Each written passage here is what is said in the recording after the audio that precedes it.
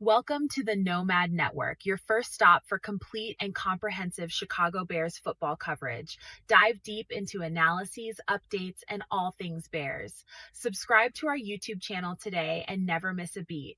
Thank you in advance for your support. We promise to bring you the best because together we're unstoppable. Go Bears.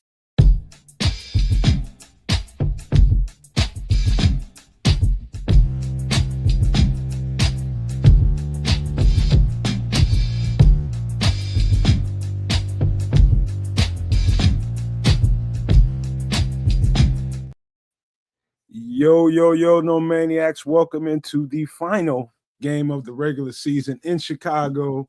We got the Detroit Lions ready to get our lick back. And you guess what? It ain't about to be easy, man. They are definitely in here in spoiler mode. They're gonna want to kick us in the sack, and we got to ward that off today. Got that going on. Plus, we got the seeding. I think the Packers have lost today, so I don't know what that does in relevance to, how this is supposed to play out for our seeding. But we'll talk about that a little later on. In the meantime, we got a game to play, and I just want to say, Happy New Year's to everybody here, man. I missed you guys. Missed this guy on the screen. I missed the other one that's coming a little bit later on, D-triple-R. But, man, hopefully you guys have gotten off to a good start to your new year, man. Hopefully it'll be very prosperous for you all, and you guys stay healthy. Happy New Year, everybody, man. Missed you guys a whole lot. But, man, let's get to this game, man. We got a – matter of fact, let me pull up our injury report, and – my dang on mouse is dead again. I got to turn it back on. Hold on. While you're doing all that, big payback. Yo, that's what today is. It's the Super Bowl for the Detroit Lions. It's big payback for Ben Johnson and the Bears. So I can't wait to see how this thing transpires and unfolds. Shout outs and Happy New Year to Big Starkey Love out there, to Jay Grizz out there. To all the No Maniacs, the Super No Maniacs, and my guy Nomad right here live and direct, and to my guy Triple R, who will be joining us sooner or later. But yeah, man, let's take a look at who's playing and who ain't playing, because I know the tale of attrition is a little bit interesting with respect to this football game. We were just chopping it up about it a little bit behind the scenes, and we'll do that live and direct with all y'all out there right now. But one more again, man. Blessings to you guys, your families, to all the Bears faithful out there and your families as we burgeon into a brand spanking new year. Leave all the garbage, all the BS, all the strife, pain, and what have you. Back in 2025, let's bounce into the future and let's kick some MF and S in these playoffs here in the NFL. So I'm hyped. Shout out to Starkey Love and Create Culture who just jumped in. Happy New Year to one and all. Bear the F down, y'all.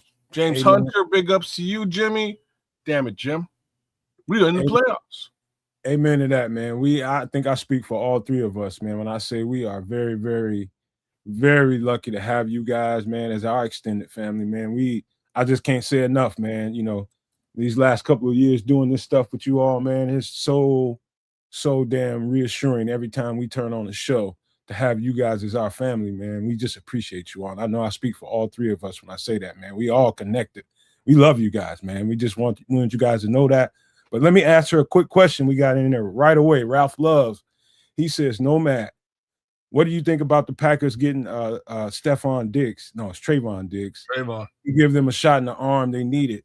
He's definitely gonna give them a lift, and I think it's just a matter of getting the certain amount of play calls down that you need within the next week or so.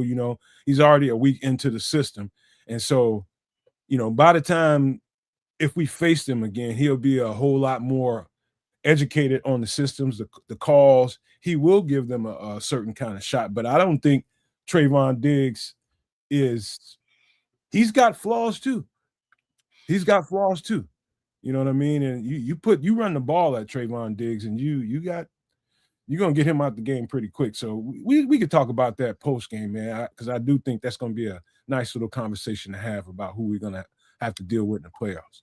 I was just saying that. I wonder if he started today. Do you think he played today? Oh, he got some reps. I was looking. Oh, did he? Okay. I don't know Well, if they he lost started, but he today, got so some reps. it didn't seem to help him today.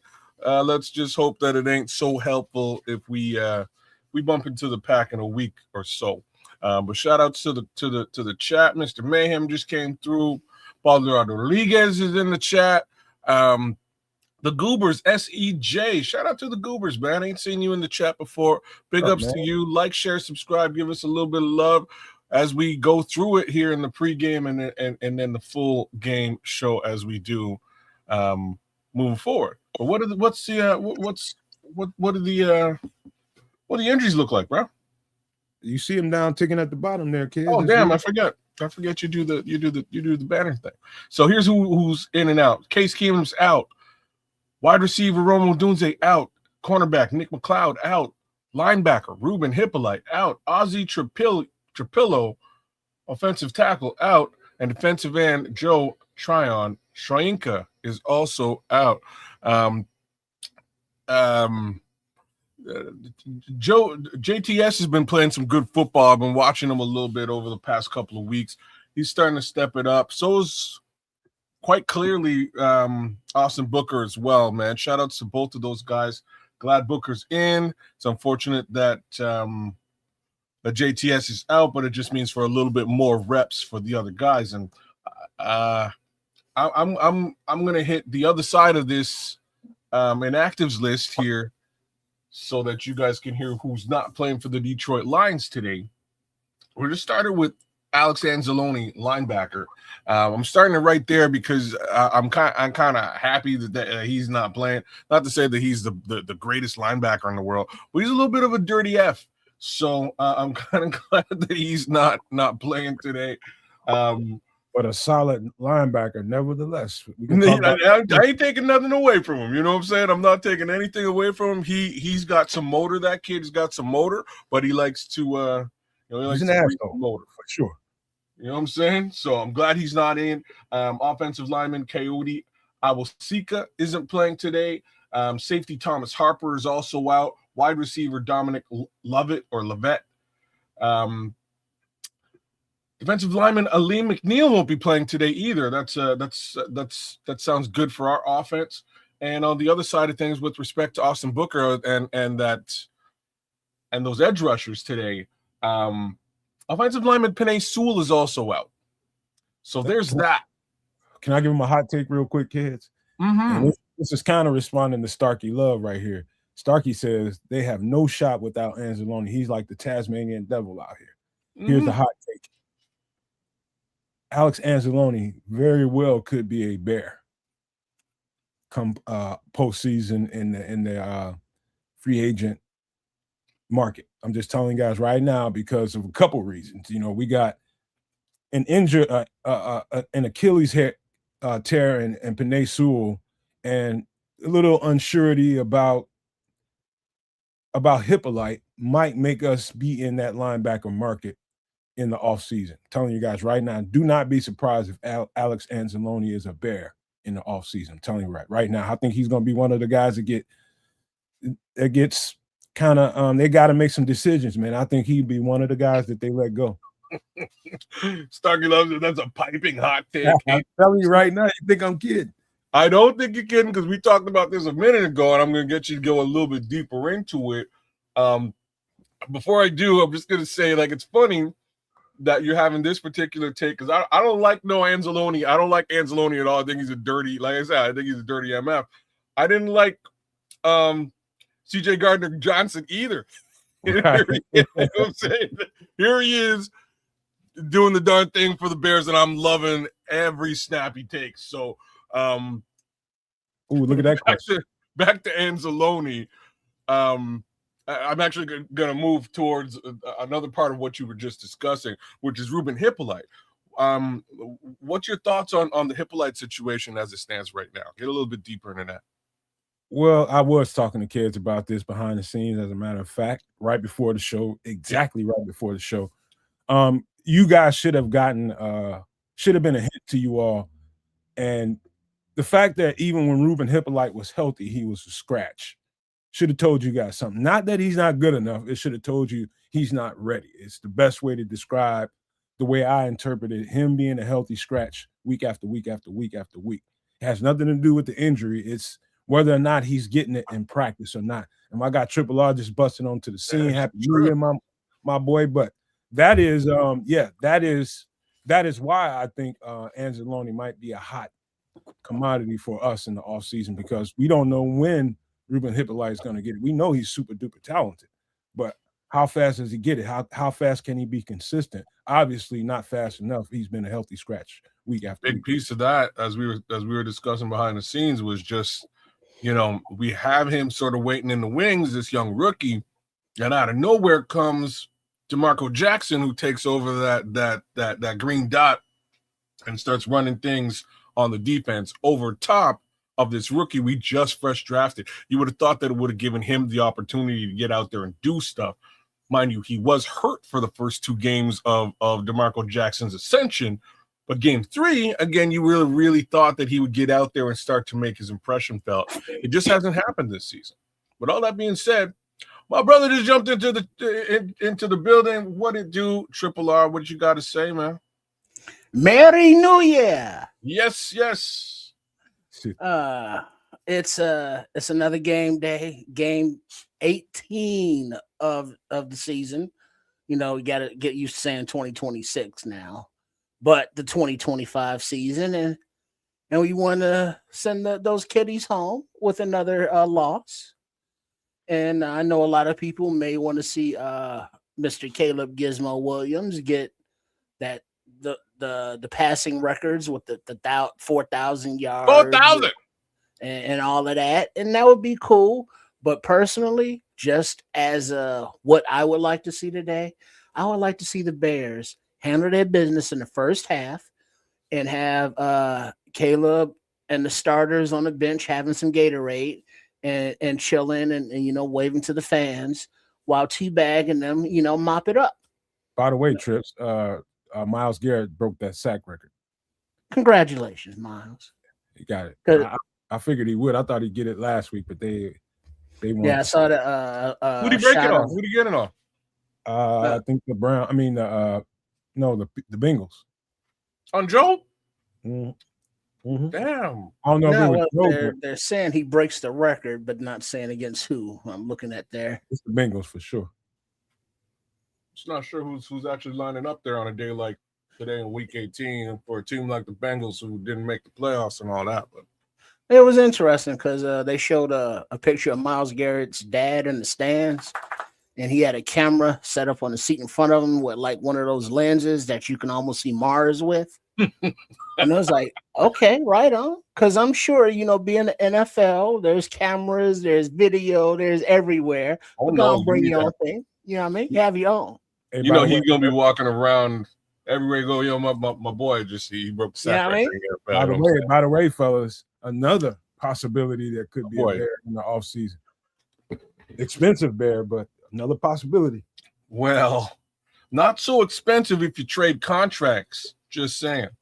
One contract can technically sort of offset the other, but I won't get any deeper into that comment. I'll leave that comment the way that's a hell of a feat, though, man. God damn, 23 sacks. Yeah. Just think, I don't know what that sounds like off the lip like this, but good Lord, that's a lot of sacks. I think he's 26 now, right? He's young. I know that. He's not an old man. He got a long ways to go, right? Another 6 years. Hell, I'll sign him for a 6-year contract, and you might just get the other half of that. You might well double that number over the next 6 years. So take it for what it's worth. Hey, Starkey, trust me, man. We're gonna swing big in the offseason. You don't. These two guys, those two guys, the market is going to be high for those two guys. But I think we do have what it takes to get one of those two guys. Preferably for me, it's Myles Garrett, because you got to remember, man, you ain't getting a guy just to come in here and rush the pass. You got to get a guy that can be firm against the run too. And Myles Garrett is that dude. He is that dude. And hasn't Max gone down the last 2 seasons, like with injury thing? Man. He ain't played a full season in a couple of years. No, that I mean, he's still who he is, but you want reliability. I don't want a race car that goes like 0 to 60 for like 2 miles, and then it's like platter, platter, thunder, platter, boom, boom, boom. Yeah, here we are. Whereas Garrett is stout against the run. He rushes the passer and he plays all the time. Yeah, he is the better player. We got about 4 minutes before the game starts, and we're already in post-game conversation, man. We'll have plenty of that. Let's see. I'm looking at 8 minutes and 50 seconds to kick off on my screen for a time check for everyone. Right. So it is at what 3:25 or something, right? So, one little comment with regards to those two players and the potential for these types of trades to the Chicago Bears. So let's rewind it to Khalil Mack. And the major reason why the Khalil Mack trade went down was because the visage of the Raiders at the time was that the Bears' selections 1 and 2 over the course of the next couple of years would still be high-end selections for them, right? They would be early in the draft and they would work out favorably, which they wound up being. I'm not so sure that's going to be the case in the year 2026 and 7. I don't think those Bears selections, whether first rounders or not, are going to be worth anything. I think they're going to be late round picks, y'all, because we're going to be in the playoffs moving forward. Love it. So picking like 25 and later. You know what I'm saying? Like, that's what we're talking about. We're talking about dirty late ass picks. So hopefully folks ain't really thinking like that, and they push a button and think Chicago's going back in the other direction. But you add a Myles Garrett to this team, oh good Lord. You add a Max Crosby to this team, good Lord. But kids, no maniacs. Is this team a Max Garrett or Max Garrett, a Garrett or Crosby away? That's a trick question or something. Hell yeah, they are. Yeah. And so I'm not speaking to that as though we don't have a chance right now. We got a chance right fucking now. You add that cherry on top of whatever we got going on. Fuck yeah, you don't know. Yeah. Yes, sir. That's a missing link right now. It's the only geez Louise, look at where we are right at this present moment. We're walking into the final game of this season up against a team that put a whooping on us, and we turn this whole thing around. Like, beginning of that game, we were sitting down going, we have no pass rush. We have a deficiency in the linebacker core because the linebackers were hurt at the time. We've got a major deficiency in the run game. We're getting gouged in the run. We're getting gouged in the run on our side.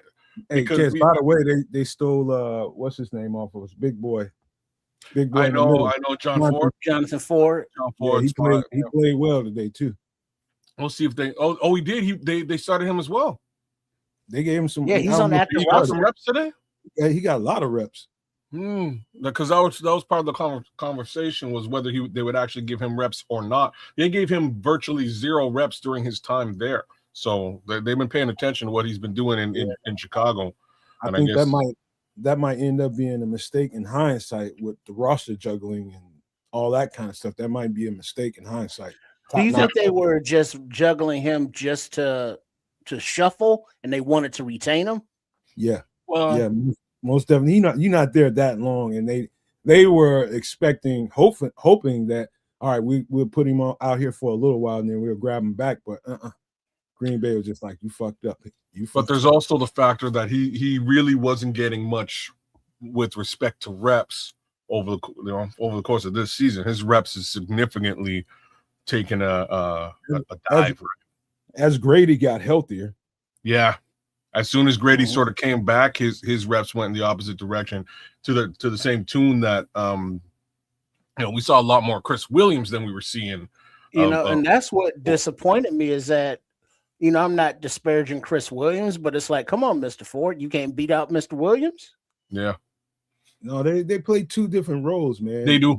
What? Williams is more 3-techish. He's definitely 3-tech. He's not.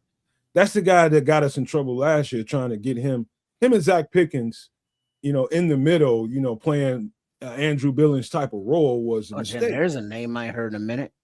Yeah, he's struggling. He's with KC today. He might get some reps today to see if they want to hold on to him. I was just looking him up earlier. But yeah, that was a mistake by Flus, putting them in those roles, man. They ain't built to be holding up the middle in those double teams. It's just not made. Flus about to be one and done. He might be. I don't know. I think Jerry Jones likes the dude, man.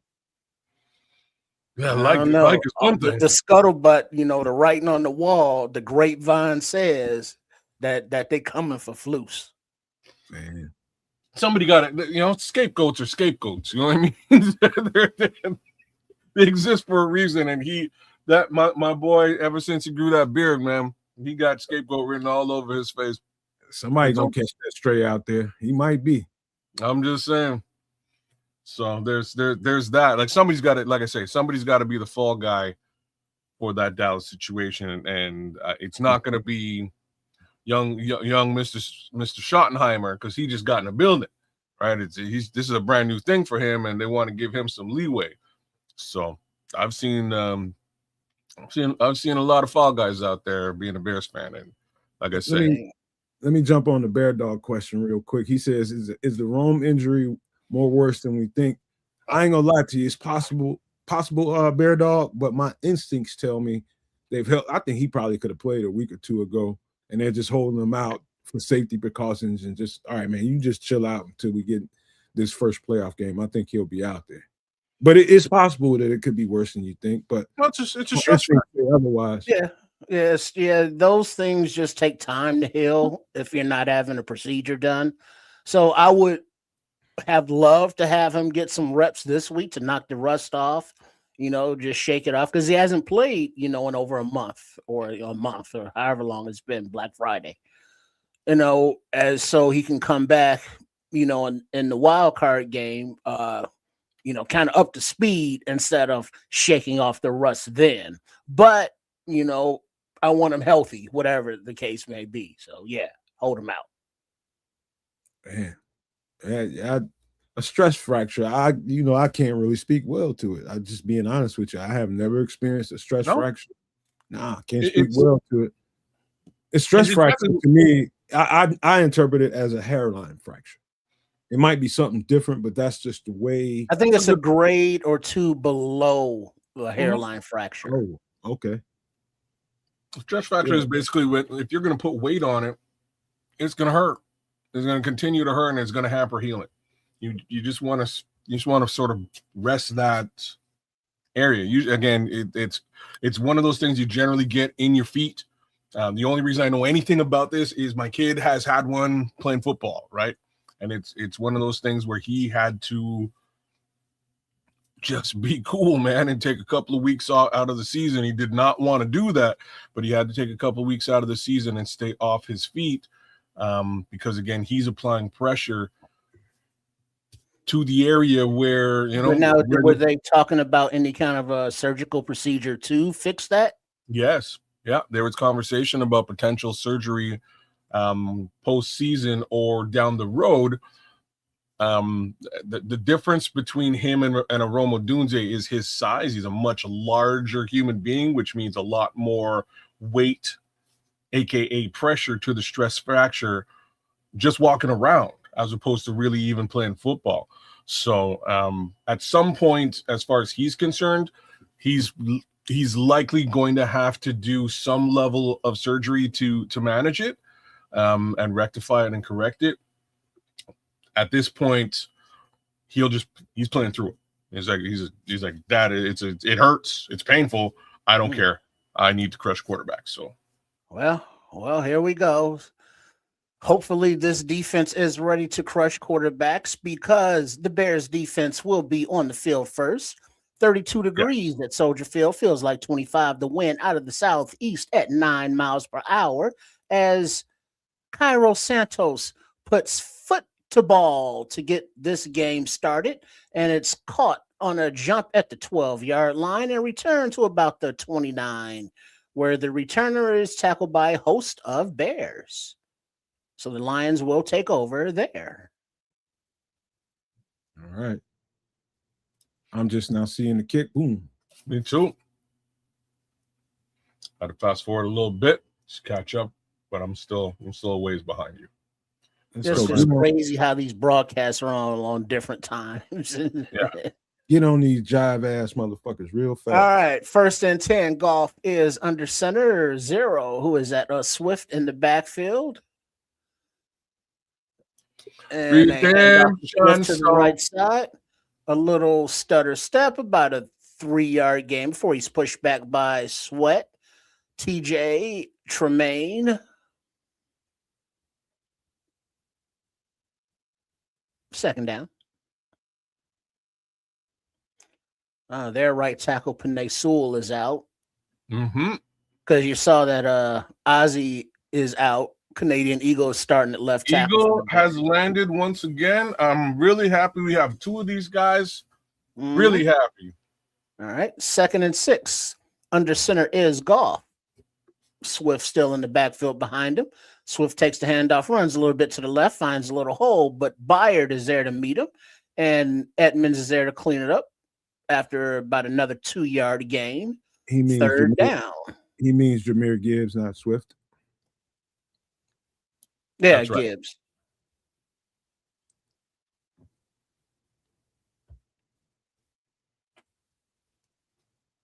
All right. I guess we have no choice. All right. 3rd and 2. Golf in the shotgun. A back to his left. Everybody else spread out. That's Monty in the game there. Pocket is enough. Ball is away to the right, complete to St. Brown, just at the 1st down marker. So a 2-yard gain for 1st down. Man. Okay, let's see how C.D. Johnson versus Amon-Ra St. Brown looks here today. It's going to be an interesting matchup with respect to those 2 players alone.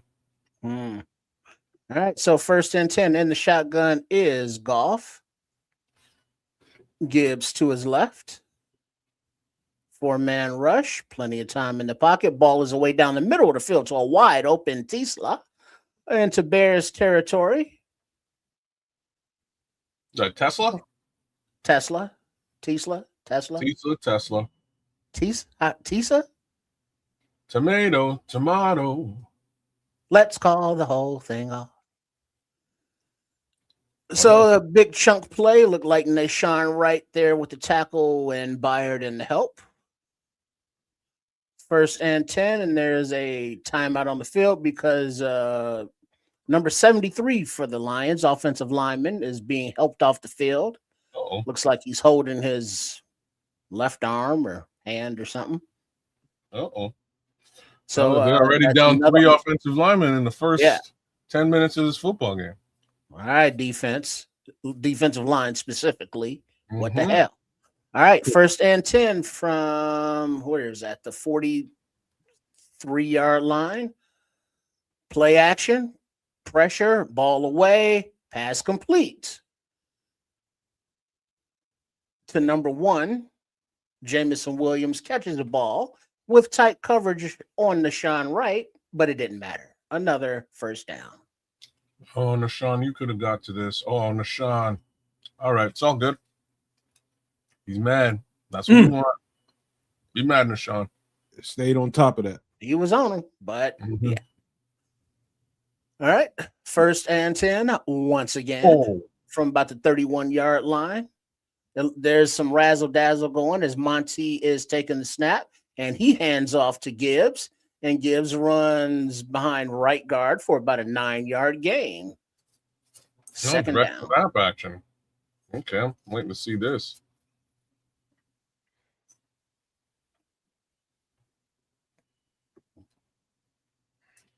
Now, what else did we think was going to happen there? I wonder why that worked. He's going to pass. Yeah, Monty? Yeah, he could throw. Remember, he threw a pass before. High school quarterback, man. All right, I formation are the Lions in 2nd and 1. Handoff to Monty, and he gets right to the sticks, but he's wrapped up by Brisker and brought back. Not sure where they're marking it. He's right at the stick. Call it first down. Really? So only had a couple yards to get. They should have that. I don't know if he got that. He didn't. I don't even challenge it, but No whatever. challenge. All right, and the shotgun is Goff. Looks like Monty to his left. Back to pass, 4-man rush, plenty of time. Time expires. And Jamison Williams catches the ball, makes TJ Edwards miss, and gets a gain of about 11, 12 yards before he's tackled by Byard. Another first down Lions as they matriculate right on down the field. Caught him in his zone. Damn, TJ, man. TJ missed it. Mm-hmm. He should have been dead to rights on that. Different week, same defense. Should have been dead to rights. He just missed the tackle. That's all. That was a good. Wait, that was check that.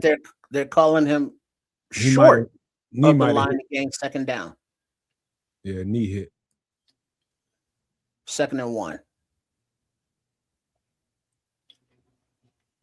Goff is 4 for 4 for 43 yards thus far today. Bears have brought blitzes, not getting home. Ball is coming out. The offensive lineman that was out for the Lions is back in, number 73. Christian Mahogany. Tell me I ain't finesse Mahogany. Good comeback. All right. We got to bow up. We got to bow up in the red zone. Bow up in this red zone down here. All right. David Montgomery. In shotgun, Gibbs switches to his left. Seems to be a hold up. You got Edwards out there, and I see that damn protective helmet. So Don Rob's out there. Damn it, why is Don Rob on my football field? All right, come on, Don Rob. Let's go. We can do this. We can do this. In the red zone, and Montez Sweat is off in the first. They say he's been off the last couple plays.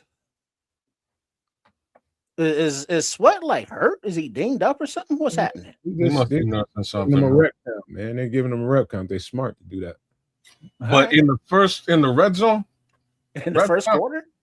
Well, you got it. And the snap, you got a rush, plenty of time. Looks like a screen to the right, and Don Rob makes a play with Kwame B and Jarrett on a little. Looks like screen to the right, but it was like an ugly screen. Trip. Now I got to call him out, and he. I see him. Look at him. Let's go. Real talk. That was very well played by Dominic Robinson. That was really well played. Really well. All right, exactly 3rd and 6. All right. That's a bad, terrible play call, by the way. Lions all right, fan. we got Sweat back out there. He's back out there. It's a tutty if they get it blocked up. Right. In the shotgun, wait, nope. There's a whistle. Timeout Lions, as they call it, before the play clock could expire. So they will take a timeout at 3rd and 6. Penei Sewell's out there. That could be a tutty. Wait, I thought he was hurt. He is. If he's out there. Man, both of them hurt. Yeah. You know, it's like, oh yeah, the Sewell boys are gonna play each other last game of the season. Yeah. No, they ain't. Not at all. You know what? Penei Sewell is a game changer on those kind of calls that Don Rob just made.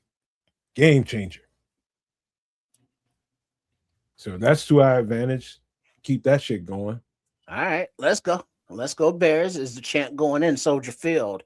As the Lions come out 3rd and 6 from the 16-yard line. And the shotgun is Goff. Looks like Gibbs to his right. Bears rush for it. Ball is away. Quickly incomplete. In and out of the hands of number 14, St. Brown. Kwani B on the coverage at the breakup. 4th down. Way to get off the field, D. Beautiful. I'm kind of glad Triple R's are here because I get to see you later on what to look for. Boom! Mm-hmm. Jaquan closed on that motherfucker. Yeah, he did. All right. So a 34-yard field goal attempt. That's from this, the right hash. this Clean is snap, hold, kick is up and right down the middle. So the Lions put up 3 on their first drive and jump out 3-0 with 8:35 on the clock. We needed that stop, man, because we showed no ability to do that in the last game. When they drove, they put up 7. Different team, different situation, but you're damn straight. Glad we're able to hold them to 3 here. Let's give some love to the chat. Tim Baseball jumped in. The Scrolls is with us as per normal. Good to see you, Scrolls. The good minister Charles Johnson jumped in. Ralph Love is with us. AC Adams holding it down with the crew. Leo Factor's with us. Who else is out there? Smitty Q, Bear Dog. Who else am I missing? Oh, Dante Purify came through. Sweet, man. Chat's looking nice. Marco King, he's a super no maniac. You should be as well. And Sex Machine's with us. Frank Q. What to do, Frank Q? But yeah, man. Like, share, subscribe. Give us a little bit of love as we go through. Donald Burr. Donald Burr is with us. Detroit Lions, 9-8. Hey, pussycat. What's up, Heel BM24? I'm not afraid to show him my face, he says. You should be. Yeah, you all right, man. Heel is in here. I mean, Donald Burr is in here with the trolling. I love it. Because we won't see Don Burr for quite some time, man. No, we won't. No. Tell me right now, we will not. He might be in jail or something, but we definitely won't see him otherwise, man. Because, I mean, that's the kind of thing. It's like you worry about him because for somebody who was in every Bears chat, every Bears podcast, commenting loud and proud, and then all of a sudden, ghost. Silence. He sees his team going back to where they belong. In the streets, pedestrian. But it was the toilet versus everybody. That's what I heard. That's what I was told. Well, we did warn you, Donnie. We did tell you that this was that season where you're going to come up and see that a certain quarterback might not be the quarterback of the future for this team. We also told you a little bit about how much. Who are you talking about? Hendon Hooker? Hey, Trip, you know this song. Ain't it funny how tables turn when things ain't going your way? Love walks out, pain walks in, and we have to say, if you think you're lonely now, wait until Ben Johnson leaves. I knew you would get it sooner or later. All right, and the ensuing kickoff is taken at the 5-yard line by Duvernay, and he is corralled right about the 25-yard line. Goff's better than Williams. Yeah, he's a veteran quarterback. He is better than Williams. I'll tell you that. But he ain't getting no better than Williams will. And this is where things go sideways for your team. Not to mention, you're kind of missing an offensive coordinator. Pretty wife said, "No singing, please." All right, look at we got Caleb Williams in the shotgun. Looks like Swift to his left as the Bears come out for their first drive. Back to pass, quick release to the right into the hands of Colston Loveland for about an 8-yard gain. 2nd down. That's how you start this football game. Nice quick hitter. You got Theo at left tackle, and Tooney, Dahlman, Jackson, and Darnell Wright, the offensive line, as Ozzy's out with that quad knee. Swift, Moore, Burton, Komet, and Loveland are your starters for the Bears. Under center is Williams. Swift in the backfield. Little toss to Swift. Ooh, a little spin move right there at the point of attack. And he gets maybe a half a yard. You know, he hit that circle right there as soon as he got the ball.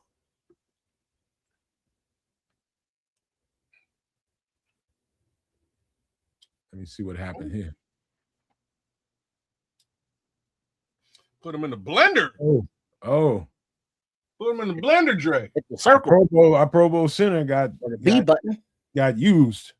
All right. Under center is Williams. Motion Loveland to the right. Handoff to Swift, and he finds a hole to the right, and he trips up after about a gain of about 8 yards. Okay. First down. And that little shoe lace trip up saved a huge gain for the kiddies. Oh, they're already calling for Kyle. Look at that. Look like Monangai got a home here in Chicago. People like the Monangai. So does Swift. Manangai. Under center is Williams. 1st and 10 Bears. Swift still in the game in the backfield by his lonesome. Ooh, these stats are And bad. off the Swift runs a little bit to the left, and he's tracked down by Hutchinson after about a 2-yard gain. 2nd down, Bears.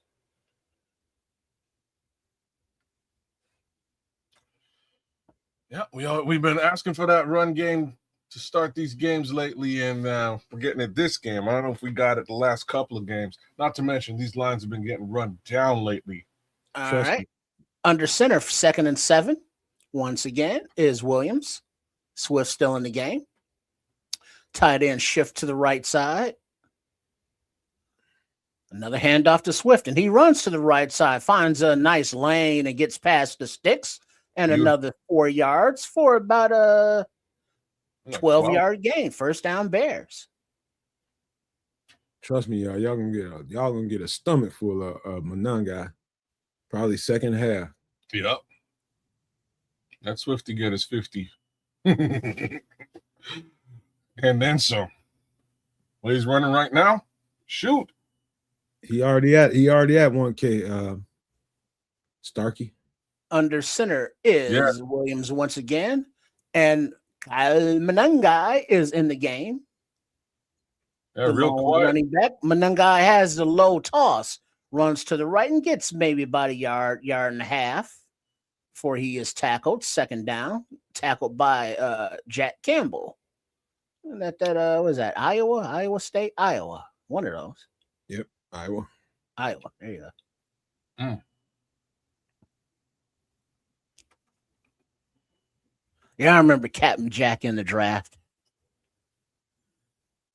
All right. Williams in the shotgun, 2nd and 8. Monangai to his right. Kill. I'm sorry. Unalive is the call on the field. And they shift formations. And the snap, hand off to Monangai. Ooh, and he is met as soon as he got the ball. Theo's on his ass. So, that's a little loss there. 3rd down.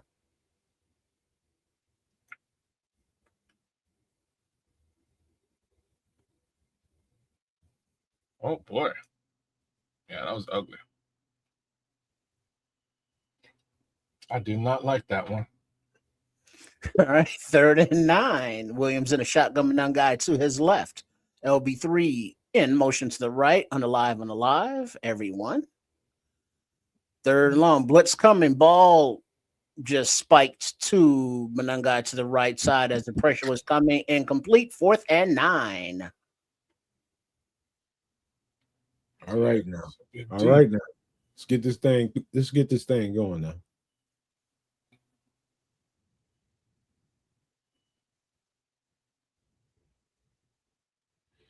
He felt that pressure from Theo's side.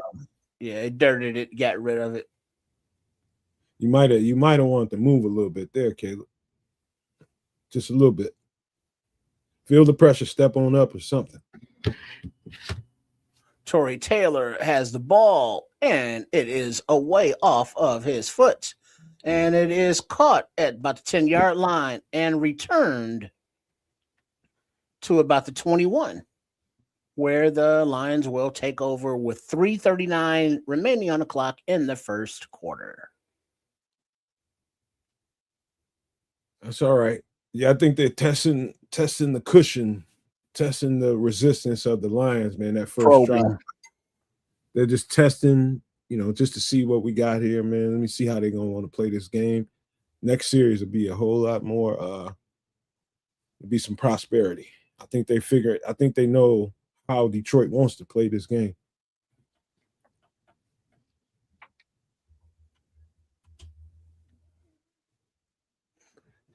All right, man. Oh man, Okay. it's been a long damn 18 weeks. I don't know. No, it hasn't. No, it has for me. Has it? Has. I needed the last several days to reset, man. I need it. It's just a me thing right now. Just resetting all the focus, man. I apologize for the lack of content coming out the channel, but I needed the reset, bro. Big time. Well, like I say, for me, it hasn't been a long 18 weeks. It's been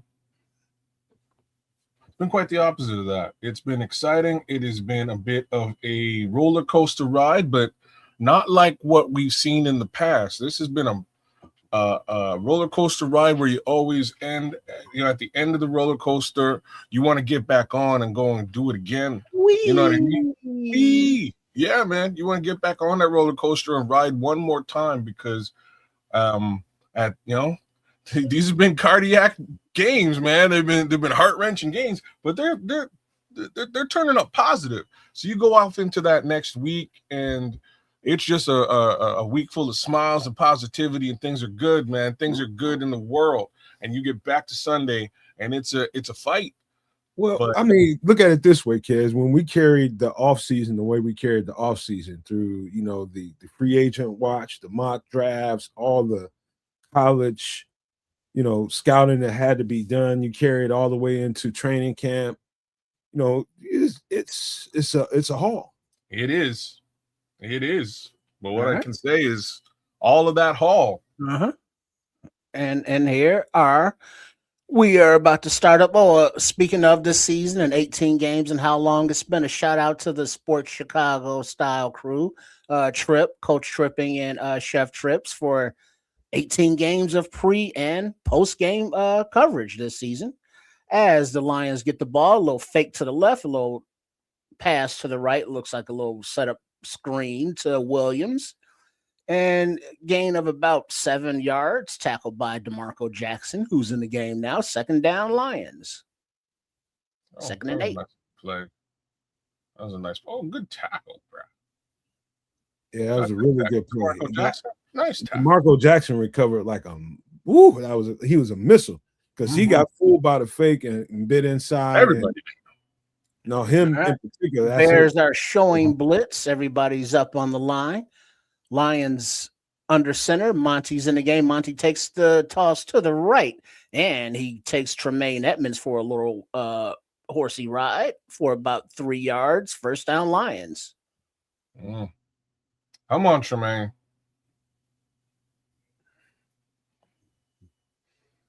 Oh, okay. That's a good that's a good good play recognition by Tremaine. Yeah. Monty is he's just something else. Another guy in the offseason that made teams. Oh, no Monty, chance he goes back here. Under center is Golf. Looks like, I guess that's Monty in the backfield behind him. Play action. Sweat with pressure. Sweat and Jarrett with the sack. Bears. Have a seat, Jarrett. Let me see what happened here. Oh, he just couldn't handle it. Oh, no. Oh, Grady broke through, though. I was watching Montez. Grady broke through on his own. That tackle's about to have a long-ass game. All right. Bears showing blitz once again on 2nd and 15. Rush 4, ball is away, complete to St. Brown at about the 45-yard line. We're about a, 6-yard gain, third down. Yeah, Grady was double teamed on that last play. Still broke it. Austin's getting pressure. They're getting that ball out quick. This is where Jared Goff is a guy, you know? It's coming out quick. Yeah. Right, 3rd and 9. Detroit in the shotgun. Monty to the right. Bears up on the line there. Bears bring the blitz. Ball is away. Ball is in the hands of St. Brown. He makes a man miss, and he's spun around again by Nashawn Wright, just short of the 50 for another first down, Lions. Just short of the sticks?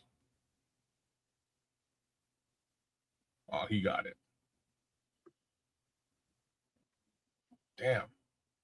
Damn. Come on. CJ, quit letting them cross your face. Yeah, that's when I said this is going to be the Eagles game. What's the score of the Eagles game is 0-0. All right. Under center, Goff. Play action to the right, a little floater to the left to Jameson Williams, who's open, but he's running before he secures the ball. Incomplete. 2nd and 10.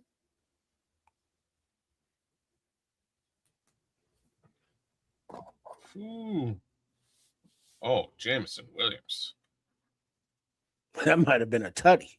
It might have been definitely a first down. He's doing a good job getting guys running, man. Moving. Yeah. Oh, Jared's comfortable back there. He's smiling. We need to get some pressure on him up the middle. All right. Goff in the shotgun. Looks like Monty to his right. I see you down, Rob.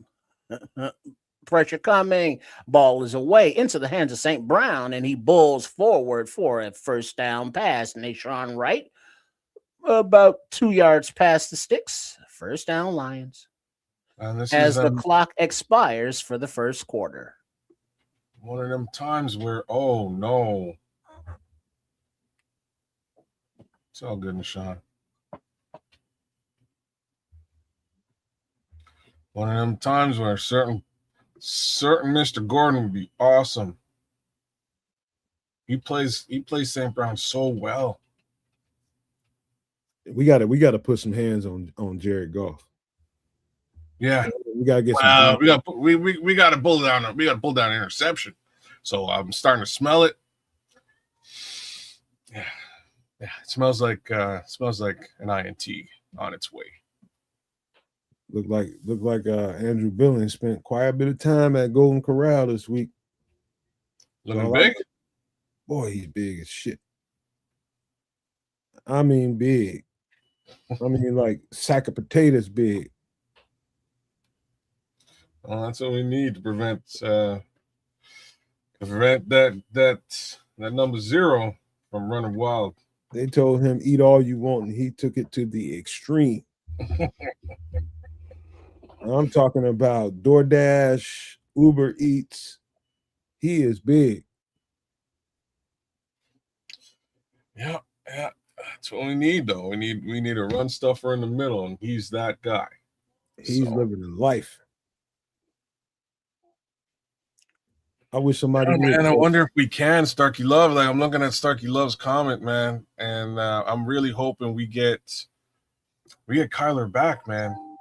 Yeah, we'll get him for the playoffs, I think. He's back next week? I feel like that's strong possibility. Man. Very strong possibility. We might. I don't know how this works. Once the regular season is over, we might be able to get an addition or so before the playoffs even start. Who knows? There's some things that can happen before the playoff starts. Elaborate on that. What do you mean? That means you can pick up a guy. I don't know if you can. I don't either, but I think you can. I don't think you can. I know you can pull whoever you want off of IR. That's for sure. So Kyler will be off of IR. He then enters this 21-day window I'm not. My worry is like, is he going to be ready for next week? This is where a first round bye would have been beautiful for Chicago. Where's Matthew Judon? Okay, so all right, here we go. Hold that possible. thought as we have action coming back to start the second quarter. Lions 1st and 10, Goff under center from the 40-yard line of the Bears. A little toss to Monty, a toss back to St. Brown, and a toss back to Goff. Passes away, but batted incomplete. Thank you, Johnny Juana. He says he's in Buffalo. So that solves that. Oh, he got signed. Yeah, I didn't realize that. Okay. Austin Booker got the volleyball tap. Ooh, long ass Austin Booker. Mm-hmm. He got them arms. He needs to keep them arms high more frequently. All right. Coming out 2nd and 10. In the shotgun are the Lions. Looks like Swift to his left. Ball snapped. Shuffling in the pocket is Goff. He steps up and completes the pass to the left side to Williams, and he makes a move, gets another first down, Lions. Damn. A little bit of holding there, but whatever. They got him moving, which is a good thing. Good rush. Big Dex came down on him hard, but it was just too late. From behind, pause. Oh, a lot of holding. All right, 1st and 10 from the 26-7-yard line. Handoff to the right side is Monty, and he gets about 4 or 5 yards where he's wrapped up. But there is a flag at the line of scrimmage. I'm not all that surprised. Holding offense number 69. Nice. Yeah. His name is Tank. Number 69's name is Tank. Nice. Real nice. Why is that so nice? In a good way or the other way? Well, a good way, I guess. Tank could be considered a couple different things. Well, tickle that tank. Oh, kids know what that means. What the fuck door did I just open up? You knew what door you were opening up when you grabbed the right side, and he's banged down at the 30-yard line by Booker and wrapped by Byard. 2nd down.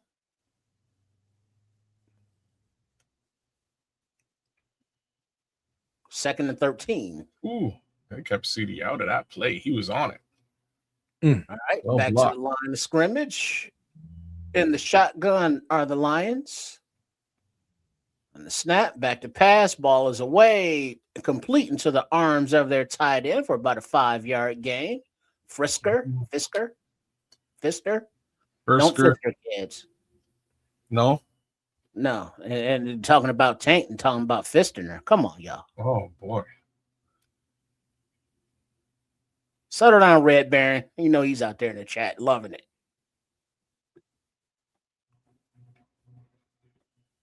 Against the NFC West and number 1 seed, Seattle Seahawks, 14-3. All right, 3rd and 7.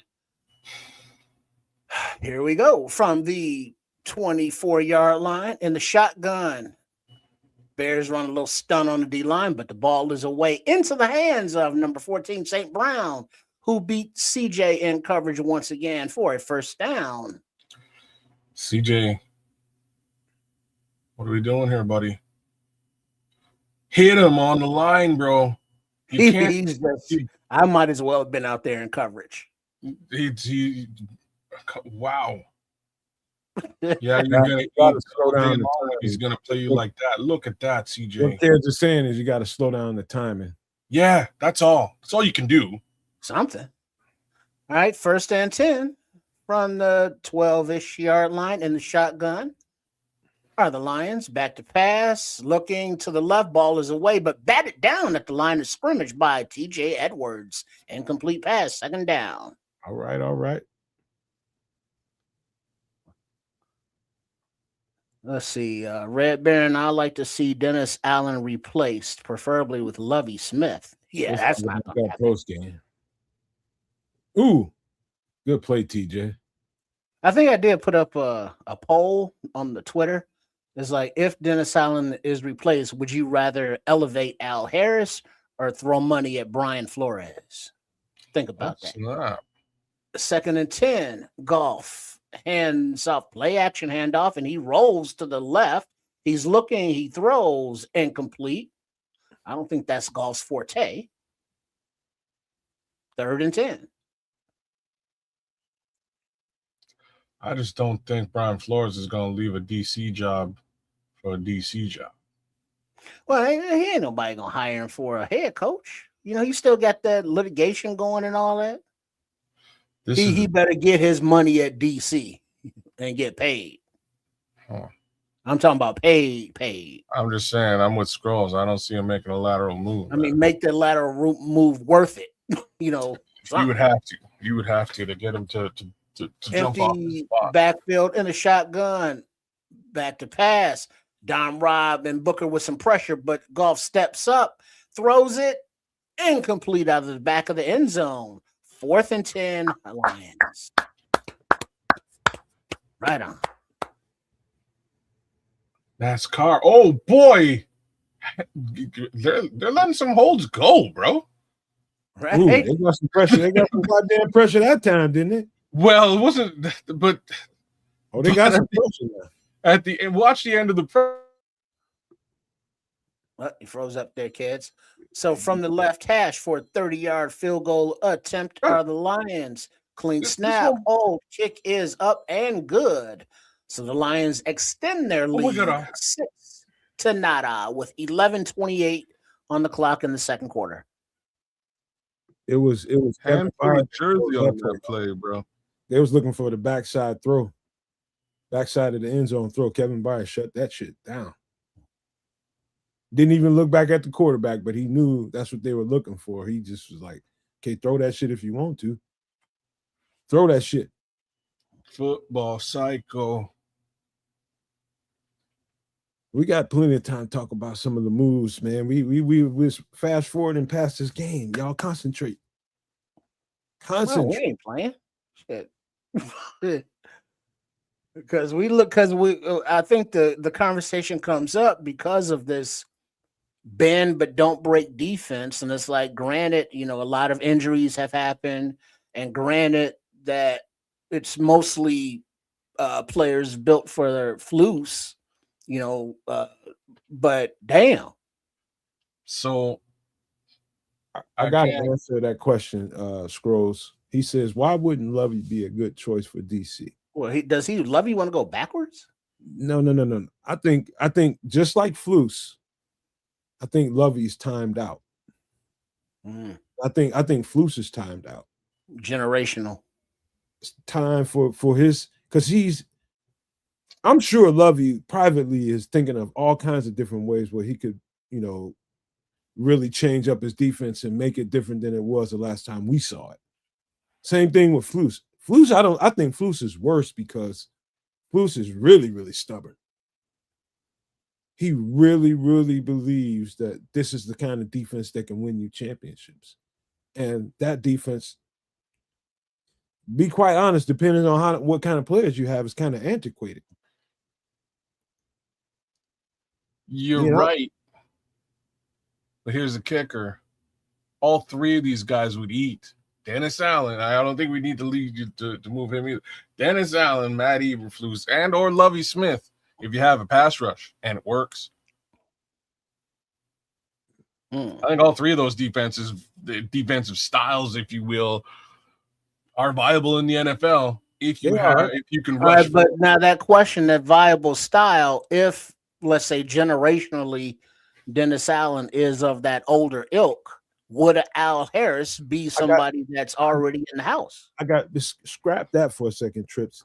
The key to being able to rush with 4 and get home with 4 is you have absolute dominance on the edge and you have absolute dominance at the 3 tech.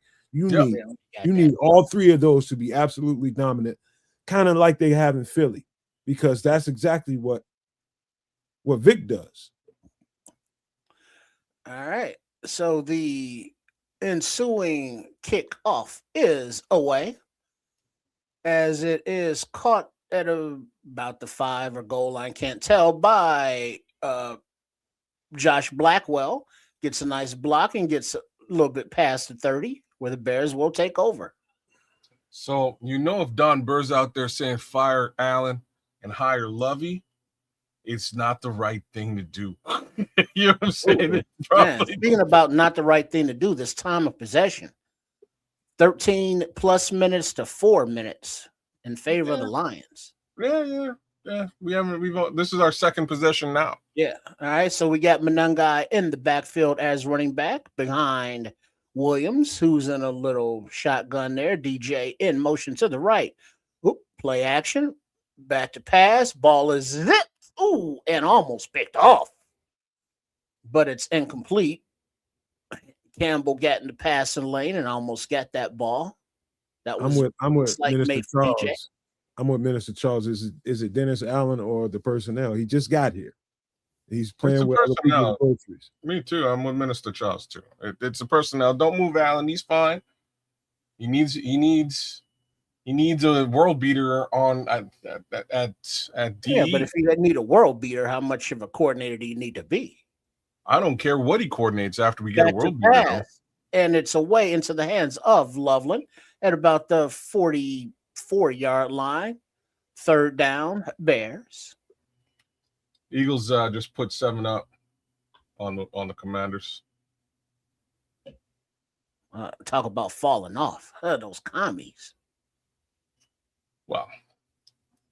They ain't doing nothing without their quarterback, and he really hasn't played any football this year.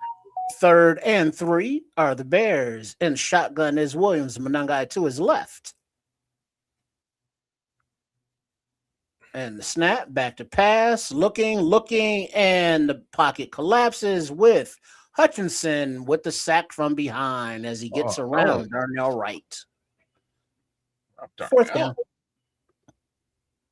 There's a surprising development. Oh, wow, Aiden. Nice move. Nothing you can do about that, Caleb. And Darnell got over his feet, over his skis, if you will, leaning.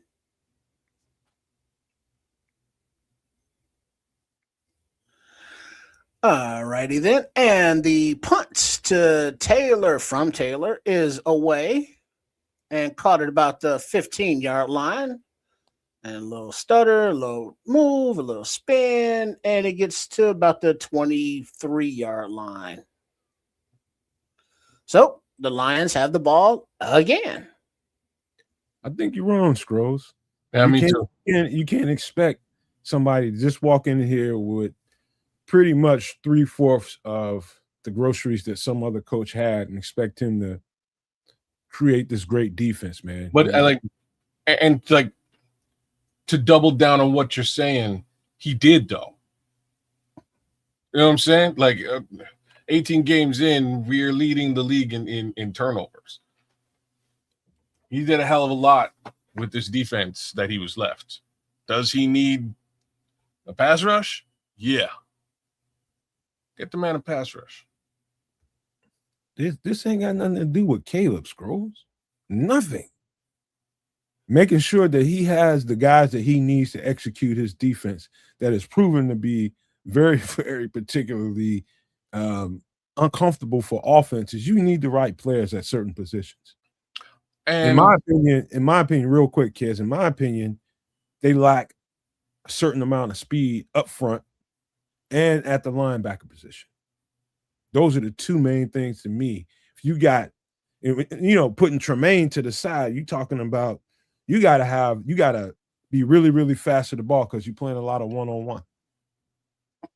Really, really fast to the ball. So I think Dennis Allen deserves, you come in here with somebody else's groceries and you make the most out of it, like Kid says. No, give him a break. Yeah. And to that, but now his scheme wise and his play calling, his adjustments, blitz packages and schematics, Is that limited and he can't do it with this personnel, or are we seeing the best he got to give? Well, with respect to the personnel, if you can rush 4, less requirement for blitz packages. If you're dialing something up over and above 4 who can hit home. Well, yeah, but if you can just rush 4 and get home, your daughter could be the defensive coordinator. And that's cool. You know what I mean? Like, and that is perfect. That's really at this point kind of what we want.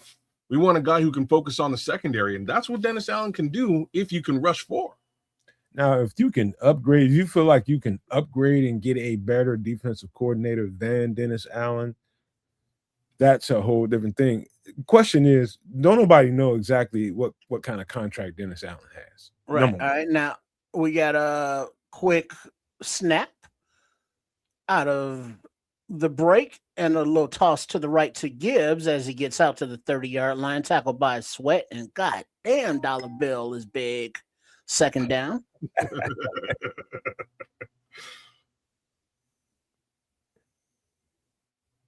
Yo, shout out to KB out there, man. Shout out to KB. Man. All right. Under center is Goff. 2nd and 4. Gibbs behind him. Gibbs takes the handoff to the right side, and he's met by Chris Williams and Johnson and Sweat. 3rd down.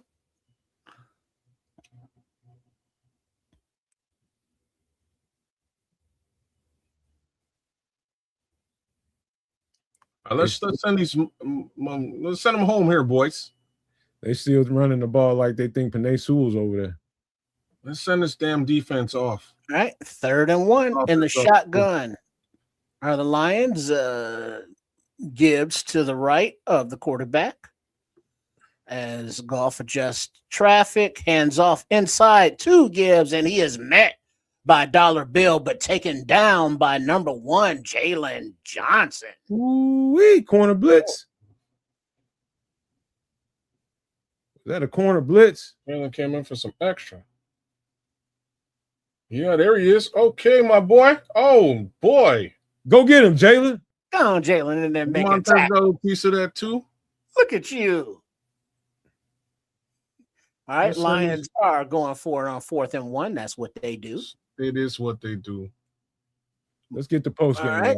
Before we start. Under center is Goff. Monty behind him. Can. They go. Oh, wait. There's motion. There's flags. Everybody's moving in the interior lines. The zebras are discussing.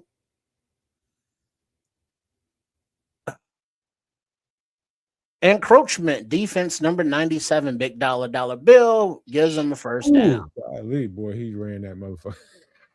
He ran his ass over.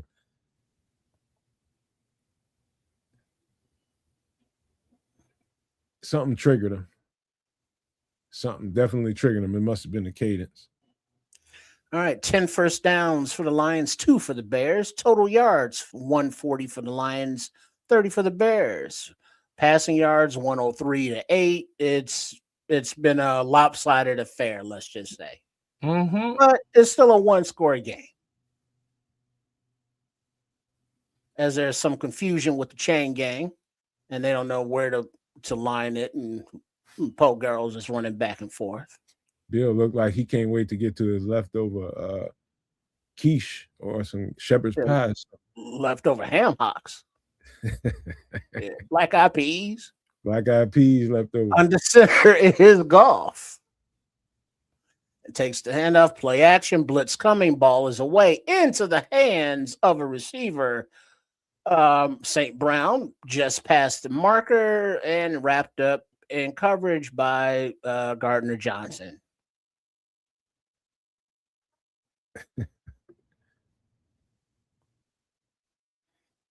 Who's this dude that looks like Jesus? Sports dude. FS1. What does Jesus look like? Are you talking about? The white Jesus. Oh, white Jesus. Are you talking about Nick Wright? Was that the one that looked like white Jesus? then I that would would be it. never have made that comparison, but I think that's who you're talking about. Well, obviously you got the reference. I did. Play action, then the throw to the right into the hands of Gibbs, but he is pushed out of bounds after about a 5-6 yard gain.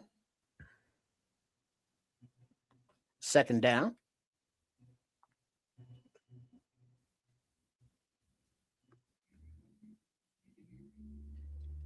Damn. TJ is just late over there. Speed. All right. Speed. I formation come out of the Lions on 2nd and 4. And the snap, a little toss to the left to Gibbs as he picks his way and gets pretty much to the line of scrimmage and then slides into his own team's bench awkwardly. 3rd down.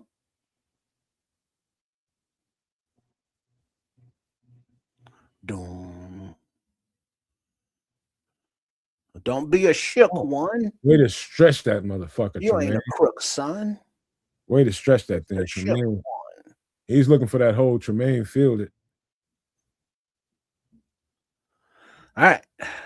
Here we go. 3rd and 4 from the 45-yard line of the Bears, and the shotgun are the Lions. Gibbs to the left of the quarterback. Plenty of time in the pocket. Stands tall. Delivers a strike down the middle of the field.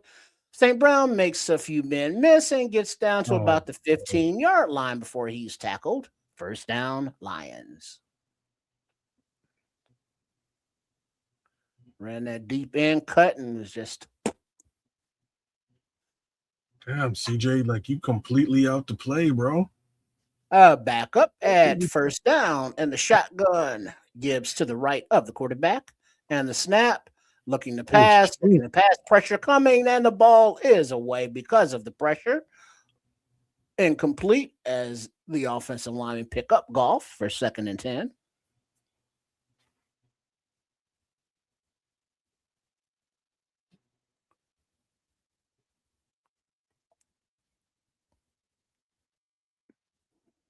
All right. Fellas, I'll be right back. All right. 2nd and 10.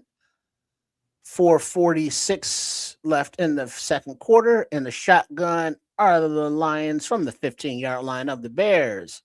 Little red zone action.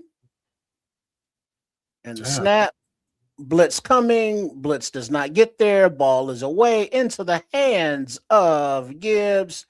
Touchdown, Lions. Oh, no. Did not want to hear those words.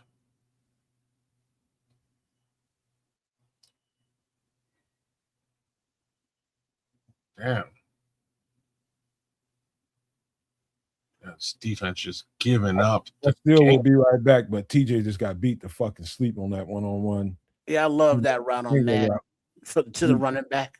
Got beat to sleep, TJ. All right, so the ensuing PAT is up and it is good. So the Lions extend the lead 13-0. Damn, TJ. Shoot. These linebackers are just lackluster today.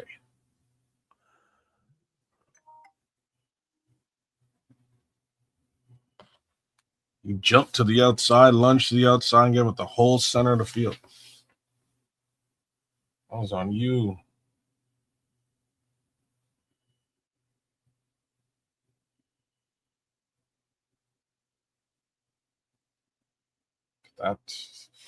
That's tough, man.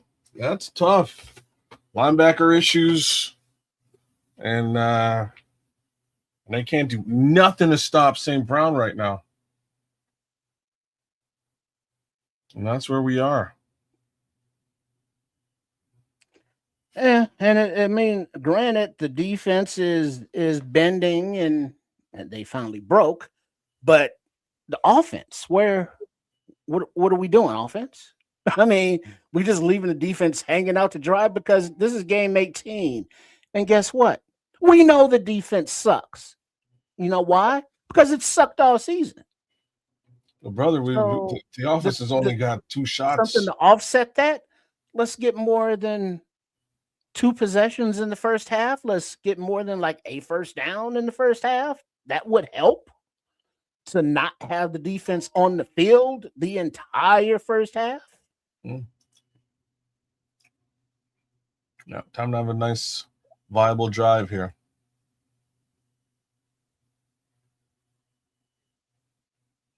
"18 minutes of possession to 6.5 minutes." Like, has it really been that long?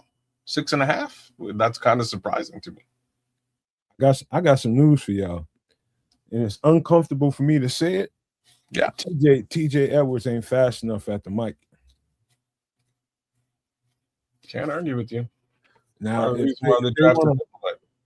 they want to call an audible before the playoffs start and put Maine back at the mic and get more speed, and put TJ at the wheel, it's natural for both of them to flip-flop.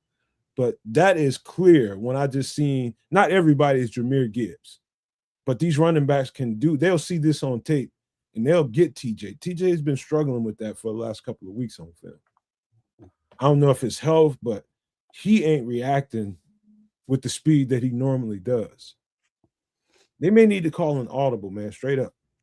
Because TJ is not fast enough to cover. They'll do more and more of that kind of shit just to expose TJ for the rest of this game. I'm telling you right now, TJ ain't fast enough and quick enough for this role right now. All right. So with 4:40 on the clock in the second quarter remaining, the kick is away from the Lions into the hands of Duvernay at the 5-yard line of the Bears, and he returns up the left side to about the 31-ish yard line, where the Bears offense will take over, and maybe they'll be able to do a little something. Hey, and I said that, and I love TJ Edwards. I love TJ Edwards. But it's true. Can't argue with you, but there's a big question from the chat. Where's DeMarco Jackson then? All right, 1st and 10 are the Bears. Empty backfield. Williams in the shotgun. Quick pass to the right side to DJ on a little wide receiver bubble. He gets about 11 yards for the first down. Bears.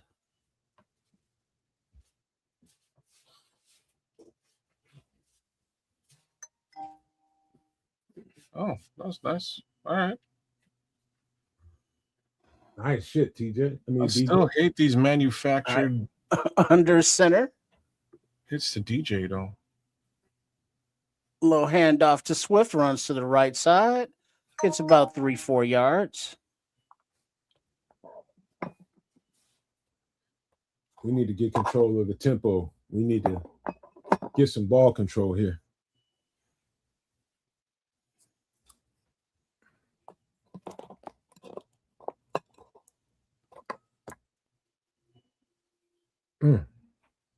All right, a little quick handoff to Swift, and he gets maybe a yard on the right side there.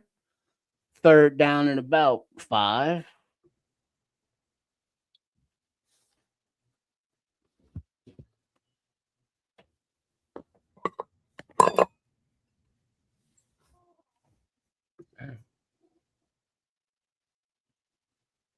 All right now.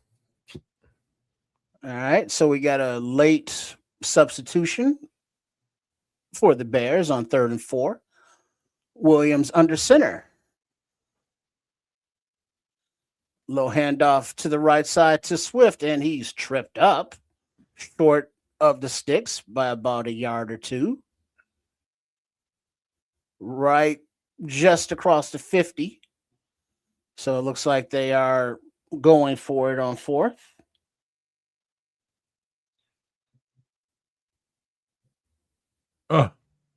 It's a mistake. Just punt the fucking ball.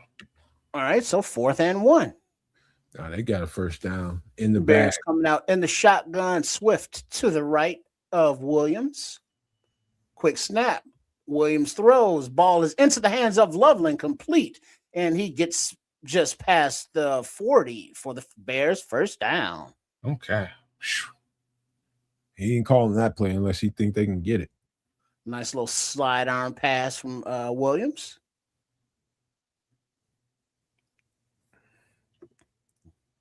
Right there. They're gonna put 7 up. 2-minute warning. They better. Gonna put 7 up. Yeah, I mean, shit. You gotta get that 7 here, y'all. 7 up. Hey man, make sure you guys hit the subscribe button on all 3 channels, man. We streaming in 3 different directions, 3 channels. Kids of Canuck and on Sports Chicago style. Do a good New Year's. Get early with your good givings, man. Early in the year, man. Go ahead, hit those subscribe buttons, hit the like to all 3 channels, man. That's how you're supposed to do it, man. We have got to support each other in more ways than one. Got to. Yeah, just like this offense got to support this defense and vice versa. Is that an Adam Shaheen reference in the chat? What? Where? Yes. Creature culture. Mhm. This is what Shaheen was supposed to. This is what Shaheen was supposed to be. Remember that? Yeah, create That's what- culture on a Where did baby. he hear that, man? I thought I saw him at Costco. Oh, you did. What was he giving out Work. samples? No, he was working. He was Yeah, working. giving out samples. Adam Shaheen. Create culture. Baby Oh. Gronk, huh? He went full baby Gronk on us. Baby Gronk. That's hey, I appreciate that. Create culture. That would have been the last name on mine that came out of my mouth today. Fucking Adam Shaheen. Yeah. Baby Gronk. Ain't that some shit? Yep, No. you're right, Minnie Stark. The Drama King Bears have to play from behind. Seems that's what we are, man. Yeah. I guess there won't be a blowout first half. Put in teabag and then for the second half. I don't think he's coming out too quick unless they get another couple of if they get a couple of drives that look good, then I think he'll pull them out. But right now, Caleb ain't got no rhythm yet. I don't think right now it's a good time to take him out. And I don't know if that makes sense to you, but I don't believe in pulling a quarterback out when he's got no rhythm and he's off and things ain't looking good. Well, hell, this drive right here, 5 plays for 32 yards, beats the first 2 drives of 11 plays and 30 yards. So getting the rhythm going, getting a little lathered up. We got somebody in here from Twitch. All That's right. Twitch stream is rocking. All right. So under center is Williams from the Big. 38-yard line. Little play action. Pressure. He spins out of it. He trips. Goes to the right side, throws it into the hands of Cole Kmet, complete. But it looks like he short of the line of scrimmage. But it was complete. Second down. What up? What up? Big back. Big. 293. Ooh. Protect yourself, Cole. Rodriguez, that was a little dirty, man. All right, so 2nd and 14. And the shotgun is Williams. Swift to his right from the 41-yard line. Takes the snap. Looking left. Throws left. But the ball is batted at the line by number 91 Williams for Detroit. 3rd and 14. Tyleik Williams. The ball was going to Kmet again on a little Snap. short pass. Forgot Tyleik Williams wound up over there. Love me some Tyleik Williams. Of all the things for me to say. This is a low trajectory. Right. 3rd and 14 from the 40 or so yard line, 41. And the shotgun all by his lonesome takes a snap back to pass. Ball is away down the center of the field into the hands of Loveland by 3 yards short of the first down marker. 1 minute on the clock and ticking. 4th down. Yeah, they're lining up to go. Well, they're huddling up to go for it. Taking their time. Get 3 timeouts, but not using any. All right, 4th and 2. Run it with Swift. From the 30. Shotgun, swift to the right, back to pass, looking, pressure, ball is away into the hands of Loveland, but knocked out. They call it incomplete or fumble. Either way, it's no good. Looks like the Lions have it, or it's incomplete. Either way, it's the Lions' ball. Looks like Loveland caught it, It's I think but it was stripped before he could make a football move. It's incomplete. That should be incomplete. I prefer the fumble because it backs him up a little bit more. I mean, it should be incomplete. Yeah, it's incomplete. He never had control No, of I that. never had control of the ball. Yeah, I don't want that fumble going on, Yeah. So, no points for the Bears. 21 seconds left in the half. Detroit will take over. Son of a.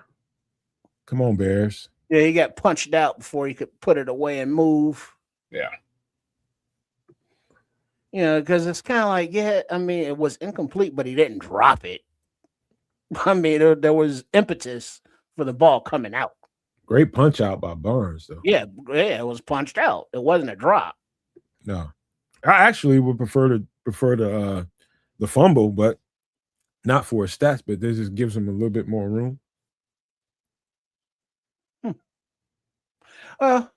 Considering how this game has gone, and considering this is game 18, you can't say we haven't seen this movie before. I'm with you, Big. I don't think we're putting up our best, showing our best face right now. I think we're very conservative right now, extremely. There has not been a shot down the field at all. It not really throwing the ball. He hasn't targeted either one of the wide receivers at all. The only target to a wide receiver was the one shot to DJ Moore, and I say one shot. It was a screen pass. Donald Burr says our team is sad. Not quite as sad as yours, though. Ben Johnson is a loser. Yeah, but kind of thing that is like, yeah, losing, but it's like, are we? You want to win this game, but it's like, nah, you don't give who gives a shit really, right? Because it's like, because we got playoffs. You know what I'm saying? So that's we just got to finish this game. Yes. This game do we want seed number 2 or seed number 3? Either way. Now, what does Green Bay's loss have to do with that? Anything? No, not really. Okay, I don't know. I think we needed San Francisco to lose.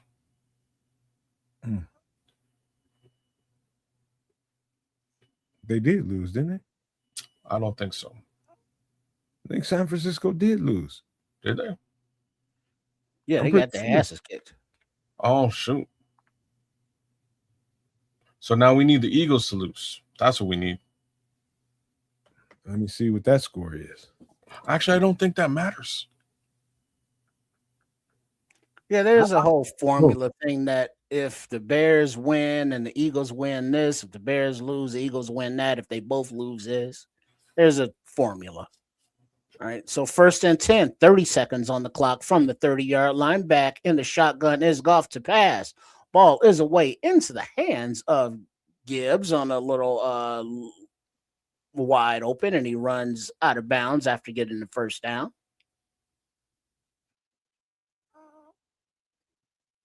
Just a little short completion to the running back out the left flat. Easy peasy. Was he that wide open? TJ working that wheel route like crazy. TJ again. All right. So with 2 timeouts remaining, 24 seconds on the clock from the 41-ish yard line. In the shotgun, back to pass. Ball is away into the hands of St. Brown, and he's rolled down right at the 50 by Edmonds, and they will take a timeout with 18 seconds on the clock. STL Bear Boy, you're flying the friendly skies? Oh, Mile High Club. What's going on? 30,000 feet. Man, you paying for that Wi-Fi listening to us? Bear down. That's money well spent. That top shelf Wi-Fi in the airplane. I can't believe I'm saying that TJ is the I weak want to link. make some food. F this game. I'm out. Super Clark Khan's calling it a day. I'm gonna have me a meal when I'm done with this. I'm gonna have me If a the meal. Eagles lose, we get the number 2 seed. It's And gonna be the an Eagles ugly, are tied right now. one ugly tail of the tape at the halftime. I'm not looking forward to this. No. All right. 2nd and 4. 18 seconds on the clock. 1 timeout remaining. The Lions are in the shotgun. Gibbs shifts to the left and back to the right. Bears show blitz. Bears fall out, rush forward, back ball into a wide open St. Brown. And he gets to about the 33-yard line, and the Lions take their last remaining timeout with 12 seconds on the clock and another first down, closing in on the red zone.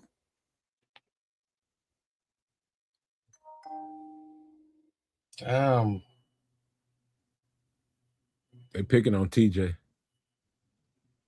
That's his area of the zone. Picking on him.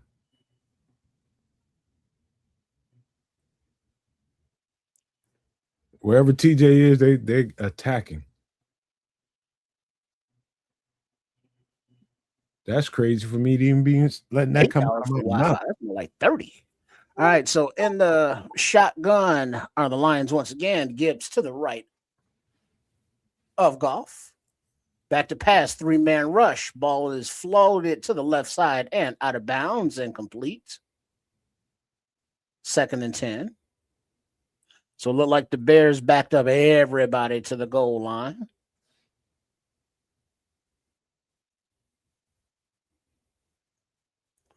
It's like, are they picking on TJ or are they picking on the scheme? Or are they picking on TJ in the scheme? Yep. Second part. That's what it looks like. And like you got to put CJ Gardner Johnson into that comment too, man. Yeah, CJ and TJ. Yeah. All right. So in the shotgun, once again, the Bears rushing 3. Goff passing, floating it to the left side. Once again, out of bounds with 3 seconds on the clock. Field goal. They, being the Lions, will bring out their field goal unit.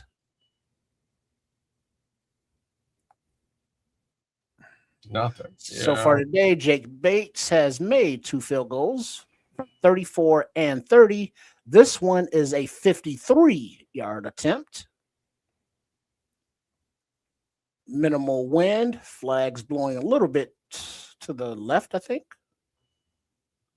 The kick is up, and the kick is wide left. No good. Sweet. So we'll take that. We'll take that.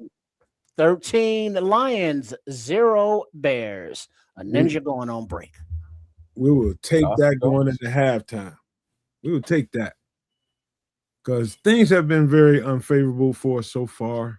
Windy City. For the win. Man. Yeah, not really for the win. All right. So what the Bears are gonna have to do in the second half is, number one, they need to check and see if TJ is okay. If he ain't, let DeMarco Jackson get in here the second half. Give TJ a break. I fully agree with that move because it ain't looking good. I don't know what you do with the CJ Gardner Johnson situation, though. It's not a good look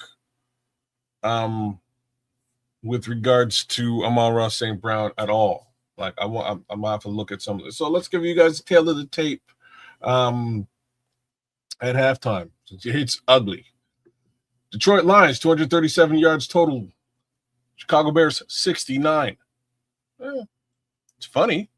200 yards passing to 38 yards passing, 37 yards rushing to 31 yards rushing. You would think that this run game situation would be a thing between these two teams. About even in that regard. Yards per play, 6.1 for the Lions, 3.5 for the Bears. First downs, 15-4.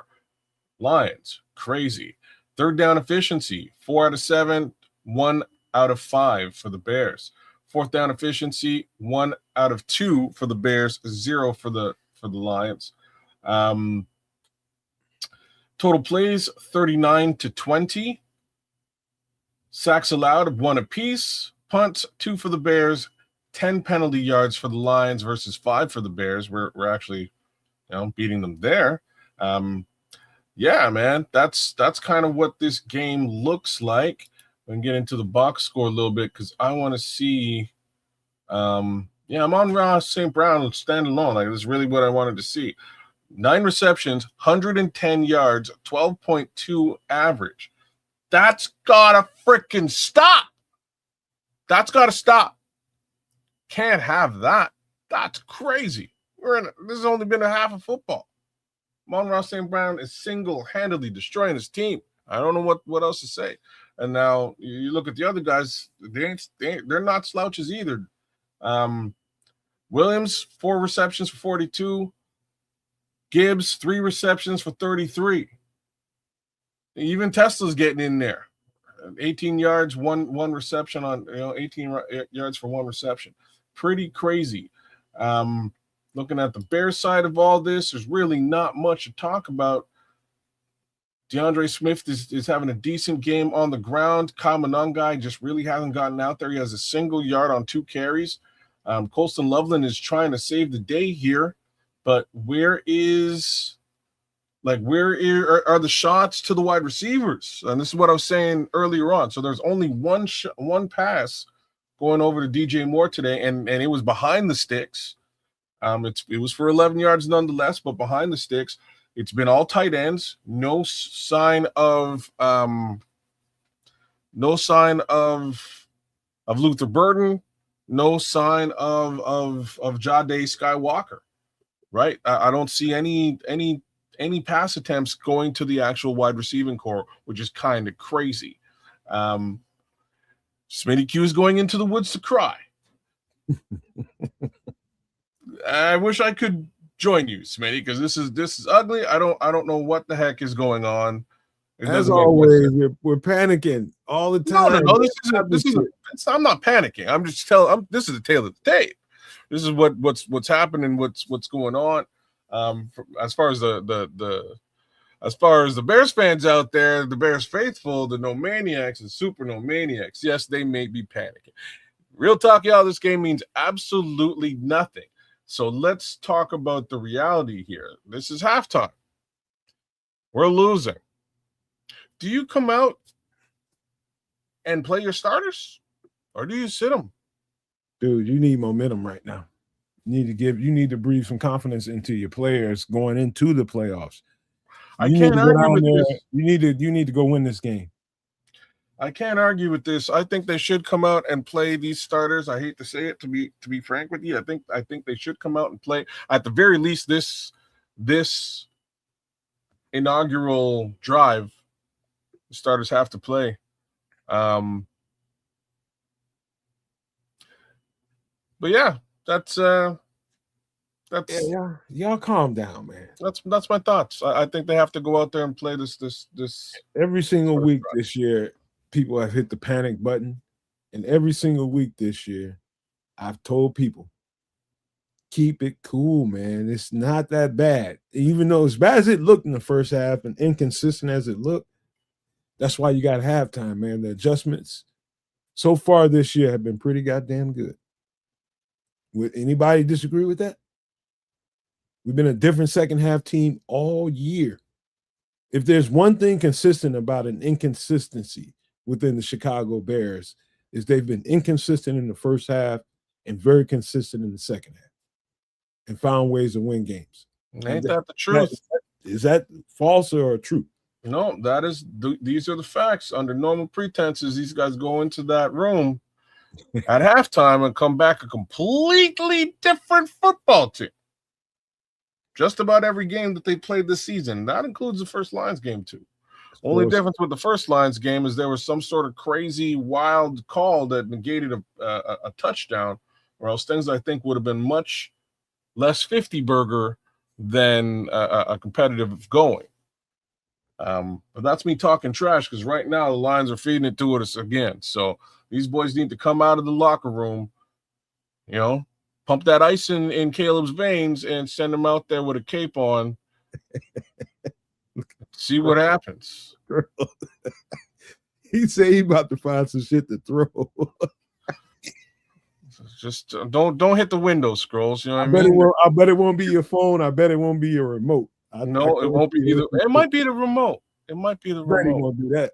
No, you can always go get another one of those. Got you $30. Yeah. Not tonight. You won't. I bet you won't tonight. Oh snap! Joseph That's Barker, how it is. he says, "No man, why can't we have a good game throughout all four? I understand, but we need to play every down. I hope next year we can be. It won't be the same thing. This is just who we are this year, man. This is just who we are this year. But this team has a lot of metal to it, man. A lot of metal to it. They've shown me too many times for me to just dive into an ostrich hole and bury my head in the first half, dog. I can't do it because I know what they're capable of. Yeah. That's just what we have going on this season. I have a feeling things are going to look slightly different next season. I think Caleb needs a little bit of time to just sort of clean a couple of things up within his personal game. And once he does, I think we're going to see what I'm trying to say is this is not the ceiling for Caleb Williams at all. We're like at floor one. You know, this ain't the ground floor. We're at floor one. I think there's still a little bit for him to grow and figure out, and a little bit of growth for him to accomplish. But I think he's come a really long way. I'm really proud of what he's been able to accomplish in this season, in these 18 games, and I can't wait to see what it looks like postseason. Because, damn, I had no idea this team was going to make it. That I'd be talking postseason at all with this team. I had no clue. No idea. But I'm super happy to do it. Rock, I agree. He says, "Yo, Nomad, we cannot go into every game like this and thinking you will be a factor in the playoffs, and you're not." And yeah, man, some things are gonna have to change. Some things are gonna have to change. You got to come into the playoffs with a different way of thinking. You're gonna have to play with a different level of intensity next week, for sure. There's going to be a different level of intensity that needs to happen, and I think they have it. I think they have it, and we'll see, man. I don't give a shit what this game looks like right now. I know what they're going to look like in the second half. They're going to put up some points. They will put up some points, and we'll see how this thing finishes off. But they put themselves at a deficit. Now it's time to fight out the hole. That's just where we are today, right now. And it's fine, man. It's fine. Well, this is what I'm talking about, Miguel. Little things like that. There's little things like that. Like the deep ball seems to have been cleaned up a little bit, but just his there's just a couple of things he needs to clean up, and I think he can over the course of an offseason. It just takes a little bit of time and dedication to the task at hand, as opposed to working a gameplay and script and scheme. He just needs a little bit of time to dedicate to improving that accuracy, and I think he will. And I think that's part of the development that we're going to see in season 3. I'm all for it. That being the case, I ain't punting on 2025 season, man. There's so much more that could be done, and we could see some of that development right before our eyes. But right this minute, I think it starts with maybe targeting a wide receiver. That's all I got to say about that. All I got to say is normally by week 4 or 5, we're already into off-season activities. We're already into who can we get in the draft, who can we get in free agency. That's all I know. You said week 4 or 5? Somewhere in that neighborhood. It's usually apparent what the fuck. I'm laughing with you, bro. I'm laughing with you. You keep going. I mean, it's usually very apparent who the Bears are by that point in the season. Isn't it refreshing that we are in a totally different sphere right now? And We played a half of football, not very productive, looks sketchy. All that being said is true. Guess what? We got a whole half of football left to play, and we're in the goddamn postseason. How about that? I don't want to hear no shit about what we're gonna do in the off season. I'm focused on right the fuck now. Yeah. That's what my energy is.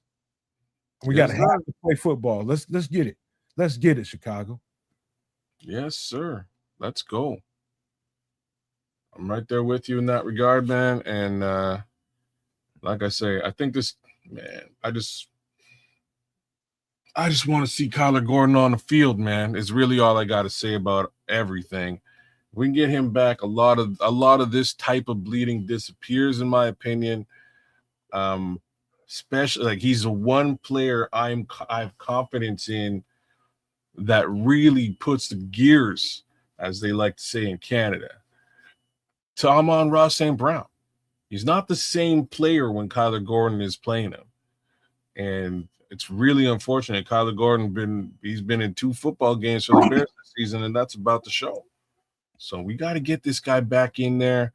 It would also be very helpful with respect to the crossers, et cetera, that we're going to see against the Green Bay Packers, like very specifically that team. We need Kyler Gordon out there playing football for us, and I don't know if he'll be back.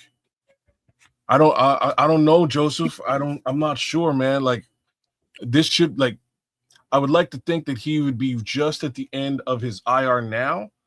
They should be able to open up the 21-day window, but the question is is he ready? And in my opinion, he hasn't really been ready these last 2 times that he came off of back from injury. Definitely going to be rusty if he is ready. But we are ready for the second half as the kickoff is away into the hands of Duvernay at about the 2. I'll be right back. He makes a man miss and returns up to about the 26-yard line. Right. And he's Ben Johnson, the adjective for the first half, disappointing. I know, Kevin. I try to stave that off every week, man. We just gotta change our energy, man. We do. We really do. All right. Under center is Williams. Who is that? Munungai in the game behind him. Munungai takes the handoff, runs to the left side, gets maybe a yard. Second down.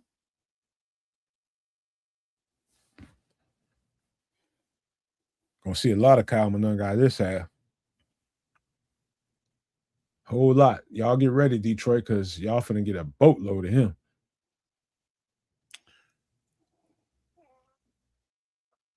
All right. And the shotgun is Williams. Munungai to his right. On 2nd and 9, takes the snap, passes away to the left into the arms of, who is that? Loveland, who was about 3 yards short of the sticks. So 3rd down.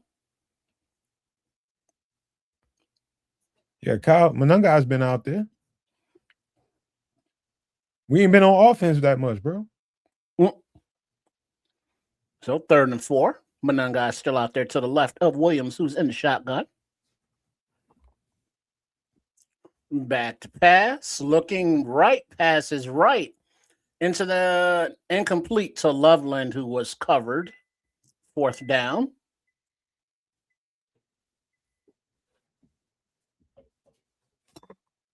Punt it.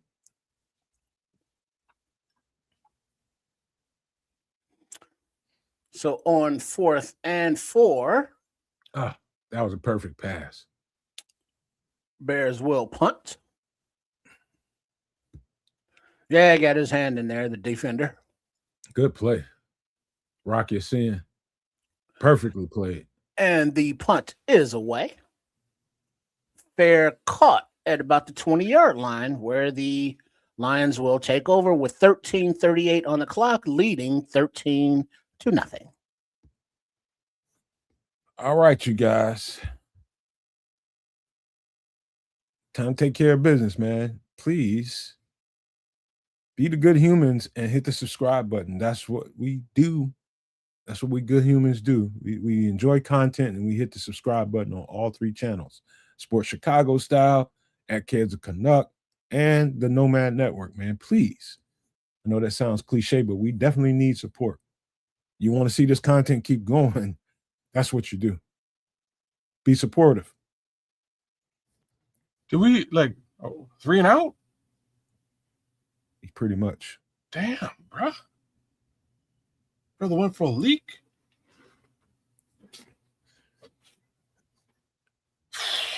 Come on, Bears, man. This is crazy.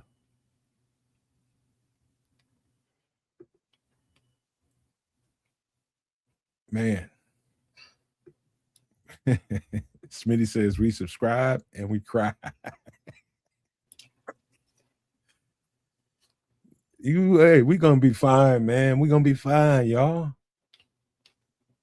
I do this every week, man. Every fucking week. And what do we do? What do we do every single week, y'all? Win. Exactly. What's up, El Joe Nino? We're gonna be all right. By now, we should be looking at some Tyson Bagent time, but Caleb hasn't found a rhythm yet. And I'm like Ben Johnson. Don't take him out until he's found a rhythm. And at this point, I don't think you can take him out, because if you're really trying to win, you leave him in there. Did he even target a wide receiver in this drive? Not on this drive. Damn. Well, that's one way not to get the 4,000. I don't know what to say there, bro. Like, got to throw the football to get to that number. Hey, Scrolls has got the tiki torches out for Dennis Allen.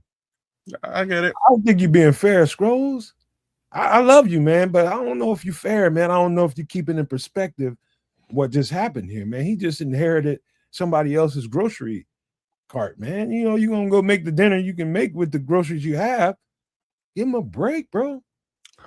All right. So, amon-ra St. Brown, 11 catches, 110 yards on the day. That's nice. If you have him in fantasy, I guess. Handoff to the left is Gibbs, and he bulls his way basically right up the gut for about 13-yard gain. First down, Lions. Just getting gashed.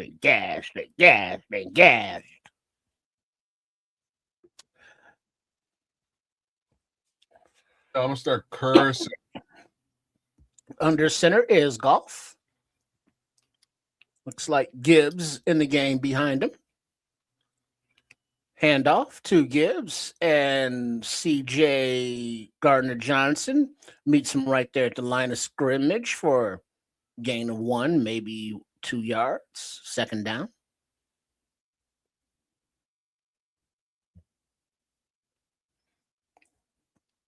Well played, CD. They did a good job. Do you think the same the emotion has gotten up for the team this week? I think. What do you mean? Hold on. Handoff to the right side is Gibbs, and he gets about 4 yards. Third down and short. I mean, meaning knowing that they're already locked into the playoffs, they're just kind of mailing it in today. You know, they don't have the same level of emotion, of hype, of, you know what I mean, of want itness. Well, Miguel just gifted 5 memberships to the network. Damn, Miguel. And this week, Miguel, for always being right now the #1 supporter of the network, man. Making sure people have memberships.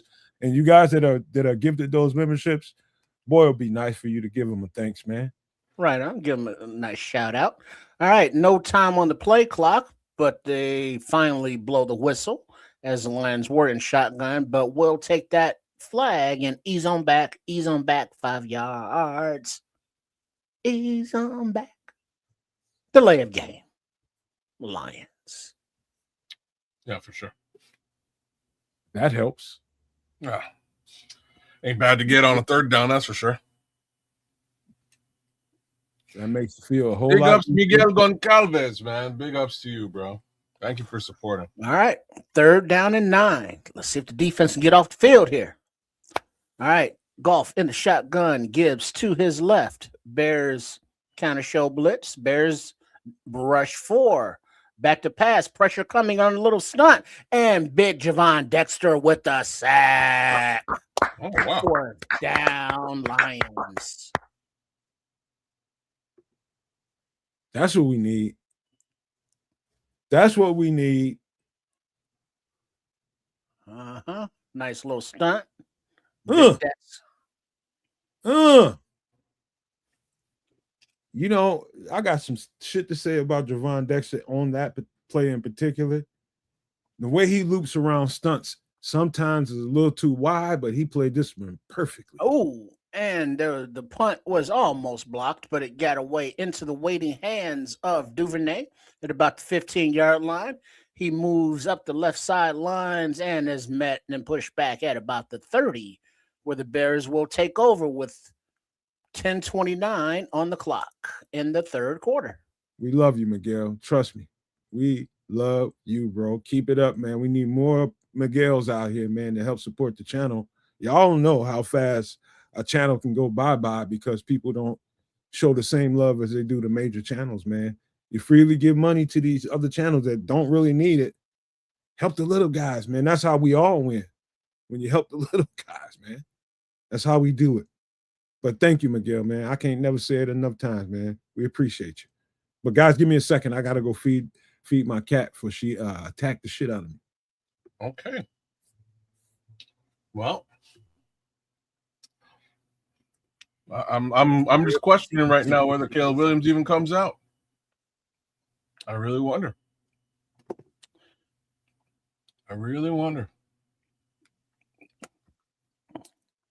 But yeah, they gotta get this passing game going here today, guys. Like there's nothing happening here. Are the wide receivers on the field today, kids? Like I think they might be, but I ain't seen them. Like I said, I saw number 2. Yeah, I saw a pass to number 2, but it was tipped before it could get to him.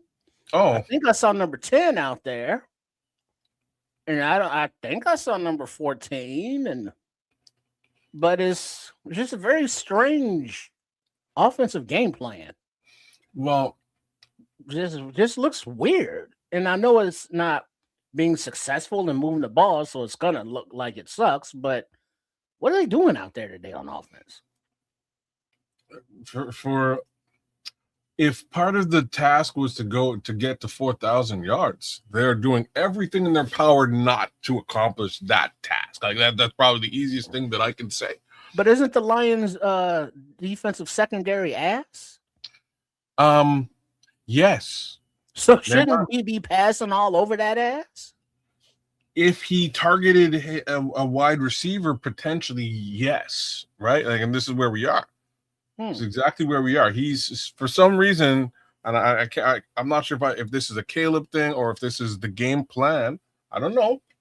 But right now, it's all tight ends. Cole Kmet with 1, Colson Loveland with 5 receptions on the day. And that is out of 12 passes. So almost 50% of any passes, period, have been to the tight end group. Huh. So right on. Well, let's see, because it's 1st and 10. Now we have a play action to the left. We got a roll out to the right and a pass to the right into the hands of Loveland.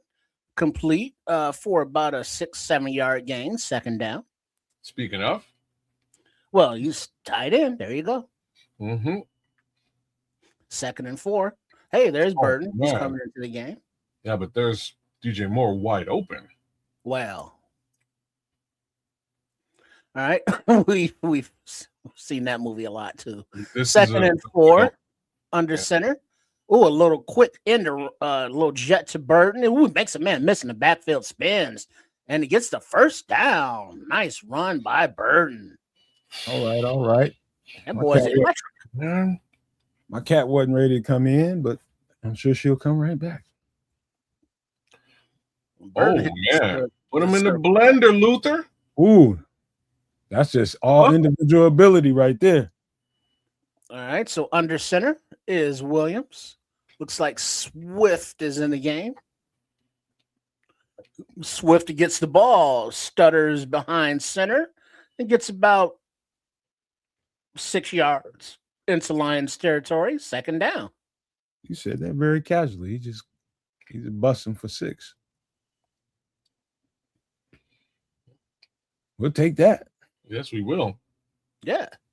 Then now that looks better. Loosen it up a little bit. I wouldn't even mind like a nice little deep post here out of this I formation. Play action. Williams rolls to his right, looks down the field, and it is incomplete to Jade Walker. Low pass, and he was open.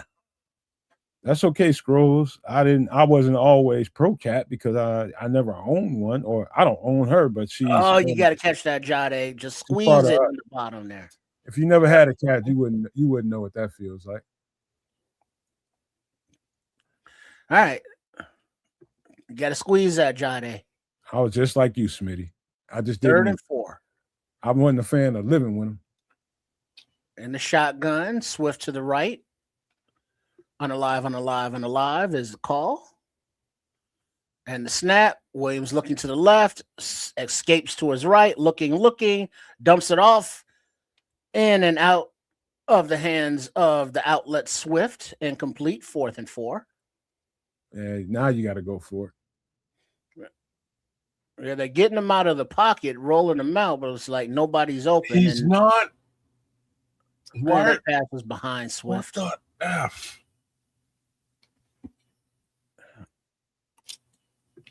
If he stopped right there, maybe 4 drop passes today. Like Cole Komet.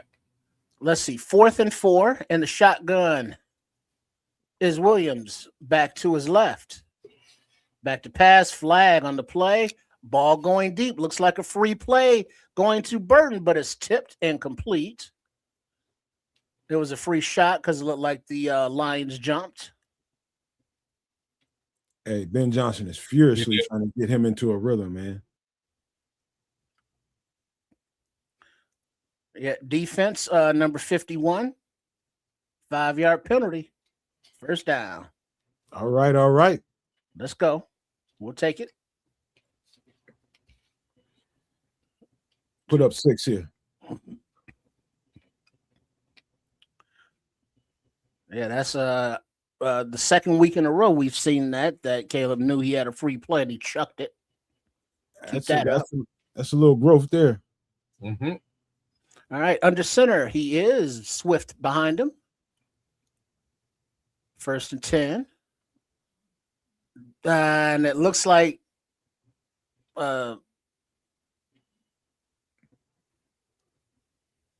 false start, number 2, DJ Moore. What? Caleb put him in motion, then he did some kind of hesitation move, DJ did. That's some the most pre-snap penalties in the NFL this season the Bears have, with 41 That's definitely pre-snap penalties. That's definitely some cadence. I can see how he reacted. He was waiting for a quicker foot jab. All right, 1st and 15 in the shotgun, back to pass, looking right, throwing right into the hands of Jade Walker, and a nice gain, about 4 yards shy of the stick, 2nd down. There's a wide receiver finally. There it is. And he's going off the field, and on comes Carlson and Manangai. Is that Smythe or is that Carlson? 81? 81 is Smythe. Is Carlson even on the team anymore? I think he got hurt or something. I don't think Carlson on play action to the left, rolling to the right. Williams looking deep, throwing deep down the field to DJ, but it's intercepted by the Lions in the end zone. Wow. There's something you don't hear every day.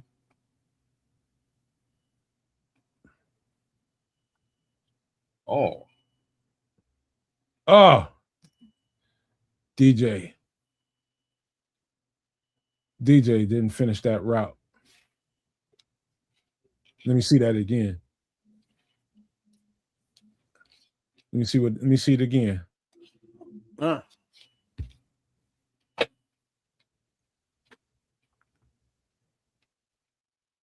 Oh, he just got cut off. Yeah, he got D'd up.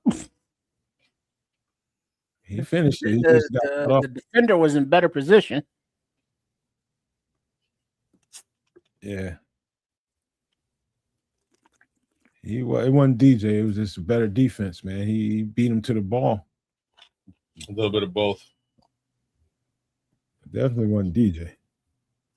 A good throw and a good route. The defender played it better. Stayed over the top of it and beat DJ to the landmark.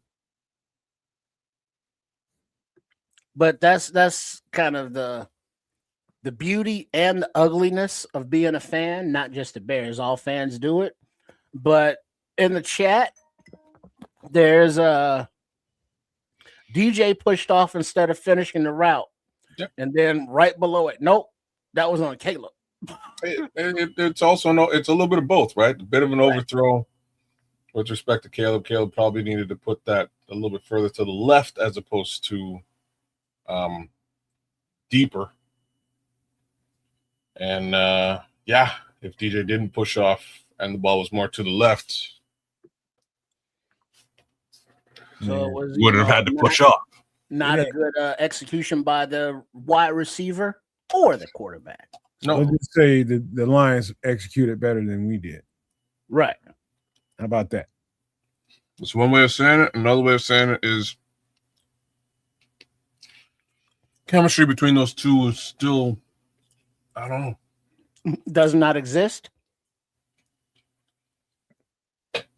I wish it was an every play thing, man, but it's just not. It's okay, y'all. It's okay. Real talk, I'd sit all these motherfuckers right now. Nah, not yet. Not yet.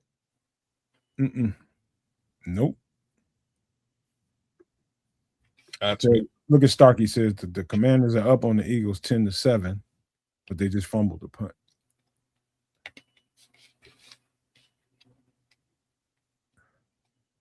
They just fumbled the punt. Nick thinks they should sit him. All right. So the Lions will take over at the 20 in I formation, play action to the left, throwing back to the right. And it is complete into the hands of number 11, Raymond, on a little bubble screen for a gain of about 10, 11 yards and another Lion first. Oh, sorry, check that. 9-yard gain, 2nd and 1. That same play to Jameson. Oh, it's 11 this time. Tesla? Who's 11? Raymond. Khalif Raymond. Great play. All right, 2nd and 1 in the shotgun. Bears showing blitz. Bears bring blitz. Blitz does not get home. Ball is open to the hands of a wide open number 11, and he rumbles on down the field into Bears territory about the 45-yard line for a nice jump play. 1st down, Lions. Damn.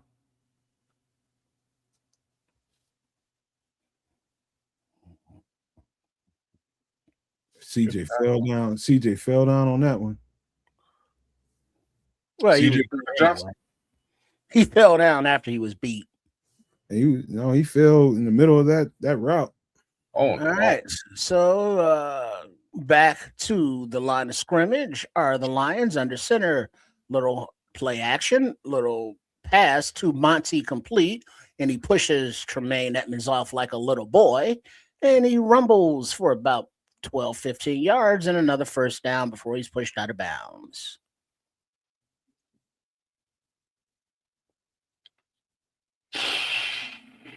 Damn. Ooh.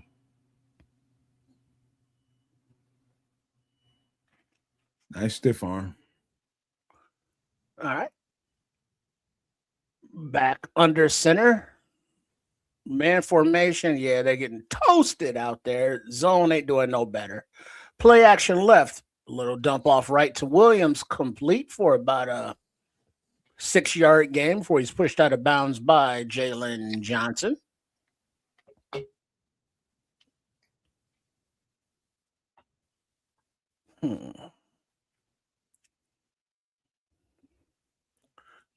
Holy Still right there, y'all. 2nd and 1. Just getting gashed.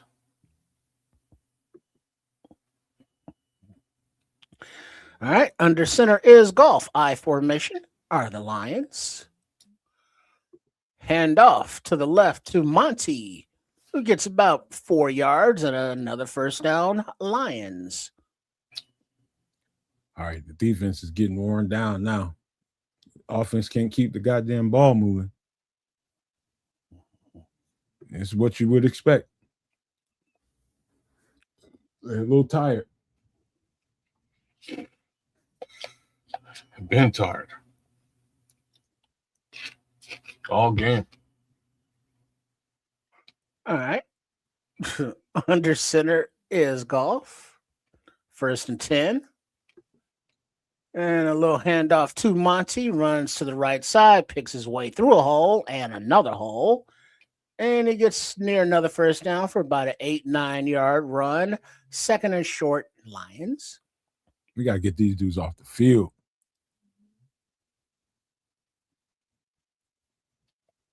Oh, no. Not only are they moving the ball, they're chewing up the fuck out of the clock.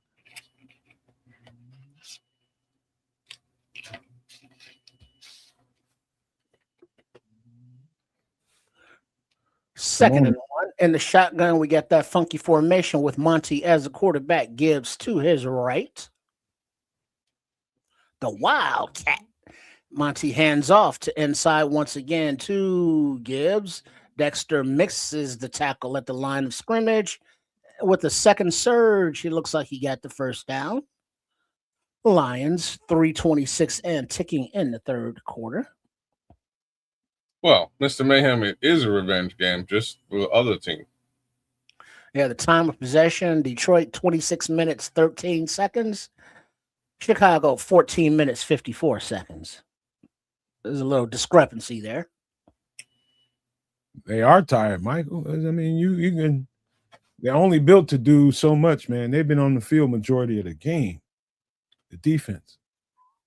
That's not All good. right, so the Lions let the clock tick down and then decide to take a timeout and take their first timeout of the second half with 2:54 on the clock in the third quarter.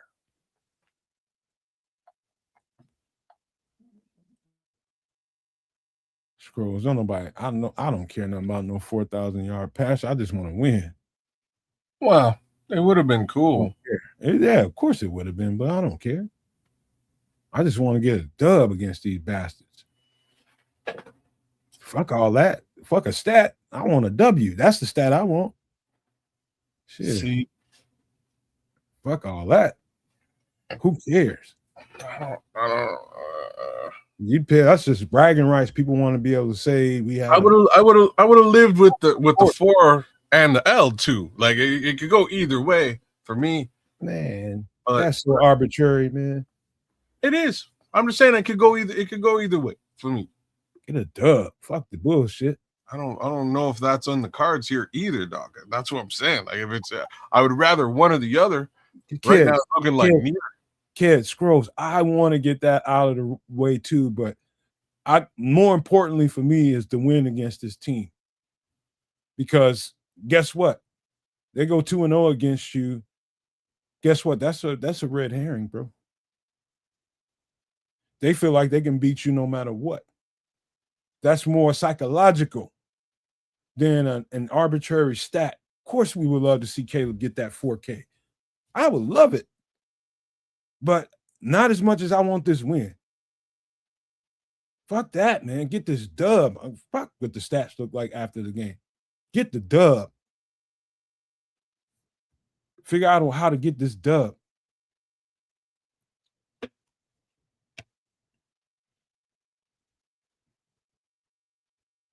It'd be nice. I just don't like Detroit. The thought of Detroit beating us twice, I don't like it. Do not like it.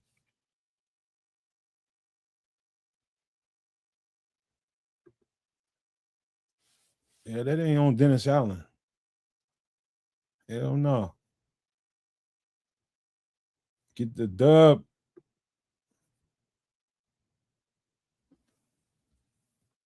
And something else too, man, going into the playoffs, I don't like the offense not being able to execute like they should.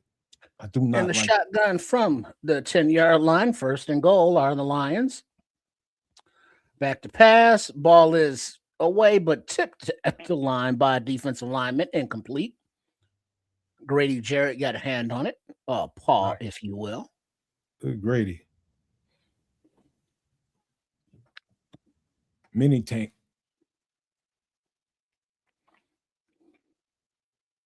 Way to get that hand up, Grady. That might have been a pick that might have been a pick by TJ if he didn't. All right. Well, here we go again. 2nd and 10. Wildcat formation once again by the Lions. And this time Monty keeps it and runs to the right for about a 2-3 yard gain. 3rd and goal. All right.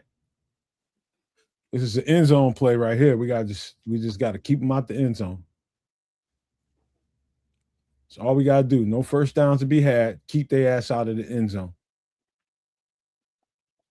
Play some cloud defense. Some All man right, now zone, back man to zone pass, coverage. and the ball is away, but out in front of Williams a little too far. Incomplete. 4th and goal. That's the break we needed. That's the break we needed. There it is. That's the break All we right. needed. That's a 3-touchdown football game. Can we see some offense now? Jalen was trailing a little bit on that play. He might have walked in that motherfucker if he'd have caught it. Yeah, it was just a few inches too long. That's not what she said, though. All right, from the right hash for the 25-yard field goal attempt. Clean snap, hold, kick up is good. So the Lions extend their lead. Still within 2 scores, Bears. 16-0. Come on. This is when kids, this is when Ben goes in that bag you were talking about before the show. I was talking about that bag before the show, but I think he might have left it somewhere. It will I get ain't seen. All right, the offense going to go down here, right here. Do you go for 2? Let's make that decision now. Not in the first one. Oh, okay. I don't think you would. I wouldn't. Would you, kids? Would you know, Maniacs, everybody there in the chat? If the Bears are able to go down on offense and put in a touchdown, do you go for 2 or do you just put up the PAT? I would look at 2 and the second touchdown potentially. You know what I'm saying? Yeah, but that's still not enough. Because it's 16-0. It is 16. You could do 2 and 2 and tie right up. We need to see some Luther Burden here, man, because been noticing DJ seeing some double coverage and some roll coverages towards him. Now we need to see some Luther Burden and a lot of DeAndre Swift right now. I think that's how we put 7 on the board. Luther Burden, DeAndre Swift.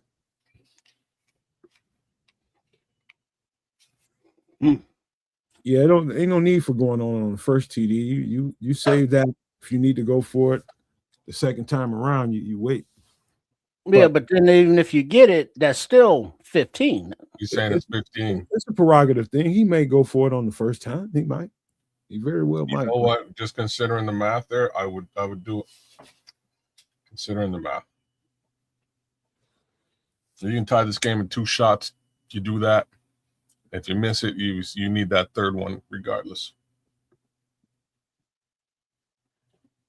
Let's just get down the field and put 6. But these are kind of the decisions that have to be made, in that offensive brain trust right about now. All we need, if we can get down this field in this quarter with and finish with yeah, Minister Charles, I'm with you. I made a mistake on that one. Finish with 7 minutes on the clock. Play some defense. We're all right.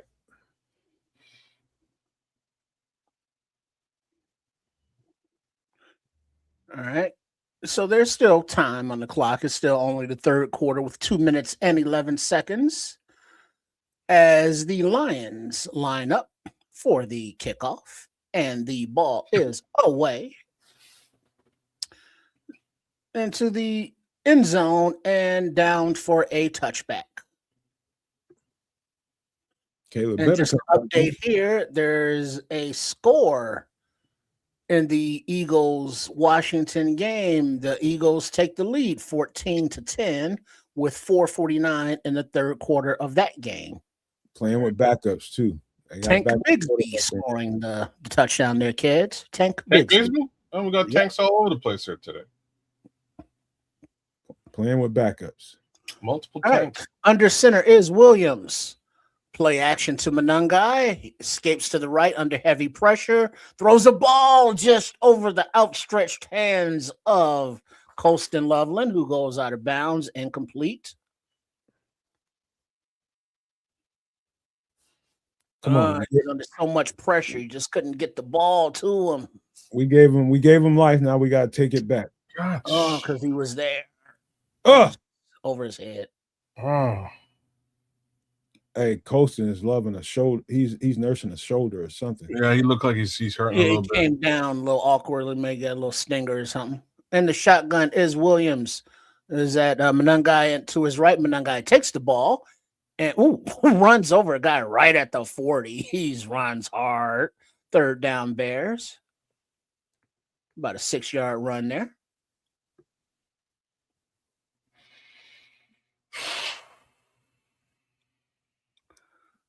Come on, Chicago. Oh, yeah, boy. Yeah, that's not a drop, base. He couldn't even reach the damn ball. What you mean another drop? I mean, a drop's a drop, but that ain't a drop. All right, and the shotgun is Williams Monangai to his left. And the snap, back to pass. Ball is away to the right side into the hands of LB3. And he's right there at the 50 for a first down. There we go. Called it out. Nice 10-yard gain there. Called it out. He's one-on-one. Got to give him the ball. Yeah, that was that same route that Loveland ran earlier. He's one-on-one. All right, under center. Just past the 50, actually. Monangai deep in the backfield. Monangai takes the ball, runs to the right, pushes a few guys backwards. Then he's pushed backwards for about a 2-yard gain. Ball comes out, but the whistle had already blown. Second down. All right. Cocomet. Wait, Tim. Are we talking about the same play on that throw to Loveland where he jumped up high and couldn't reach the ball and landed and fell out of bounds? You calling that a drop? He was out of and the shotgun is Williams. Back to pass, blitz coming, ball is away, sidearm complete into the hands of LB3, who trips up after a first down. Trips himself up. Turf monster. Just called it out, didn't I, kids? Well, I've been talking about wide receivers all game. Nice sidearm pass there in the third. I don't know how you play a football game with that. Give me credit. I did just say we got to get Luther Burden. Take whatever credit you want. I'm just saying. I don't know how you win a football game without targeting your wide receivers. Specifically, I called out Luther Burden for a reason. You did. I don't know. He's starting to get a little bit of rhythm. Yeah. You got to target a wide receiver. You know what I'm saying? Like we were at. Okay, so Luther Burden seen 2 targets all game. DJ Moore seen 1. Jade Walker seen 1. There's 3 targets to wide receivers on the day. There was a target to DJ. There was one that was picked. Then there was one that was tipped that didn't make it to him. So then 2 more. That would make a total of, let me just say 6. 1, 2, 3, 4, 5. Okay. Yeah, Luther stays on his feet on that one. That might be a different conversation. Yeah, you get a little bit more. So He's he's trying one. to Caleb Williams is 11 for 20 right now on the day. And you just accounted for 3 more targets to the wide receiver that unfortunately didn't get pulled down. The rest have been to tight ends. And a couple, nothing to the running backs. Nothing to the running backs on the day. If there has been, it just hasn't been pulled in. Manifest. That's the best thing I can tell y'all right now. Guru. These are the words that I manifest. I manifest.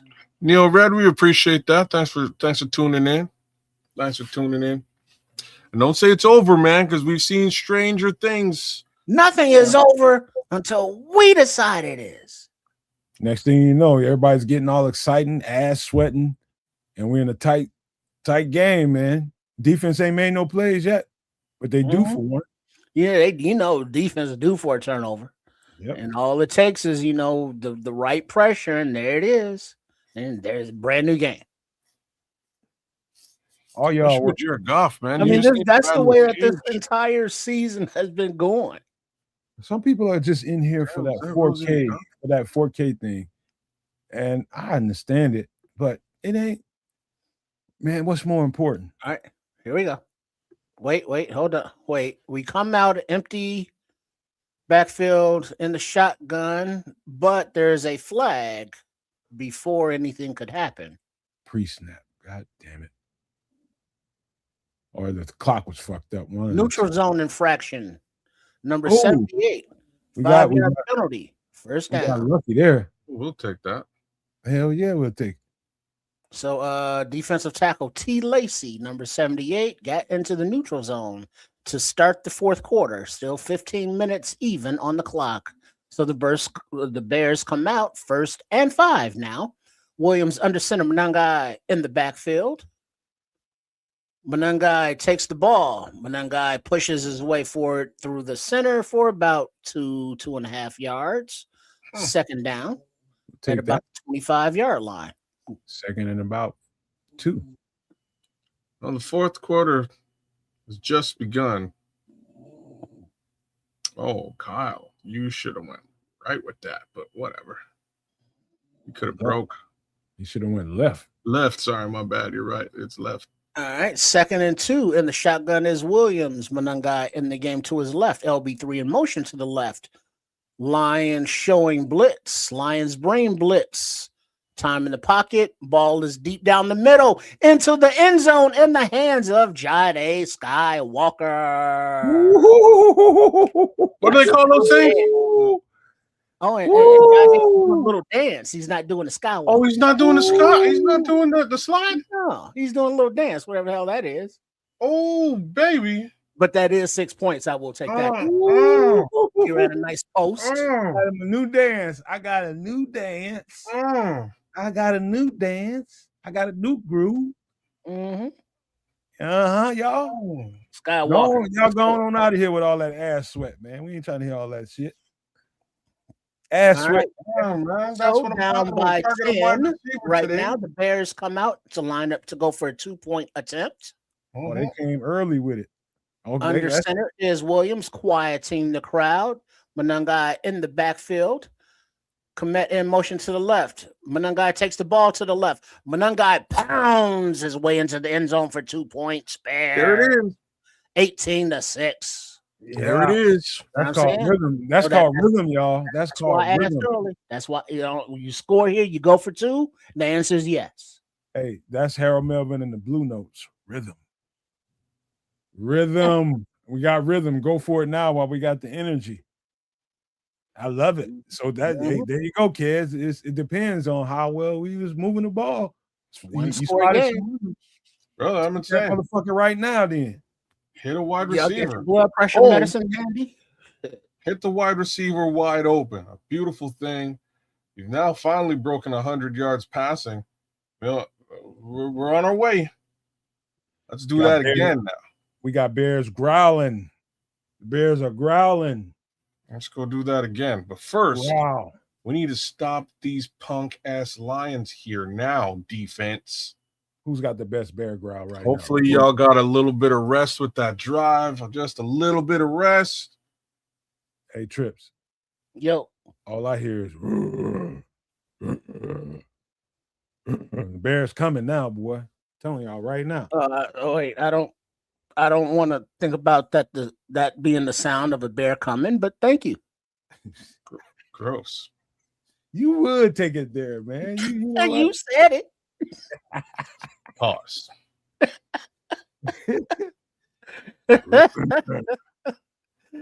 Bear coming on get these lions. That's what the Bears need to do. Get after Goff. We need to see some kind of defensive energy. I'm just the glad energy on the defense. We had clammy ass cheeks in the chats, man. In the chat, it's clammy, wet, sweaty Brother, ass. it's still clammy, bro. Don't get it twisted. It's still moister than an oyster down there in that chain area. Clammy. It's still clammy. Mine ain't. Moister than an oyster. And that's that second bear coming. Thank you, Bear. I don't want to know how you know this, but okay. I'm so sorry I started that, man. He's a well-traveled perv. He is. He been to the forest. Oh, shoot. He broke his record with that throw? He probably did, yeah. He probably broke Eric's. So they're showing the replay, and the safety came down on LB3 and just left the end zone for Jade to just exploit. Oh, they was looking for Luther. Mm-hmm. They rolled a little coverage to his side. Oh, gave it up. Oh no, he stepped up. Oh, that was it. Gave it up. Good, yeah. Good recognition by Caleb, though. Beautiful. Nice that pass. was schemed, though. That was schemed up. If they sit that cover down there on Luther, you go over the top. Yeah. Simple. Mm-hmm. Just watch what the safeties do. High low, man. A short and swing kickoff to the 10, but it's returned to the 30-ish. All right, they're showing that Goff is getting the ball out pretty much under 3 seconds. Yeah, he's just firing the ball underneath. Zoop, zoop, zoop, zoop. Yeah, ain't nothing going over the top, man. Gotta get him. They're keeping they put the cap on the defense, but they're getting destroyed down underneath. 14-11 on the clock in regulation. In the shotgun, Goff back to pass. Blitz coming. Blitz does not get home and lofted into the hands of Raymond, who's running wide open, and gets to the 50. First down, Lions. Come on, defense. Come on, they're going to tighten up. Don't worry about it. We need to stop. They're going to tighten up.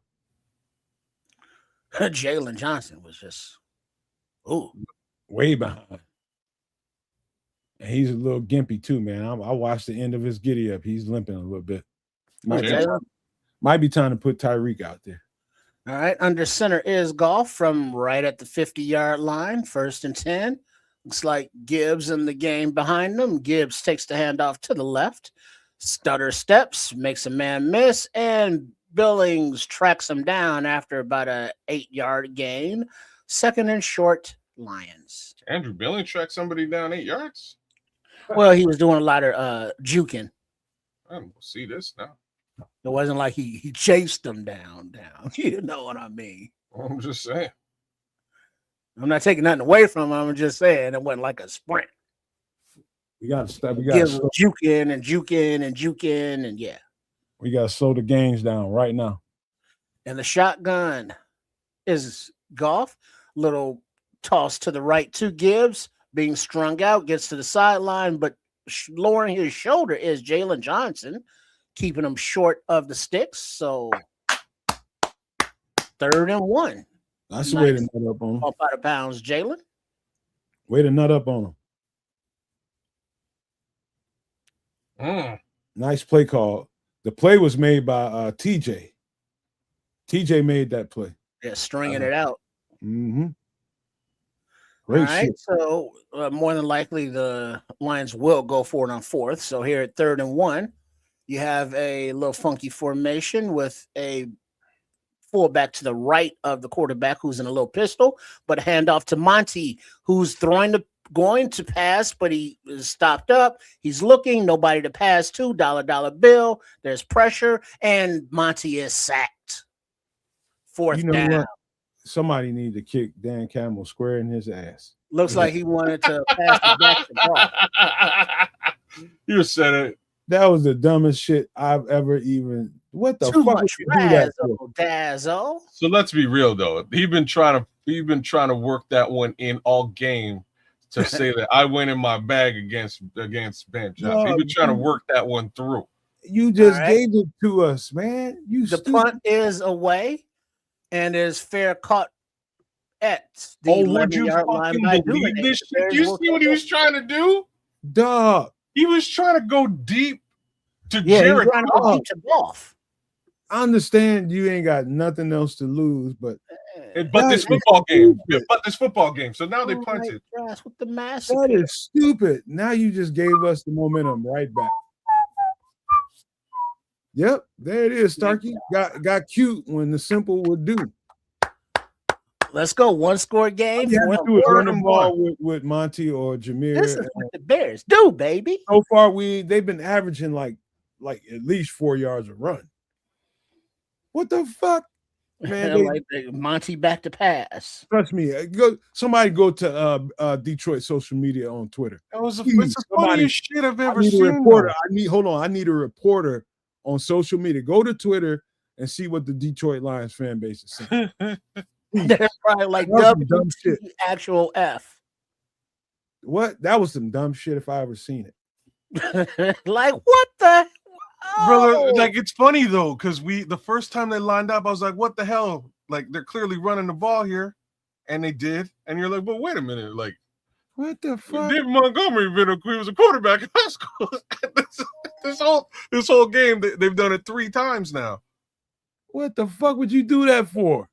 I'm saying they've been trying to layer this in so that you think they're gonna run the ball, and now David Montgomery, when the getting is good, is gonna get that deep pass off to a wily.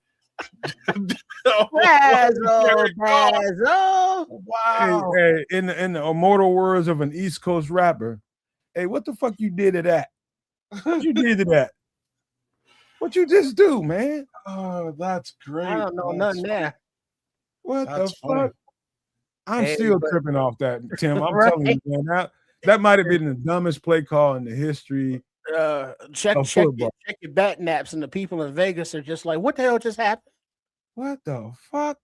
That's fucking hilarious. They're gonna want Dan Campbell's head for that.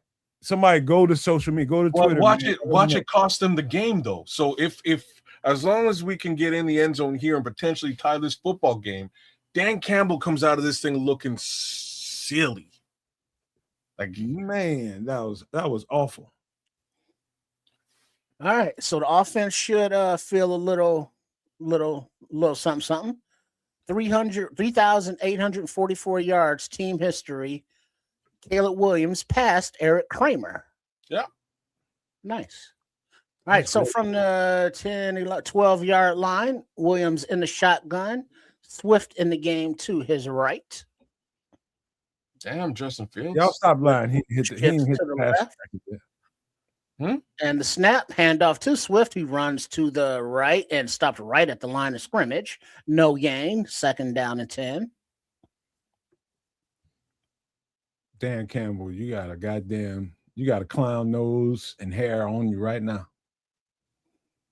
That was stupid. But Bears, come on, we're gonna need to get it done. Now Caleb is motioning to the sidelines. It's like he wants the play call, but it's a little slow coming in. But they are getting to the line of scrimmage with 14 seconds on the play clock, so they're good. Williams in the shotgun. Was that still? Nope, that's Mungai in the game to his left. Back to pass. Ball is away into the hands of Loveland, complete across the 24-yard line for a 1st down, Bears. Beautiful, Colston. Man, Colston's having a big game today, man. Yeah, he is. And he's nicked up. Oh, wow. Yeah, he's coming out, but he's still got a little pep in his step. Hey, Colston plays a little Z receiver that time. Oh, Yeah, word? I noticed that he was playing out. He's playing out as a Off Z. the outside? Yeah, he's playing Z. All right. And the shotgun. Oh shit! The snap goes through Williams' hands back to the goal line, and he just lost it deep down the field, incomplete toward the 50-yard line. He was not ready for that snap. 2nd and 10 Bears. Oh Lord, let me catch my breath. Yeah, Tim. Oh, wow. Dan Campbell's a dunk tonight. Damn. Ball went right through his Real hand. talk, you could have made that pass though. I I'm don't know just why. glad he got I don't- something off. Shit. I don't know why, but the receivers, both of them had a lot of room. I'm glad that happened on first down. Shit. Me Man. too. All right. So from the 22, Williams in the shotgun, Swift in the game to his right. Back to pass, looking, back to pass, looking, escaping to the right, looking, throwing, hits the pylon out of bounds and complete. 3rd and 10. Okay, now. Come on, y'all. Dumbass Dan Campbell putting us in this position. Dumbass.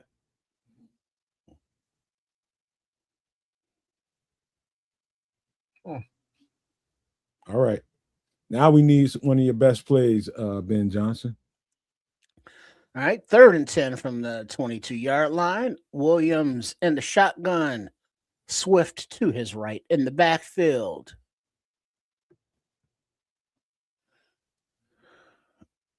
Blitz coming. Time in the pocket. Ball is away into the hands of Komet.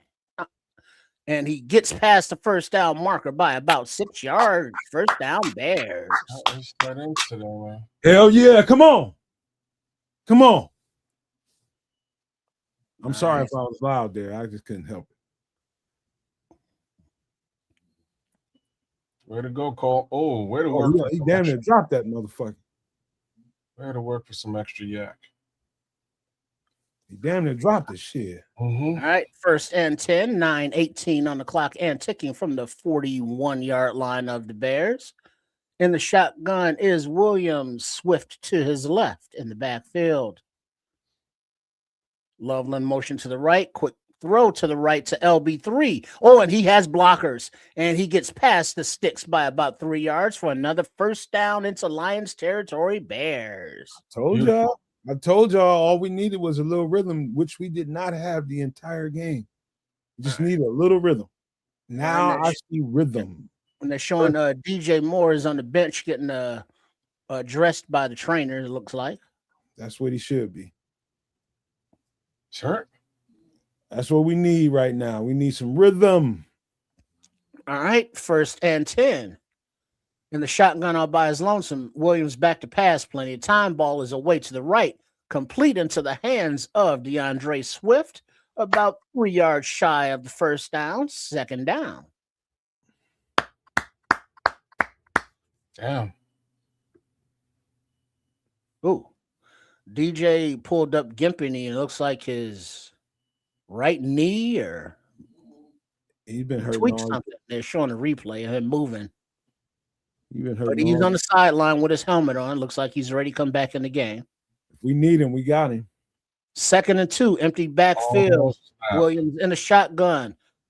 Back to pass. Ball is away to a wide open 84. Colston Loveland makes a man miss and gets to the 10-yard line before he's upended. First down, Bears. Hey, kids. To the beat and the rhythm of the night.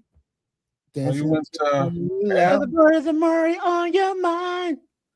Thinking about the words in the night. Is that El DeBarge on him, bro. Ben Johnson, he's in his bag. That was a switch route. Yeah. Right, here we go. Here we go. Yeah. All right. 1st and 10. Under center is Williams. Back to Pat. Nope. Goes to the right. Looking down the field, using his legs. Gets about a yard and then decides to run on out of bounds. Nothing there. We'll take that. Okay. Mm-hmm. Little run pass option. Oh, he had a man, though. It's all good. Oh, easy, brother. All right, DJ Moore is back into the game. Williams in the shotgun all by his lonesome, spread formation, 2nd and 9. You better capitalize here. Lions rush 4. Ball is away to the left side into the hands of Loveland, complete. About a yard shy of the sticks, 3rd and 1 from about the 3-yard line. Now, don't get pretty. Just get Kamanunga in there and run the goddamn thing. Or Swift. It doesn't matter.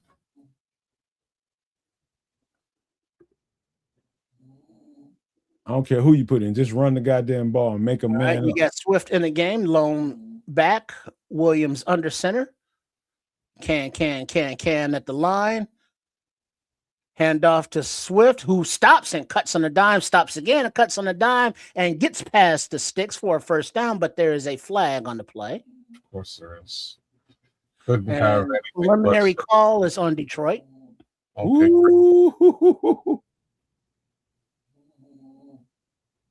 Ooh, DeAndre Swift. Hey, I think people forget DeAndre Holding Swift. defense, number 94. Half the distance from the end of the run. 1st down, Bears. I think from about the 2-yard line. I think people forget DeAndre is a cast off from Detroit and got something that he's got an edge to him when he's playing them. Yes, indeed. It ain't just David Montgomery out there who's a pissed off running back with respect to their former teams. That's right. Say that one more time. Just say, don't get cute down here. That's right. Smythe is in at the fullback, Manungai at the running back. Manungai play action, passes away to the back of the end zone into the hands of Loveland. El Toro for a Bears touchdown. Yeah, Colston's killing it unaliving it. Hey, Triple R. Yep. To the beat and the rhythm of the night. Jesus, man. Worry about the trouble on your mind. Hey. You're making the part sound like that. Hey, Smitty's wife said no singing on this motherfucker, please. Smitty's wife is right. Let's go. I gotta give it to him. So with 5 minutes and 25 seconds on the clock in the 4th quarter, and the score, Lions 15, Bears 14. Bears coming out to go for 2. All right, Manungai in the backfield for the 2-point attempt. Williams is under center. All right. And motion to the left is LB3. Handoff, nope, play action, plenty of time. Williams looking, escaping to the right, throwing into the hands of Komet, and it is caught for the 2-point conversion. That Dan Campbell. Oh. Feel that, Dan Campbell, bro. That's on you, boss. That's on you, Dan Campbell. Oh, man. Cole Komet holds that ball, though. We're going to call him Dad. We're going to call him Dad from now on. D-A-D. Dumbass Dan. That's what he is. He's dumb. He's dumb as shit. Who's dumb? He is dumb as all get out. Man, that was a helmet-to-helmet Dan hit. Campbell? Dan Campbell, dumb as a motherfucker. In the dirt. But he held on tight to that football, y'all. And we have a tie football game. Who was in here saying that they turned the game off and the game was over? I gotta find out who that was in the chat. Hold on, kids. They said they turned the game off, but they were just listening to us. And I give them mad respect and love for listening to us. But Neo Red, I hope you listening still. Because it's a tie football game. That's Neo Red Pill. Neo Red Pill, bro. So whether you're listening on the Nomad Network, whether you're listening at Ceds Canuck or it's Sports Chicago style, make sure you are subscribed to all. But yes, you are in the right place to be for this live call and reaction to this incredible Game 18 for this thus far incredible first season for head coach Ben Johnson. And this is what we're getting, more down to the wire, never say die, good, better, best efforts.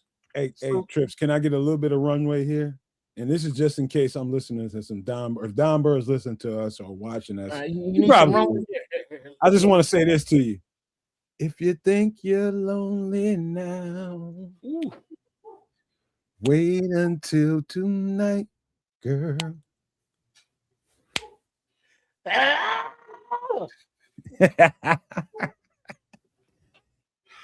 Oh man. Long gone, girl. Shit.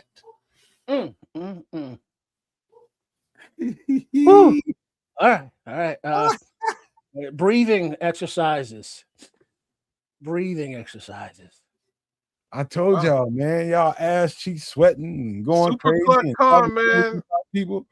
I'm all about that universal reverse jinx as well. You know what I mean? But we back, and then this is a football game. We're deep in the fourth.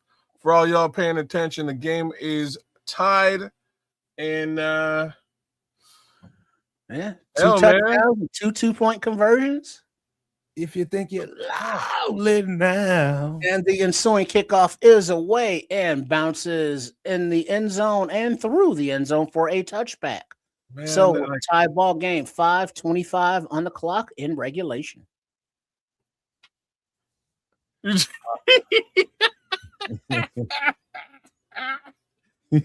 a good business of Charles Johnson. He said, "No, man, you got to stop. You just lost 18." He said, Mr. Big's out there somewhere rolling in his. I can't do it one more time. I stop there. I can't do it one more. You got Rome over there jumping up and down, getting the crowd amped. All right, the Soldier Field is rocking, y'all. Don't come a knocking. All right, under center is Goff. Can't hear, having trouble. From the 20-yard line, back to pass. Little dump off floater to the right over the hands of the outstretched Gibbs. Incomplete, second down. Come on, defense, come on. Smitty say his wife cussing her ass out. So, like, just for she done told y'all earlier. I can sing. I ain't working unless I'm in the shower. I'll let y'all know. All right. Now we got to update a tie game. Washington, Philly, with 8:49 in the fourth. They're tied at 17. We got play action, back to pass, pressure coming. Ball is away, complete to St. Brown, but he's wrapped up after about a 3-yard gain by TJ Edwards. Third down and about TJ.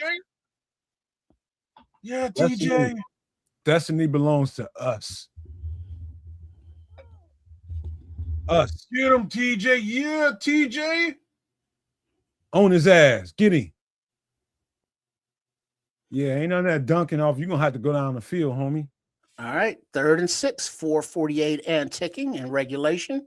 Gibbs to the right of Goff, who's in the shotgun on 3rd and 6. Bears adjusting on the defensive line. Bears rush 4.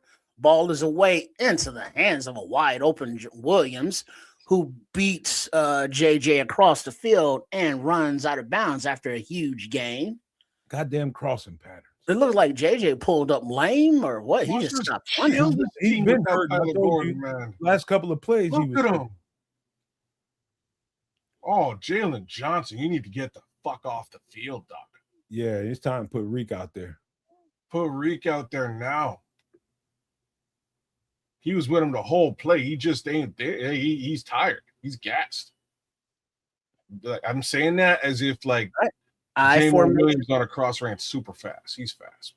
Handoff to Monty to the right side, and Dom Rob jumps on his back as they both land on Grady Jarrett after about a 3-yard gain. Okay. 4-yard gain. These crossers are killing us. Ooh, Grady. I hope Grady is all right.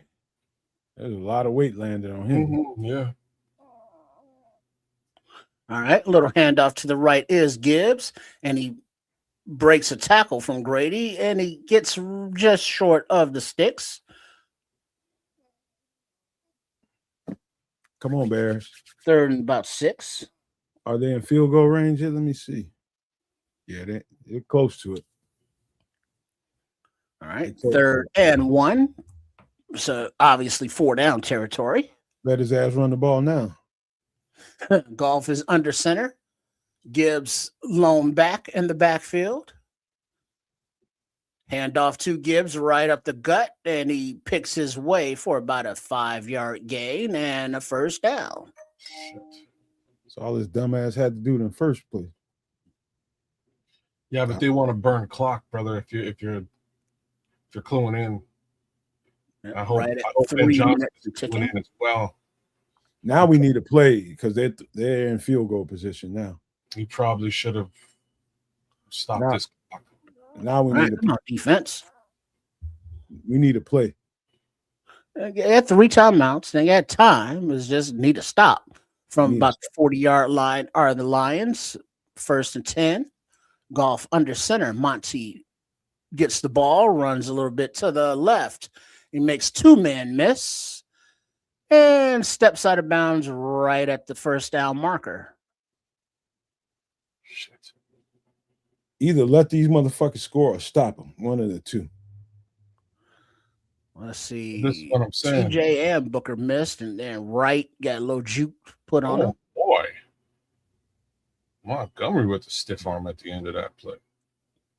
Book and TJ miss tackles, mostly Book. All right. 2nd and 1. Clock is stopped at 2 minutes, 30 seconds. From about the 30-yard line. Under center is Golf. Monty behind him.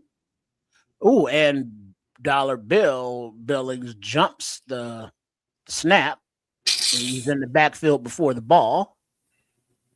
I think that's his 2nd today. Damn, it is, you guys. This is not a good defensive showing for a team. Yeah. Encroachment 97. I like that. Penalty, first down. That is one good thing, Starkey. He stopped the clock. That is true.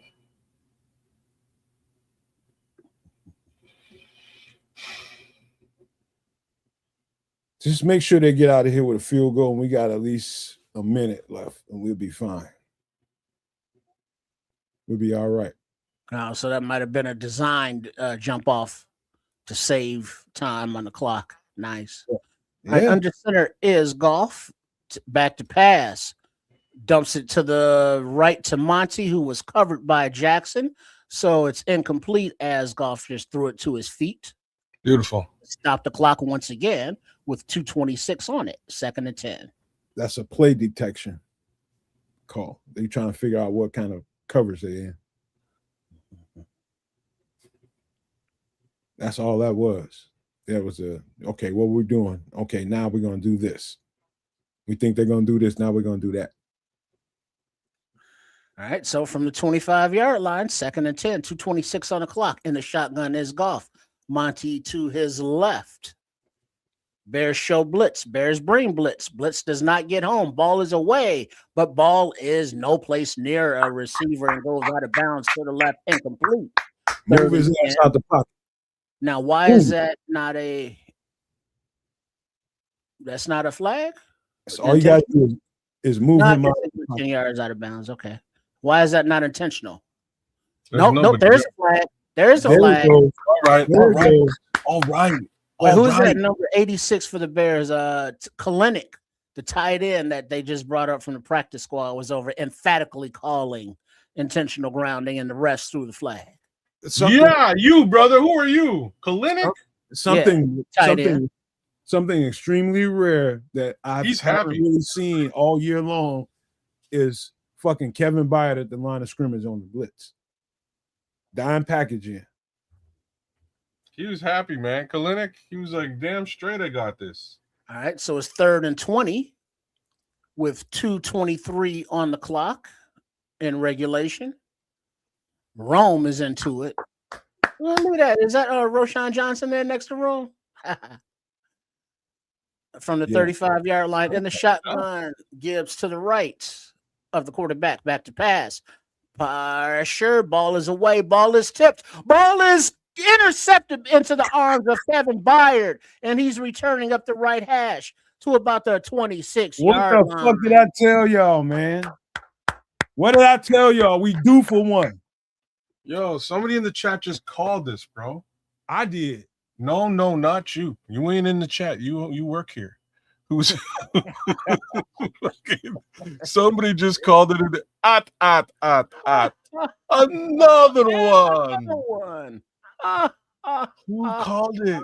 Oh, here it is. It's Bic, the homie from Twitch. He threw into. I mean, Brisker got a hand on it. Edmonds got a hand on it. Tremaine just DJ came got a in. hand Let's on go. it, and then it landed into the arms of Brisker. I told y'all we was due for one. Oh, we were, and we got it. And the man who got it is leading the effing league in turnovers. All right, so under center, he made the last 2 plays. Is Williams, Manungai in the backfield, 1st and 10 Bears. A quick, that was a quick pass to the left to Burton, who was open, but had it bounce off his hand and almost intercepted Befalls, harmlessly incomplete, 2nd and 10. Yikes. Whew, girl. Let me catch my breath. Oh, damn. Oh, you just threw that a little too hard. Come on, Luther. You got to grab that. Grab that shit, dog. All right. 2nd and 10, under center, Williams, Manungai. Play action, back to pass. Oops. Stepping up, throws it incomplete as the pocket was collapsing, but there is also no receiver in the area. Defense is politicking for a flag. Caleb is talking to the refs, pointing, saying DJ's there. The refs are discussing it. The flag comes out. Shit. Oh, there was nobody there. No. There's fucking nobody there. Intentional grounding offense. Okay, now. Although DJ was in the center of the field, it did go over his head. I don't know what you do there. So watch this play. Boy, this isn't turned into a game, hasn't it? There's nobody there. Yeah. So that makes it 3rd and 20. Yeah, that's a straight up. In the shotgun is Williams, empty backfield. Come on, Ben. Lions look like they're rushing 4. Back to pass. Ball is away to the right side, complete into the hands of Manungai on the right sidelines, who's bound out of bounds by about 6 yards shy of the 1st down marker. So to be 4th down with 1:55 on the clock. You kind of almost got to be aggressive here. So you think go for it on 4th and don't punt it? You got rhythm. Why not? There's 1:55 left in this football game. I don't think you have any choice but to go for it here. You got rhythm. Call a play. Call a goddamn play and make it. Real talk, I would go empty set and run Caleb Williams to the sticks. Give him a run pass option. That's actually a good call, kid. I know it is. Because I made it, damn it. That's why I fucking made it. Honestly, that's exactly what I would do. Empty set, send everybody out, clear it out, and just go QB, pick up them 6. Get to the 2-minute warning, and away you go. Oh shit, we're at 2 minutes right now. The problem is they got time to go over all options. It ain't like it's in the middle of, they ain't have no timeout, they ain't have time to think. That play call would be good under those circumstances. Now they got time to sit there and think about all the options. And so now you got to really get in the bag. Maybe it's not such the best call right now. I still think it's the best call. Reason being, he's only run once today. I'm not sure if they're really looking at him as a runner. You got to locate your one-on-one. If he can detect pre-snap where the one-on-one is, we good. Yeah. Just find the one-on-one, whether it's Cole, Colston. I think Cole Kmet is probably your best option right here because who's been live? It's been Colston Loveland. It's been Luther Burden. DJ, of course, but I think the quiet guy right now is Cole Kmet. Or you drop it off to DeAndre Swift, one of the two. Whew. Well, here we are. Bears. Here we fucking are. Here the fuck we are. How Don't y'all? sweat the technique. Who's How doing y'all? the music for the Fox NFL? Is that DJ Premier himself? Oh, I must be missing something. Let's see. Commies went up on the Eagles. They're ahead? They're ahead.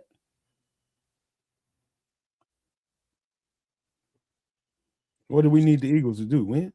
If the Eagles lose, the Bears, no matter the result of this game, is locked in number 2. So on 4th and 5, back to punt are the Bears. Snap.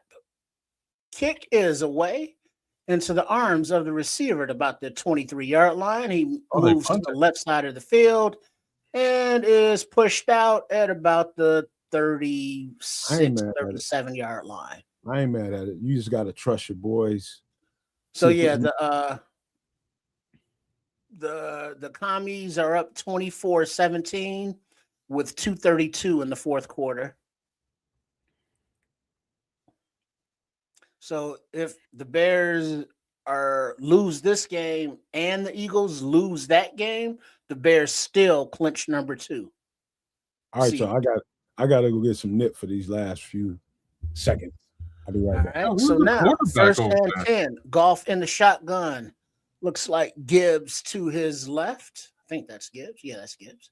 All right, Gibbs takes the ball and runs to the left, picks his way, cuts it up the field, backs his way after about an 8-yard gain. He's stopped. So 1:29 on the clock and ticking. But is he? No, he's getting up. Big Deck's just getting up a little slow, but he's up.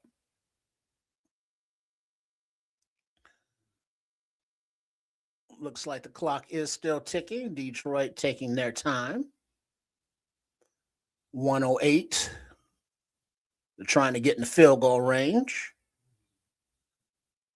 All right, under center.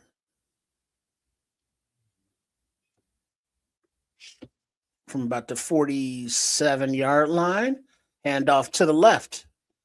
Gibbs gets past the sticks by about half yard, but he moves the marker. 43 seconds and ticking. It looks like CJ Gardner-Johnson's still down and not moving. Now we need Josh Blackwell. He's laying there very awkwardly. It looks like maybe he's just dead tired laying there.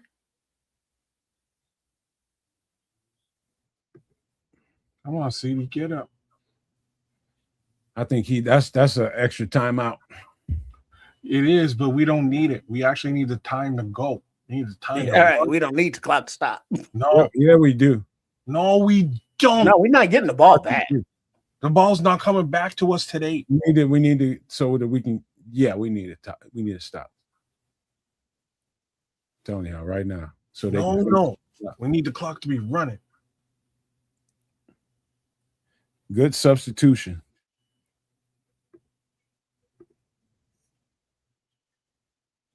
All right. Yeah, we needed that.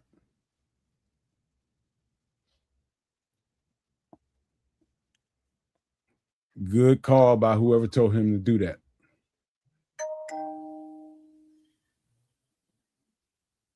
We get a better chance at defense when we got time to think about what they want to run. We're playing defense, not offense. Yeah, and that defense, they could use a break. Yes. Maybe a couple extra swigs, Gatorade. Yep. Make sure we're maybe ready. Even a little oxygen. Getting trainers bring that out on the field too. They're already quasi in field goal range. We can't give up another 10, 12 yards.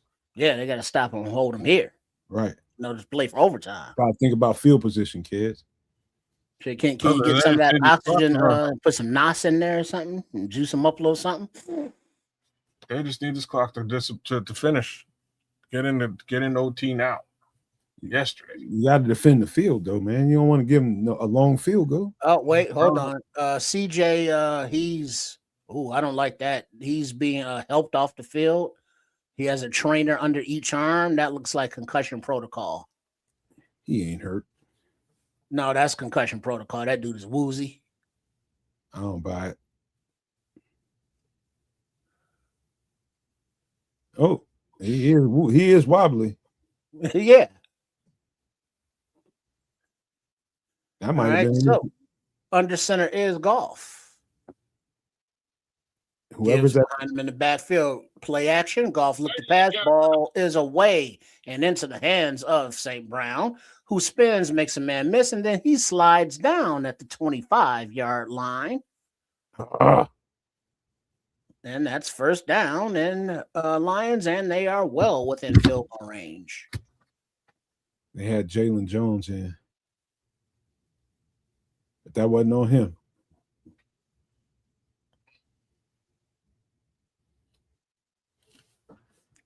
So, yeah, that's why I need to go for it on fourth instead of punting it away. No, we didn't have any shot punting that ball away. Yeah. All right. So there is still the opportunity, though, because if you remember, they still have to make the field goal. And the special teams unit has a little something to say to that. But before we get there, there is another play from offense. Under center is Golf. He hands off to Gibbs, and he is met by a host of Bears right at the line of scrimmage and blown dead. 20 seconds on the clock and ticking. Second down. So it looks like Detroit is just letting it tick down, as are the Bears. And so that means that the field goal blocking unit needs to come up with a block.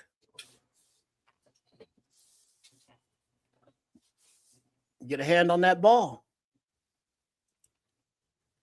All right. 8 seconds. They put 9 back on the clock is where Detroit takes that timeout. What the fuck is going on here?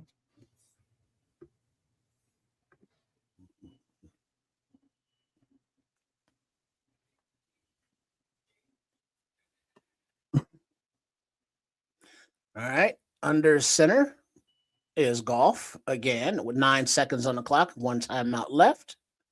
And he hands it off to Gibbs, who gets right back to the line of scrimmage, basically, on the left hash.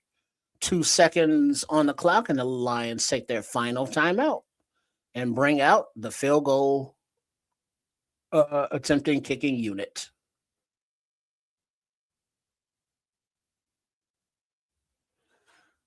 All right.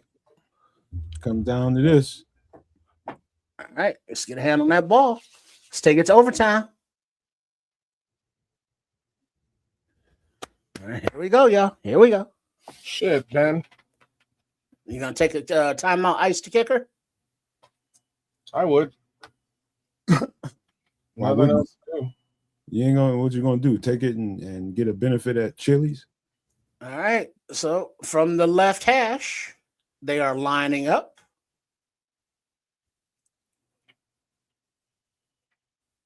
No timeout.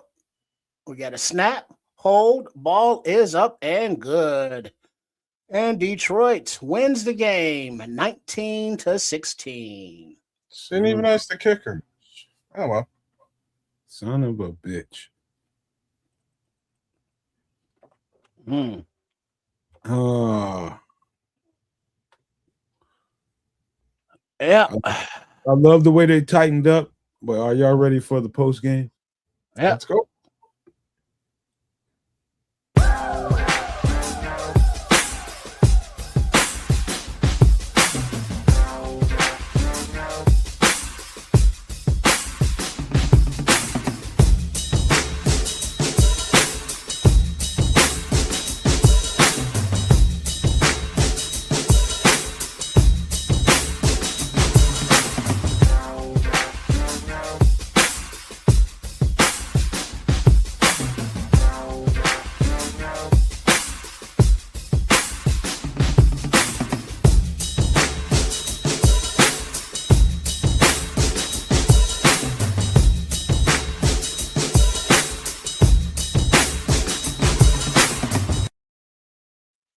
Yo. Welcome into the Nomad at Night post game. Bears just lost one by 3 points, and I'm going to get off to a rip-roaring start here. I really believe that rhythm dictates a game, and in this situation in particular, even though we're going to the playoffs and the Detroit Lions are not, we got that in our bag. I do believe they missed an opportunity there on the fourth down to keep that ball in their hands because we had a really hard time stopping them the entire game. And so if you read the leaves on the ground, it told you that. Keep this ball in your hands and dictate your own future. And I think we dropped the ball there, but no shot at Ben Johnson. It was just a prerogative call. It was just him trusting his defensive coordinator and them being able to figure out a way to get out of this game. We got a defensive stop when we needed one, getting an interception by Kevin Byard. But we're gonna pick this apart however we want to know about it. But this is just how I felt about the end of that game. No, not much to pick apart in this football game, man. We played a terrible first half. And as per normal, played a fantastic second half. Turned the whole football game around and made it an actual competition as opposed to an ass whooping, which is more or less what all of us wanted to happen. And it's what we've seen for the better part of this season. And we saw it once again today. So I think you kind of hit the nail on the head here today. It was all about that one single call to me, which is that fourth down punt. That fourth down punt, if you decided to go for it and you're stuck in your own end zone, there's like an upside there. The upside there is that if you can stop them quick and early and hold them to 3 points there, you still have time on the clock to potentially go down the field and tie the game or win the game. Mm-hmm. That's the flip side of all this, right? Like that's why you go for it, even in your own, backed up in your own, in your own side of the field. You kind of had to go for it on fourth there, and unfortunately, this one I have to say this, and we have not said this, I think, even once this season, but this one was a bad call on Ben. Shit happens. The other portion of when you want him to be aggressive. He punts. The one time, right? Under normal pretenses, he's being super aggressive and not punting the football. But in this scenario, he needed to go for it. The flip side is, and you nailed it, Nomad, with you saying that he kind of wanted the defense to stand on their head and do what they needed to do. Facts is, they really ain't been able to do anything with respect to defense against this team all bloody game. So he probably should have known better in that regard too. If you want to put the ball in somebody's hands right now, fourth down, end of the football game, couple of minutes left to go, that person is you in the offense, Ben Johnson. So I think you know what you're dealing with moving forward. If it ain't Kevin Byard and Deshaun Wright coming up with interceptions, it's tough sledding.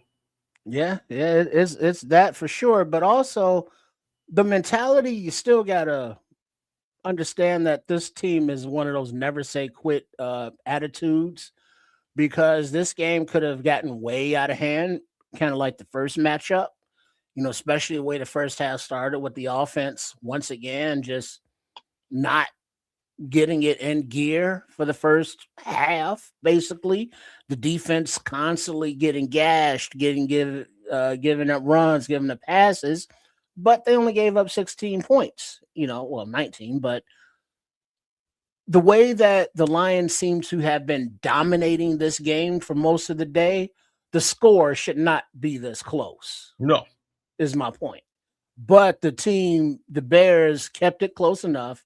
The defense made a play here, a play there, like they've done all season, to give the offense the opportunity, but the offense just didn't have it, today. So it went back to the defense, and they just couldn't hold the weight anymore. So it's like, that opportunity, the way that this game has played out, it's like, yes, it's the fourth quarter. Yes, you're deep in your territory, but you got to go for that fourth down because your defense is just gassed. Hey, I will say this, and this is to respond to you, Paul Rodriguez, and shout out to you. And on a positive note, I do think they were holding some things in the bag offensively, especially early in the game. They were not absolutely on the gas pedal offensively. They were not. They were, basically trying to meet and kind of poke their way through this game. Let's keep the offense going, but they never found a rhythm in the first half. Didn't really find the rhythm in the third quarter, but they found it somewhere late in that third quarter, early into that fourth quarter, and they started to. I might be wrong there, but No, I'm just talking about late in the game. They found they had a reason to open up the playbook a little bit and start, really attacking the defense. I think it was a very conservative game plan for a reason, and What? that's to save your Hey, horses before hey, the race. hey, hey, real quick, y'all.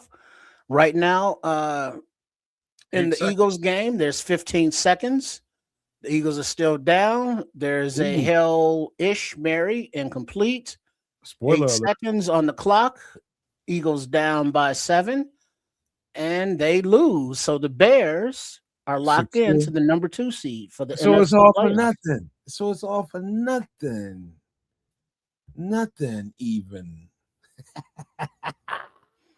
So We Yeah. still that get the number 2 2 seed. seed. Yes, We we do. still get the 2 seed. Yes, we do. That's what happens when you win football games, Don Burr. But yeah, is what it is. I think I take out of these things. There's lessons to be learned. I think the lesson to be learned again is that this defense is not to be leaned upon like that. Before you They're get carried away, kids, what does the 2 seed mean? Do we play 2 games?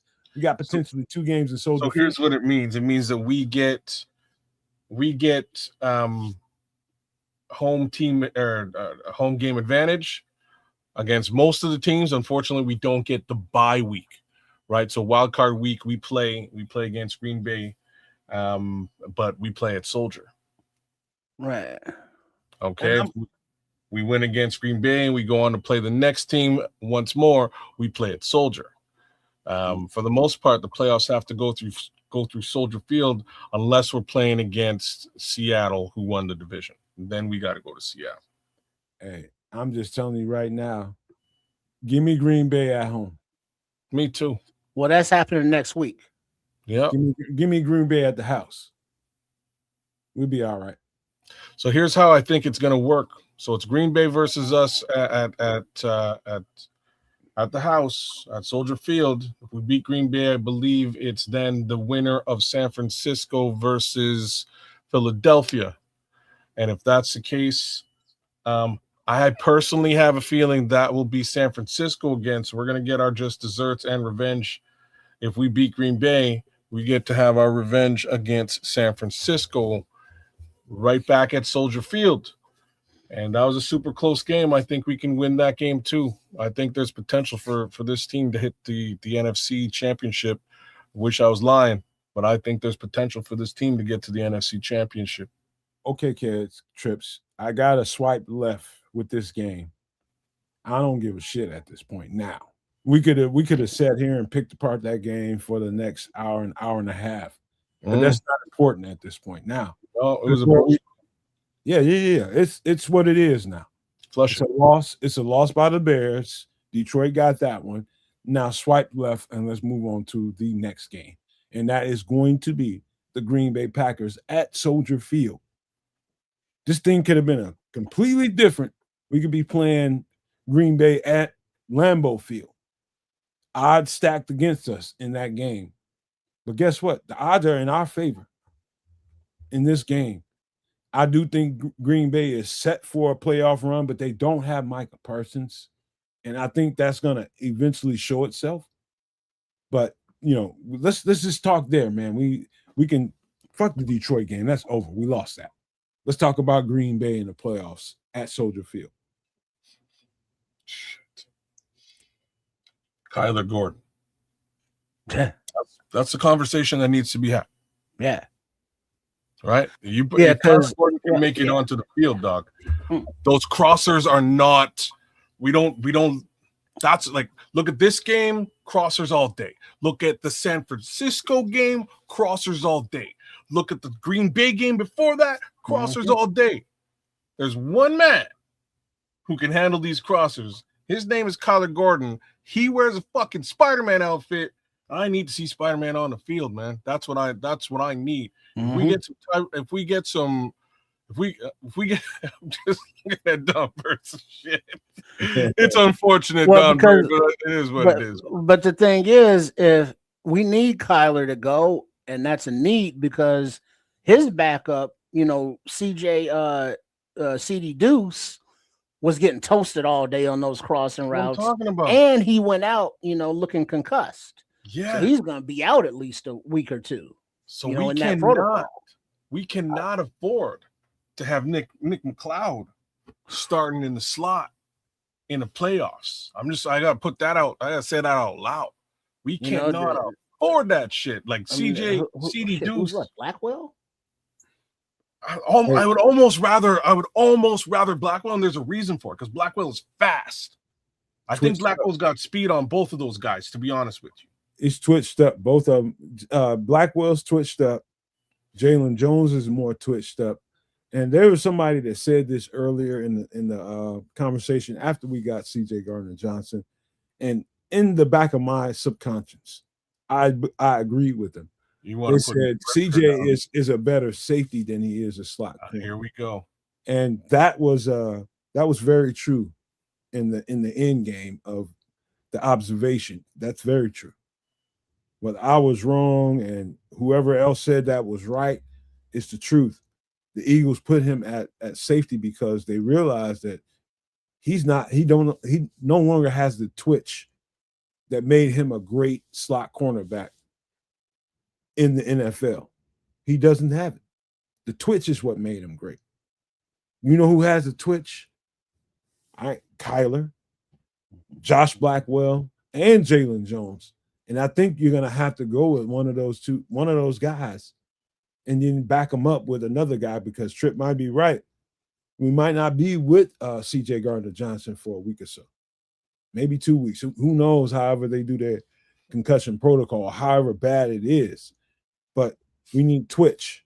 We need somebody that can really be disruptive at the line of scrimmage and maintain. You got to stay in route. You got to stay in phase with your receiver. If not, you're going to look like CJ did today. That's just the way cornerback plays. You got to stay in phase, and CJ was not in phase. But guess what? Dennis Allen felt like he was the best option for us today.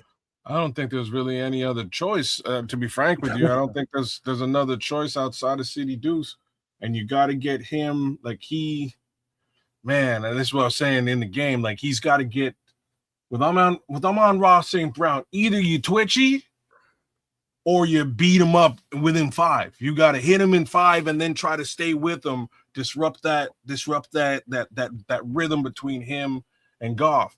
The same thing applies to the Green Bay Packers next week. When they're coming through with these crossers, you got to hit that slot receiver early and then stay in phase. At least, you might not be completely out of phase. Look at it this way, kids. Which one of you two guys said that the amount of time that before Jared Goff threw the ball was like 3 seconds? Yeah, 3 seconds. So what do I mean by twitch? That means at the point of attack, when you got 2 to 3 seconds before you throw the ball, before a pass rush gets to you. Think about that. 1001, 1002, throw the ball. 1003, who's in the way?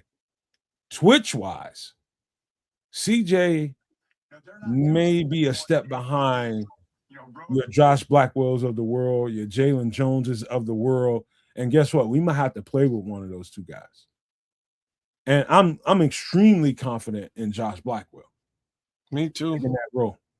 Like, because of his speed, he would be the guy that I would be leaning on, to be frank with you.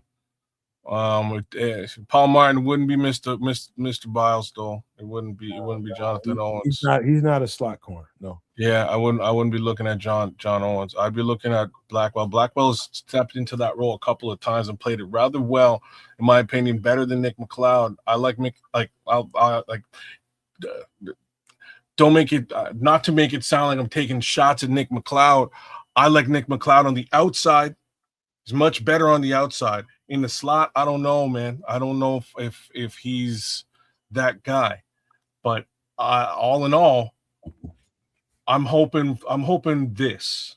I'm hoping that the time that Kyler Gordon got away from the office originally boded well for him, and he just needed additional rest.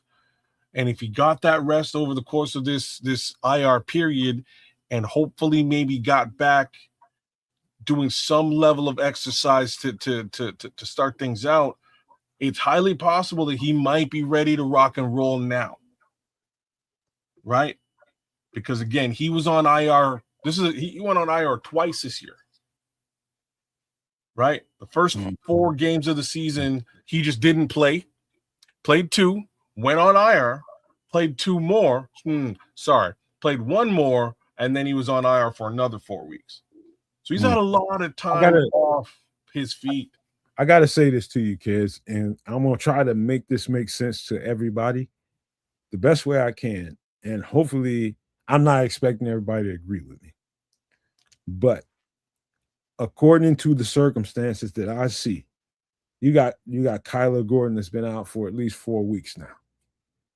You got Josh Blackwell and you got Jalen Jones that have been in phase and they're in shape and they've been playing for pretty much the entire season. Josh Blackwell here and there has missed a game or 2, whatever. But you're talking about putting Kyler Gordon in a so basically what I'm trying to say is put Kyler on a pitch count. He won't be in the football shape that we all expect him to be and have the impact on the game that we all expect him to have, given the fact that he's missed 4 weeks of football. I'm more confident in those other 2 guys playing the majority of the game. I'm not sure if it's a question. For me, it's not a question of confidence, but competence. And in that regard, I fully agree with you. I don't think we can go an entire game next week against the Green Bay Packers with Kyler Gordon as the slot corner. I don't think he's ready for an entire game in that position coming fresh off of IR. Just look at how they eased other players coming back in, namely Stevenson and JJ. Yeah. You know, they get half the reps. Even when Gordon was coming back the first time or second time, he was on a pitch count.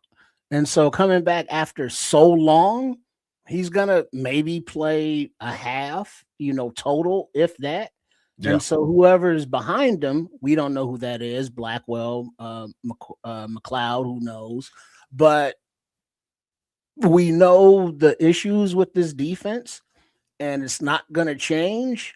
So whoever that is in the secondary is gonna have to, have their track shoes on if we continue to not get a pass rush. Yeah. So I mean, even if Kyler Gordon's out there, how much can he chase these guys, across the field? He's not going to be 100%, even if he's back. So I'm with you guys, man. I think you roll in. I think you roll. Personally, if it was me, I would be rolling. I would even start him. I would start Josh Blackwell in the position at the nickel. Third down nickel, Kyler Gordon. Just third down, right? We don't need no big crosser love. You know what I mean? We don't need that on third down. You bring him in on third down, you put him back on the bench for the first 2 downs, and away you go. Holy smokes. Puka Nacua made the catch of a lifetime today, and I'm just checking it out. Even though you're right about the theory you just put out there about, okay, Kyler's not going to be 100% Kyler Gordon that we expect him to be and we want him to be. You just laid it out there right, and you laid a framework for how you put him on the field and how you use him to the maximum, and that's putting him out there on third down. And I love that.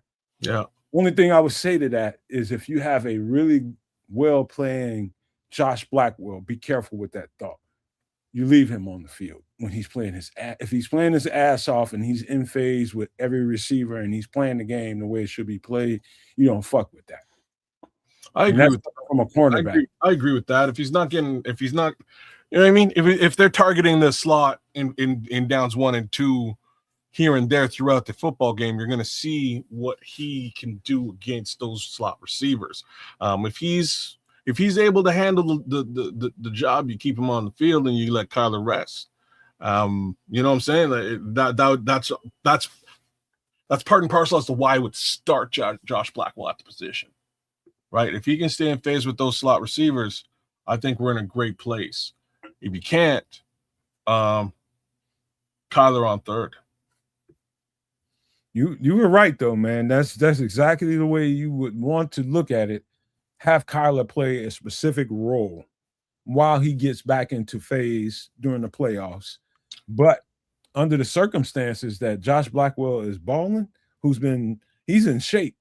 That's the main thing I'm concerned about. And this comes from a person that plays that position, and I understand how it goes. When you're in peak physical shape, you don't have a lot of injury concerns. Dog, that is the most important thing. Is your twitch and how well you stay in phase with every receiver that you have to deal with. Kyler is gonna get winded. That's a guarantee, because I don't give a shit what he's been doing on the side.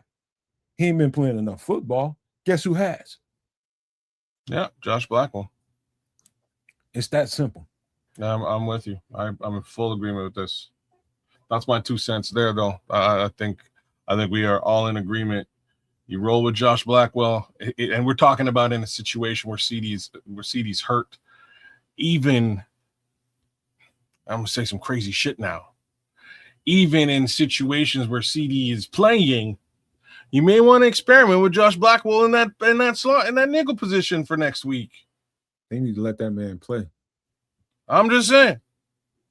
I was wondering why, because Blackwell looked good in the slot last year, and he got extended. You know, he was always a special teams demon, but then as soon as he got extended, he got no more reps on defense, it seems. And it's like, all right, well, McLeod's ahead of him. Okay, I don't know how that is, but okay. This is all coaching regime shift change. You know what it makes me think, Trips and Kid? And you guys can pull me back if you think I'm outside of the realm where I should be. I think they signed him in order for him to have a better trade value because of his performance. And I think, for real, man, I really think Josh Blackwell, the reason why you don't put him on the field as much is because he has trade value. Yeah, I don't follow you. Wait, trade value for now, or they were planning back then? Why would they sign a backup slot corner before the coach gets here? I can explain that to me. I can explain it because they required cornerback depth. They simply required it. They did not look to think that they would go out and get the additional cornerback depth that they got. The additional cornerback depth was brought in by Dennis Allen and who's the DB coach, please? Al Harris. And Al Harris. So those are the guys that they brought with them, as in Nashawn Wright, Nick McLeod. Those are the coaches' guys that they brought in. So that bumped back Blackwell. Blackwell's also a special teams ace, especially after that run back last season. So they knew they needed somebody back there. They also got Devin Duvernay. So Duvernay now takes over that role. Core special teamer, he takes over that role. So Blackwell's sort of in limbo with respect to his position as a DB. He's in limbo with his position with respect to special teams as far as running the football back. But outside of that, he's getting tackles on special teams. He's blocking kicks. He's making his impression felt in any way that he can. So you're saying that they signed him because they think he's a core special teamer? Yeah. Yeah, and it's just a timing. It's just more timing than anything. They signed him before the new guys came in the building, and before they then signed new Well, depth but question at though, kids, the Nomad, quarterback position. from what we've seen from our perspective, McLeod looks like he's been outplayed by Blackwell. Just eye test, just looking at the coverage, how they make tackles, and I would prefer Blackwell over McLeod. So now I got to ask you, like McLeod played above average at least at slot corner, and that is the guy that's playing the slot receiver. That's not a boundary corner job. When he played at boundary corner, he looked very pedestrian. I'm talking about whether he was on the left hash or the right hash. Whatever of those jobs he played, he looked extremely pedestrian. So I agree with you there. But at slot, he played his ass off. Nick McLeod did. He was better than average at slot, even as a backup. And this is just me talking about film. Now if you put we're talking about replacing the slot cornerback, and you're talking about who to put in before who. I'm definitely more Josh Blackwell than I am Nick McLeod, for sure. If that makes any sense to y'all. It was a very confusing statement, but I'll put it out there because slot corner is different than a boundary corner. No, that's not why it was confusing. It was confusing because you're saying like Nick McLeod played very well, but you'd still roll with Josh Blackwell. I still would. That was the confusing part. It wasn't anything other than that.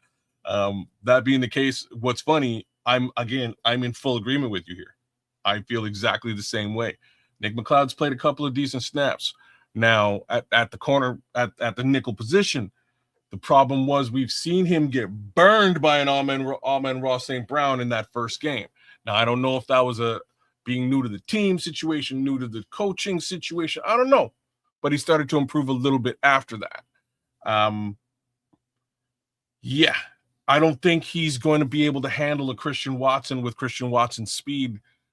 You got to be twitchy as all get out to play against a guy with that level of speed. Christian Watson, Amon-Ra St. Brown, Jamo Williams. Those guys are fast as all get out, Doc. You need a twitched up dude.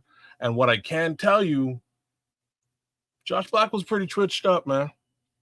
We match up better, kids, at the slot against Green Bay than we do against Detroit. Yeah. Does that make any sense to you? No, it does. Yeah, bro. Amon-Ra St. Brown's probably the best slot receiver in the game. I'm maybe I must be overlooking somebody, but he's up there, top 2. You know what I mean? Top 2 in the slot in the game. He's a tough guy to match up against. Let me tell you, Kyler Gordon matches up with him perfectly. I've seen him have some really bad games against Kyler. That's saying a lot. The question now is Kyler going to be available? I don't know.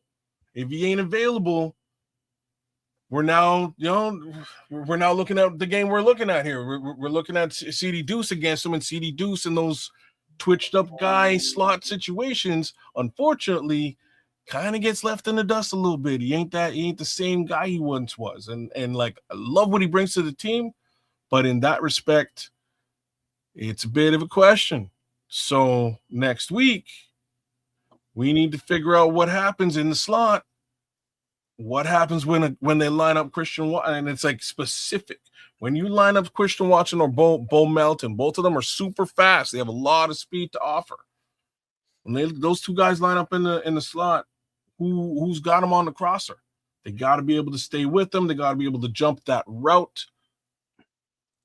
And the only guy I can think of on this team who can perform in that capacity is Josh Blackwell. If it ain't Kyler Gordon. Here's the thing. And I'm glad this game played out the way it played out, because it illuminated some things for everybody that supports what we do over here in the chat and us three here on the show. It became a particular weakness for the Chicago Bears, it was very evident that C.J. Gardner-Johnson had real serious struggles with dealing with the drag route because he's not twitchy enough anymore. And what we're talking about tonight is what do you do to rectify that? And how you rectify that? Do we have guys on the roster that can help rectify that? And I'm telling you now, right now, you hear Nomad telling you, we have some players on the roster that can help rectify that. And I said that in reference to how we played against one of the best slot corners, best slot receivers in the league, and that is Amon-Ra St. Brown. We struggled against him. Pretty much whoever they put in the slot, but particularly against Amon-Ra St. Brown. Now, you put Christian Watson in the slot against a twitchier Bears slot cornerback, I feel real good about a Josh Blackwell against him. Now, you put somebody like one of these other twitchier receivers that Kez mentioned earlier, that's a whole different conversation. But put Christian Watson in the slot again against us, and we got a twitchier cornerback at at slot corner. See what happens. We'll own their ass. This is it. This is where both of these games really the three games that are really in question come to fruition. The other point now, so we will move to point B. The other point now is in the linebacker core, and like the cornerback situation makes a bit more sense to me, and it's an easier discussion. I'm not so sure what we do with regards to the linebacker core. Flip-flop TJ and May. Swap them. So Maine back to Mike? Yep. In this game, just flip-flop them. I don't know, man. I'm not sure if that's the right move because I know it's the right move against these guys. I don't know. Like Maine got exposed last week against San Francisco. It was an ugly situation, much more so than there were crossers and stuff, and CJ got burnt a couple of times, but Maine got exposed, man. Maine looked terrible last week. I don't know if that had more to do with him coming back rusty or what, but I saw a lot of it today as well when it came down. Well, okay, let me rephrase. Today we saw it with TJ more so than anybody else. So maybe the swap might fix it. Well, let me say this to you, kids. And you know what? I better not say this to you because I'll put you in the catch-22. I'm going to just speak on the record about what I saw. And what I know about Jordan Love is he loves to, at the beginning of the game, hit you in the flats. He's going to hit you on the little out routes towards the sidelines, and he's going to try to loosen up the defense. And they're just trying to set up the running game up the middle.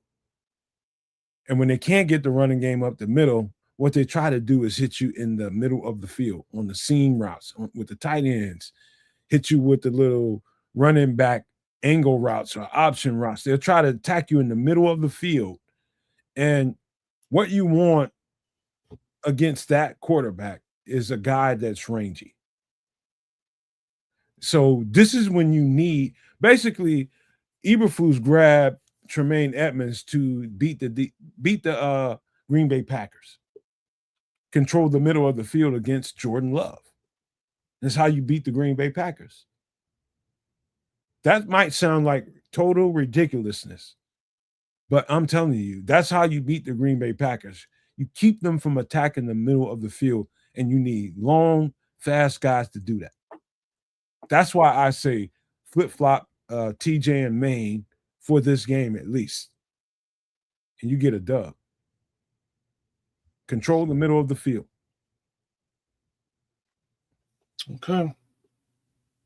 I'm interested. I personally would, man, and I'm going to say some crazy shit, man. I almost feel better with DeMarco Jackson.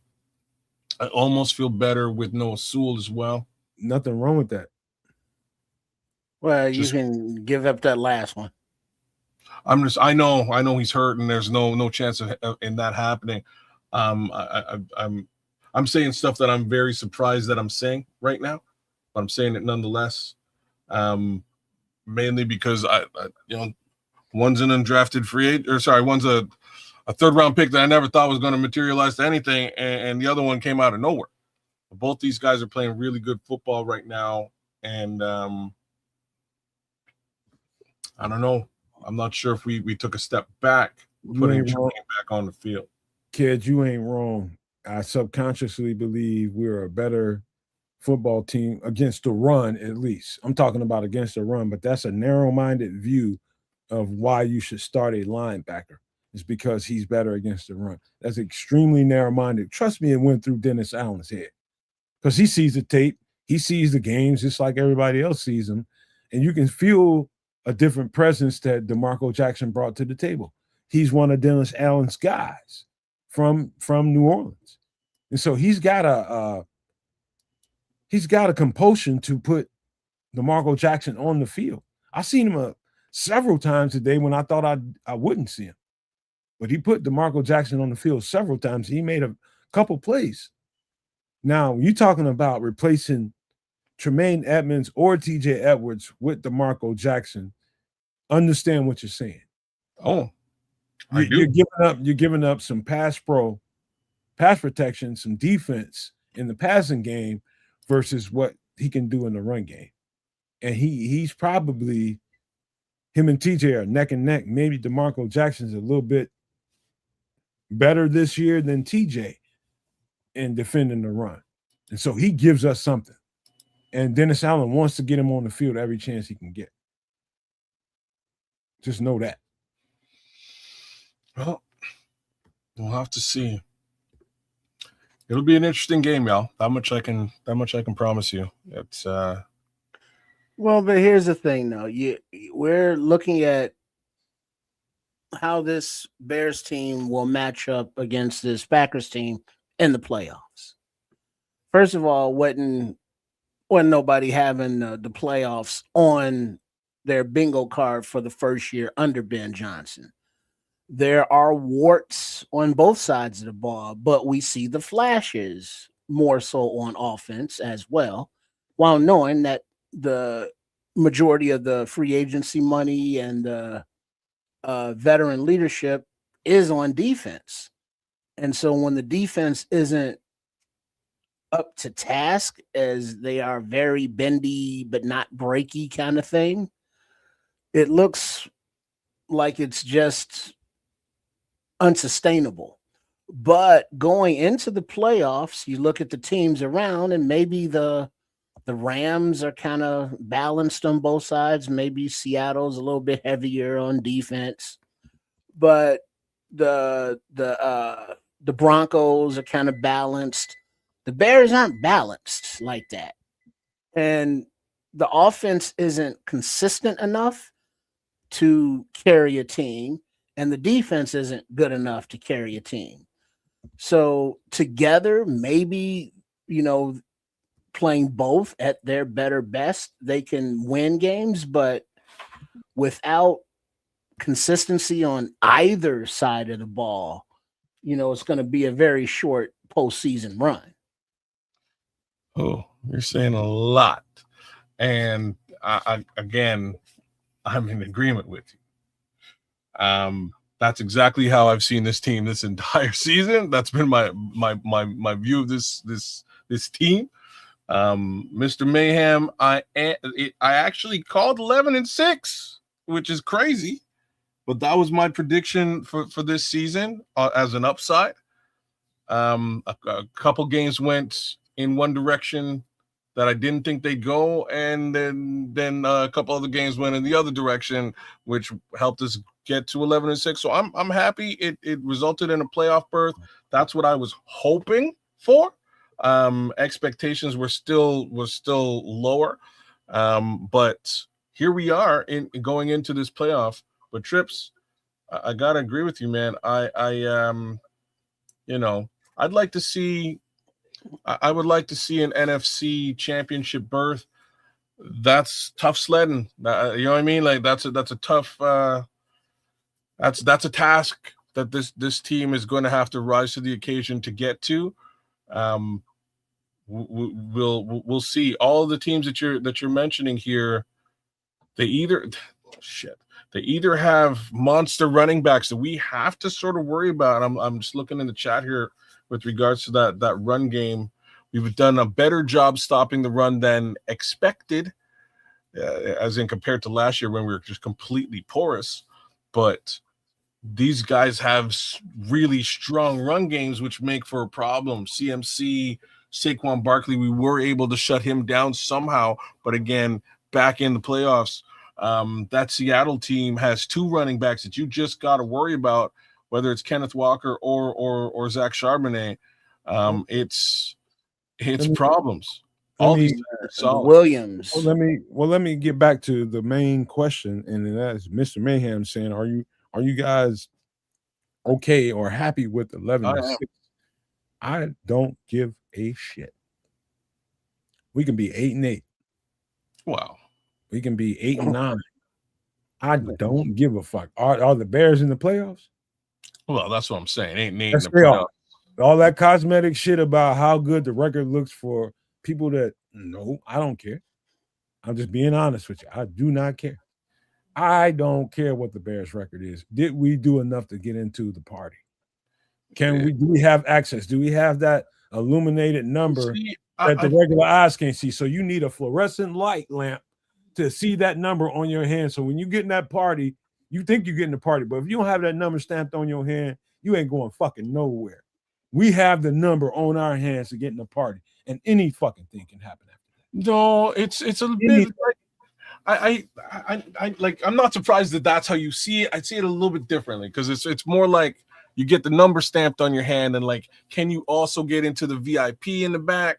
Can you maybe hang out with the headlining act and kick it? Are you like at that level? We're gonna get in all those spots because we're gonna bully our way to it. It's like you in, but you want to be in. You in general admission. You know what I mean? Like this is sort of what I'm saying, and why I'm giving you that analogy is because of this. And we saw a lot of this season.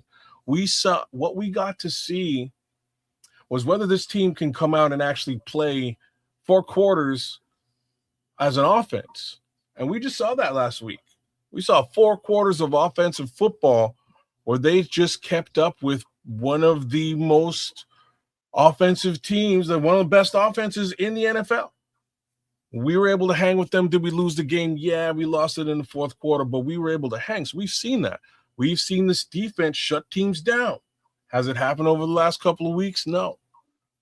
We've sort of been able to see all of the, we've seen the run game push 200 yards. We've seen every little facet of this team. We just have examples of every facet of this team doing what it needs to do to be leaders in this NFL, to be dangerous. The problem is consistency now. Can we bring all of that shit together for 5 games? 5 games. 5? Might be 4. Playoffs? Well, 4, isn't it? 4. I'm talking the Super Bowl too, no? Isn't that 5? No, it's 4. Think it's 5. That's 4. Whatever it is. 4. Because it's the wild card, then it's the next round, then Super Bowl. NFC Super Bowl. 4 games. 4 more games. If we can put all those facets together for 4 more games, we can maybe come away with the chip. Well, but that's the thing, though. That's what's the mercurial part about this team. Somebody just said that no way that was it Mr. Mayhem? No way that the Bears will win a Super Bowl with this defense because, as the saying goes, defense wins championships. But guess what? If you have an offense that has the weapons that we have that can put up points, we saw them put up points. Now, granted, that San Fran defense isn't, let's say, the quality of some of the playoff teams, but if the offense can score enough to carry a defense, you can win that way.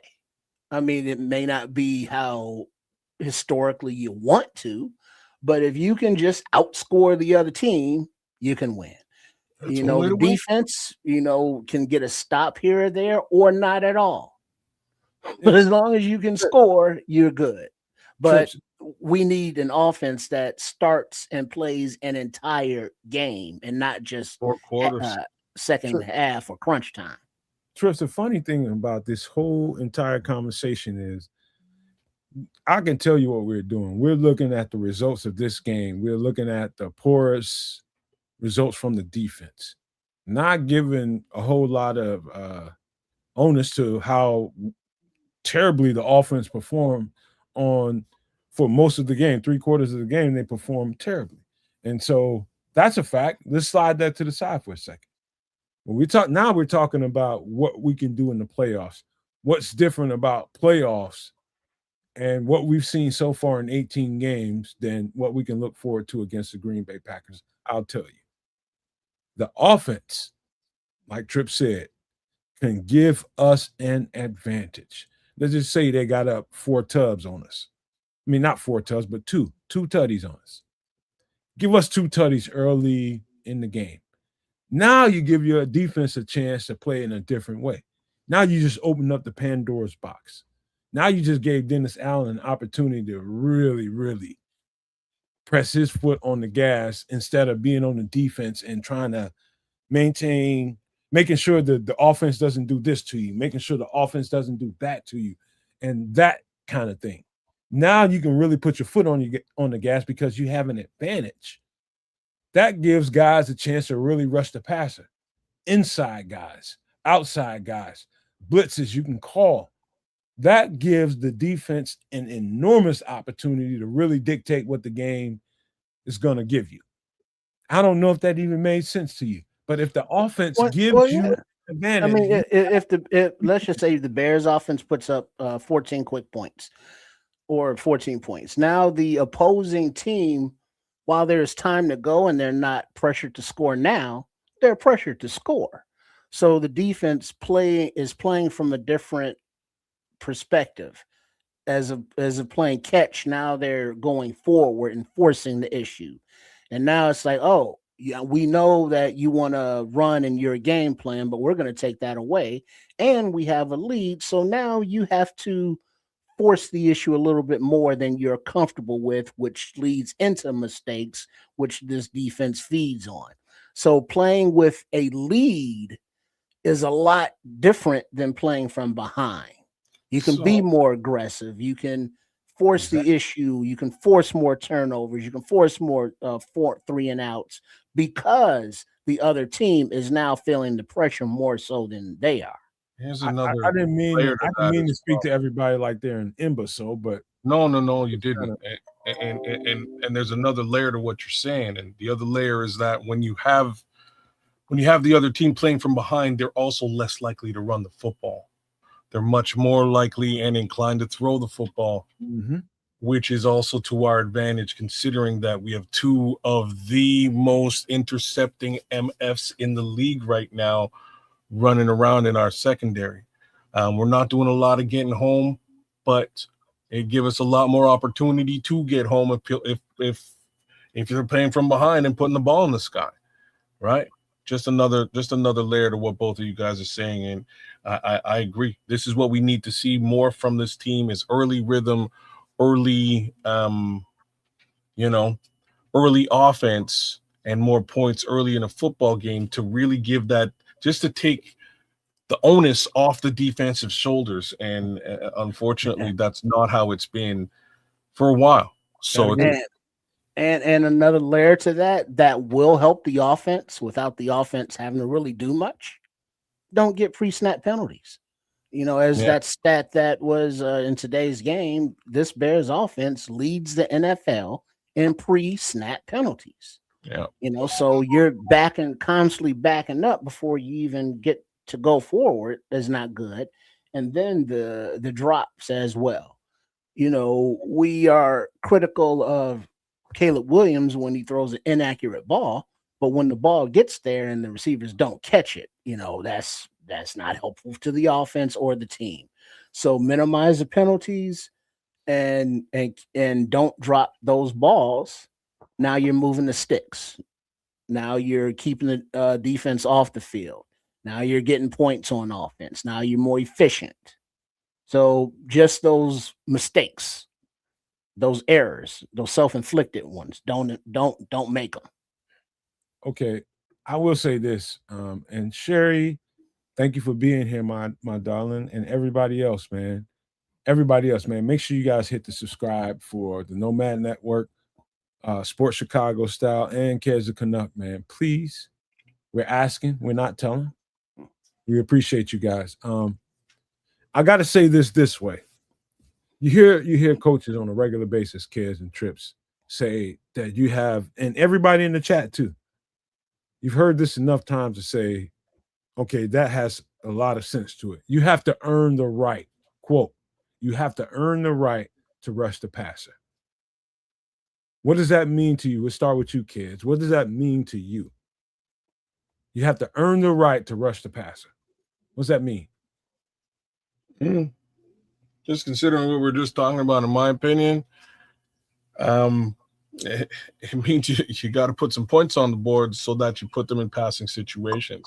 Now that they're in passing situations, or if we're talking defensively, you need to stop them on first or second down, and again put them in a passing situation. If you're in a third and long, fourth and long situation, rushing the passer, you've earned it. Okay, what do you think about that, Trips? You gotta earn the right. So that means you gotta put them in a situation, first of all, where they have to pass it. So you gotta stop the run. You have to force the issue. And so they're in the opposing offense is in a situation where they have to throw. Now you can rush the passer. So you don't just come out rushing the passer. You gotta stop the run, control your gaps, and play sound football, and then get after it. Guess what, you guys? Both of these motherfuckers are right. Both of them are exactly right. Kez was talking about it in terms of giving us an advantage with the points. Trips was talking about it in a layman's terms of what a defensive coordinator would be thinking. You got to get them off the field. You got to make them, put them in third and long, stop them on the ground, and give yourself an opportunity to rush this passer. That's just what it is, and it's dumb fucking smart and dumb fucking commonsensical. The fact that you have to put them in at a disadvantage, don't allow them anything on the ground. You hear coach after coach after coach after coach say that. But do you, as a fan, do you realize what that means? That means you give them nothing on the ground and you put them in at least a 3rd and 8, 3rd and 7. Now you're at the advantage. Now you can pin your ears back and really get after the quarterback, right? But if you don't, if you constantly leave them in a 3rd and 1, 3rd and 2, 3rd and 3, what are your options there? Can you really get after the quarterback with your pass rushers? No. And they ain't rushing. They're running the ball anyways. They ain't rushing shit. They're just trying to stop the run. So you got to understand where we are. Right now, we have failed to stop the run game. And that right there, that deficit has put us in the position that we are in right now.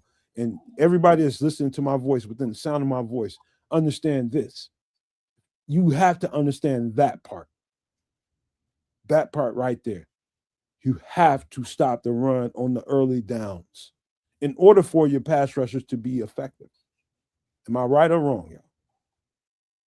That's what you got to do. Indeed. That is exactly it. I'm just putting a period on it because everybody's complaining about we don't have this, we don't have that. We've got guys, but guess what? The run defense sucks. And I'm talking about the front 7, the defensive line and the linebackers really, really have not performed to the ability that I think they have. But maybe that Dennis Allen doesn't have the personnel that he needs. I told you, for the first time in my adult life, I talk bad about TJ Edwards. That's crazy. Because I think TJ Edwards is a bomb-ass fucking linebacker. He is. He's too slow in this defense. Too slow. Now, was he extended before DA got here? I think so. I don't. I'm gonna check that one out. Okay. I don't feel Yeah, like it's yeah. See, that's the thing though. Dennis Allen, he's kind of at a disadvantage because he doesn't have his players that fit his scheme. He's working with Fluce's players, and we were as fans were perturbed for pretty much the entire Fluce regime because he never got his dominant 3 tech. And because he got his never got his dominant 3 tech, his defense never really took off.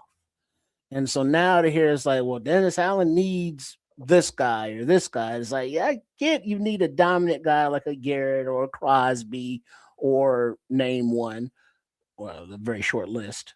But scheme wise, schematically, he knows what he's working with and what he's not working with. So we need to see him put these players that we have with their warts and all in the best position to succeed. And that means some kind of creative, confusing game plan that will, make Jordan Love go, what am I looking at? I'm not sure, given the opportunity for sacks and turnovers. What did the Green Bay Packers do pre this game against the Detroit Lions? Neutered us at where they think we're lacking at, and that's stopping the run. What did they do? They grabbed Jonathan Ford, who they thought was a great support for what we want to do to stop them. They neutered us. They neutered us. Just telling you right now, they knew what they were doing when they grabbed him. They didn't need him. They didn't fucking need Jonathan Ford at all, but they neutered us for the reasons that we're talking about right now. Because you can't not stop the run, we feel like we can use that to our advantage. Matter of fact, we'll kick you in your nuts a little bit more, kick you in the gonads, and we'll take Jonathan Ford off your hands so you don't have him to rely on. I'm telling you, that's what the mindset was inside that building in Lambeau. Take him away. That might sound harsh, but that's well, I don't know, because even when he was here, it wasn't like he was a wall against the run. I mean, he was another body that we threw at the run, but he wasn't like a big stopper or anything. Look at the Lions fans coming out. It's Sound Services. It's cool. You guys won your Super Bowl against your former head coach. It's cool, but take we that got home. bigger conversations to have. You got a candy cane on Christmas, motherfucker. We got PlayStations. We got all kinds of technology and shit.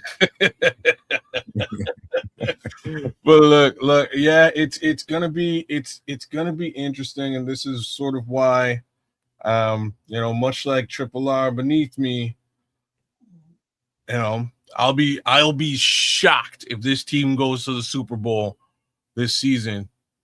If there's a possibility, sky's the limit. Yeah, they can do it. You know what I mean? Anything can happen. But I will be shocked. There are just a couple of areas that I believe require addressing before this team is really ready to do the darn thing. But here's the facts, and this is more nomad type shit. The facts is, I'm just teasing you, Silent Sir. We just teasing you, man. Yeah. Shout out to the Detroit Lions. That's just healthy banter right there. It's healthy banter, bro. Shout out to the Detroit Lions on a tough season. You know what I mean? They're happy. Their loss of Ben Johnson hurts deeply, but they beat him twice. So congratulations. And don't be surprised if Kevin Stefanski winds up being your offensive coordinator next season. Just throwing out crazy things. That just might be the case scenario for you. And if it is, I think it's a great thing for the Detroit Lions. Back to my beloved Chicago Bears. Never wish the Bears well. Ooh, look at this mother. Anyways, back to the reality of the playoff team that is the Chicago Bears.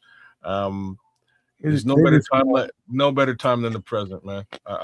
They're just mad because they're back in the cheese line. Ouch. That's all. That's it. But like I said, there's no better time than the present. And if if this team can sort of pull things around and figure out what they need to do and get the job done and execute, I'm 1,000,000,000% with it and for it, and please buy it. But all I can say is next year, I think this team is going to be that much more dangerous. I do believe, in my opinion, that if I was the GM, I would give up 2 first-rounders for one of those superstar pass rushers. Hey, kids, before you go there, let me say this, and this is a credit to all three of us. If you watch this channel, and if you watch us versus all the other channels out there, in reference to the Bears, I don't give a shit what team you're talking about. Anything football-wise, one thing I know we can do is give you a defined detail about what the matchup could be and what could be the handicap or the help in reference to whatever the matchup is. And this matchup is the Green Bay Packers. What we just got through breaking down is things that we can do to really help give the assist to the Chicago Bears and help us win this game versus what we know the Green Bay Packers are good at doing. We've done that in detail. I don't know another channel that can break that down and give you that kind of specific. I don't. And I'm not saying that because this is our channel. But these boys right here, I'm telling you, you come to this channel and you're looking for entertainment, we got a little bit of that going on too. But I'm talking about football. When you break down football in its naked form, we just broke down exactly what the Bears are going to need to do to stop these guys. We just broke down exactly what the Bears are going to need to do to keep, if we want to get a pass rush on the Green Bay Packers, this is what it's going to have to be. The Detroit Lions knew that all we got to do is get that ball out in 2 to 3 seconds, and they're going to have problems. And we did the entire game, did we not? Yep. And so you think the Green Bay Packers are going to come in here with a different mindset? No. Well, what we're going to have to do is put in another slot corner to really screw up what the Green Bay Packers want to do. And in fact, I'll say this, and it might sound insane to everybody. We might have to just go ahead and play Tyreek Stevenson over Jalen Johnson. I saw enough today, and I don't think Jalen Johnson is where he needs to be. If Jalen is feeling like the way he was looking, I mean, you got to. I understand you make a lot of money, you need to play and you want to play, but you're a detriment to the team right if now. You out there running like kids covering a slot guy. Yeah, right now. No offense to kids, but damn. I was about to say, hey, I resemble that remark. Like, because if kids is out there, man, I'm kicking a right square in his nuts. Hey, I resemble that. Taking off. Man, hey, check this out. Here's a little something that maybe puts a smile on some faces. Caleb Williams, 2025 regular season stats: 3,942 passing yards, which is a franchise record. 31 total TDs, 7 INTs, 6 fourth quarter comebacks. They ain't happy because he didn't get the 4K.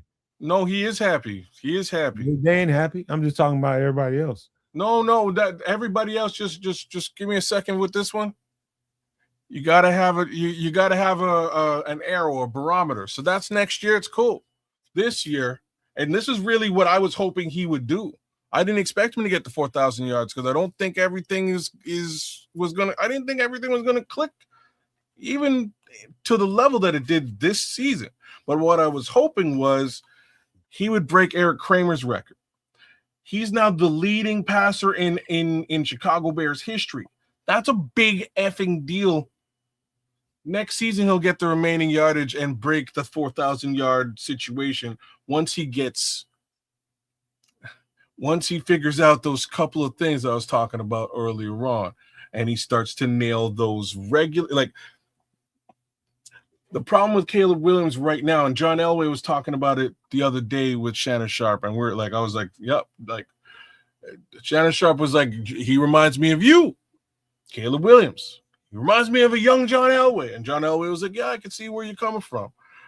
Except And there's really one exception, because if y'all remember John Elway, any of y'all had the opportunity to watch him play, they actually kind of do play a very similar brand of football. John Elway was one of the most mobile MFs back in the day. He really was.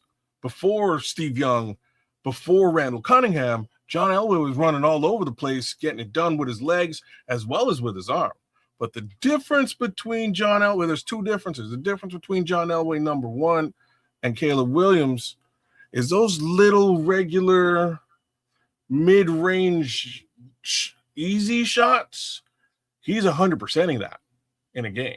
Like, he's not leaving there without getting that done. I'm not saying that's necessarily all Caleb. It's, the receivers themselves take part in some of those drops, but that's got to be cleaned up next year, and I think it will be. The other space is he has to play in the pocket. Caleb has a tendency to sort of get the F out of the pocket. You know what I mean? He likes to be on the run more frequently than I think he actually ever has to. And that's my little, those are two of my little issues with Caleb, or those are two issues that John Elway had brought up with Caleb. I think he gets there relatively easily, just sticking in the pocket a little bit longer and nailing the open receiver. And that is before we get ready to get out of here, because I haven't eaten dinner and I need to eat dinner. John Elway was talking about learning to step into the pocket. Yeah. No, Caleb Williams is very, very horizontal with his evading the pass rush, and he'll go left, he'll go right, but he won't step up into the middle of the playing field. And that is, some later on stuff that Caleb Williams can notice in the offseason that will make a difference in his gameplay. Huge difference. And he'll get there, but right now he's not there. That doesn't mean, and I think everybody is kind of padding their bed, and I'm talking about you two guys as well. I'm talking about the people in the chat. Everybody's padding their bed and waiting for the downfall and waiting for they're cushioning up the fall. No. Let me finish. Everybody's got that mindset because of the kind of history the Chicago Bears have had, and they're already ready to, okay, we're not going to do shit in the playoffs. We're not going to win it this year. And so what I want to do is set the situation up for when we don't win it. I was right in the first place. I told you guys that we weren't going to win it. No, fuck that. I'm telling you guys right now, today, the Chicago Bears can win an NFL championship. I'm telling you guys that. They have everything it takes to win it. They just got to put it together at the right time. Period. Ain't no setting up for next season and what we can be later, what Caleb can be. Fuck that shit. The Bears have everything it takes to win now. You got my word on that. You just have to execute the game plan. Period. And that goes for Caleb Williams. That goes for the offensive line, defensive line, and all around. We can win it right now. Stop patting the fucking bed for the fall. We ain't failed shit yet.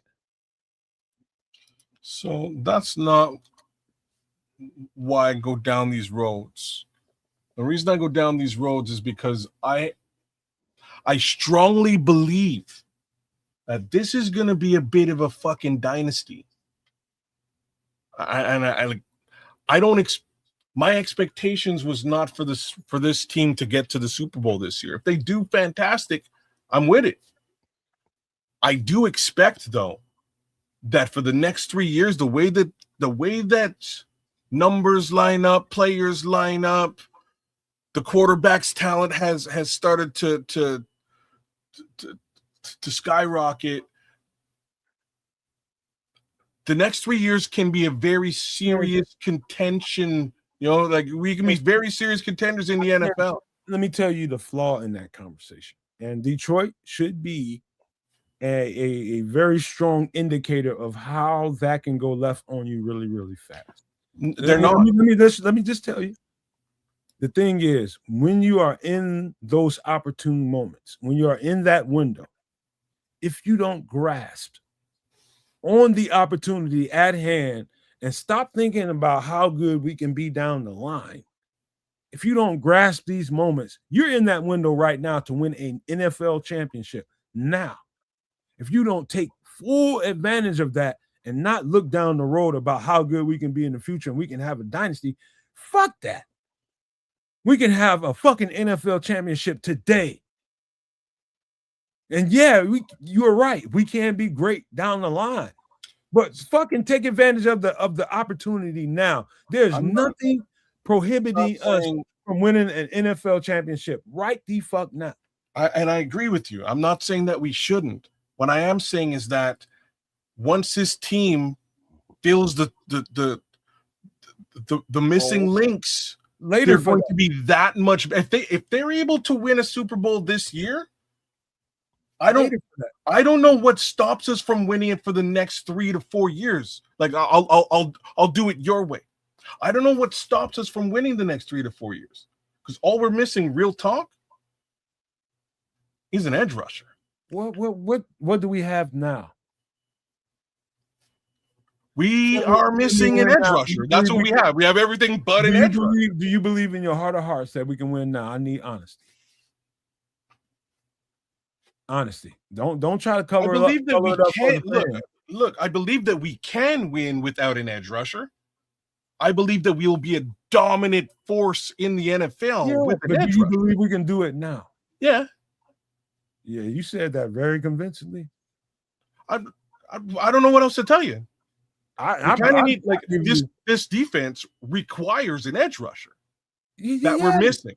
Yeah, we need some dominance at the edge. Yes, that's what we're missing. But can you win? Can you win a championship? Yeah, we've won 11 out of 6 games. You know what I mean? 11 out of 17 games this season without an edge rusher.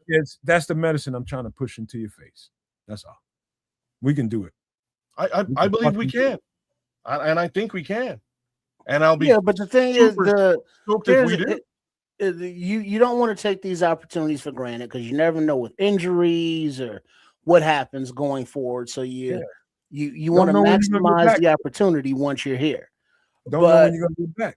Right. But if you are planning, to take the North and never give it back, that means you're planning for a sustained, championship run. You want to go from being the underdogs and the Cinderella story to be champions long enough where people hate you and hate your fucking guts and want you to lose.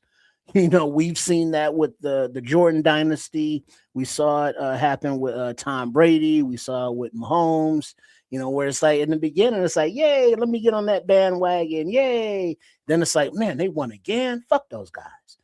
And so we want to get to that point, but we have to get to that first step, which is here and now, which is getting there. And we are in the dance, so anything could happen with any time at all.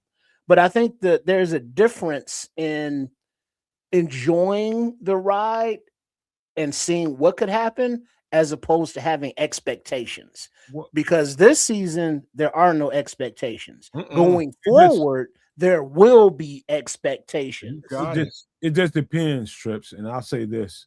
Just depends on what kind of mind you have and where you are individually. And I understand how everybody thinks, and I understand how everybody feels. I'm unique that way.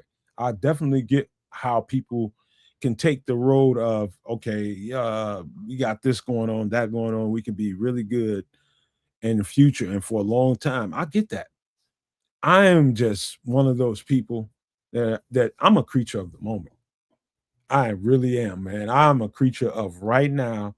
And I'm one of those people that when you get a chance to get in that window and have these opportunities, and I know that they don't come, like, it's now no guarantee we're going to be a winning team next year. And if you think getting this player, that player, and how well we can perform in the draft, you think that's a guarantee that we're going to be in this conversation next year, I got news for your motherfucking ass. It ain't. And I'm telling you, right now is the moment. You capitalize on the moment today, because tomorrow ain't promised. As far as where we could be, we ain't guaranteed no fucking playoff spot next year. We ain't guaranteed to have a great team next year. We ain't guaranteed that any of this is relevant next year.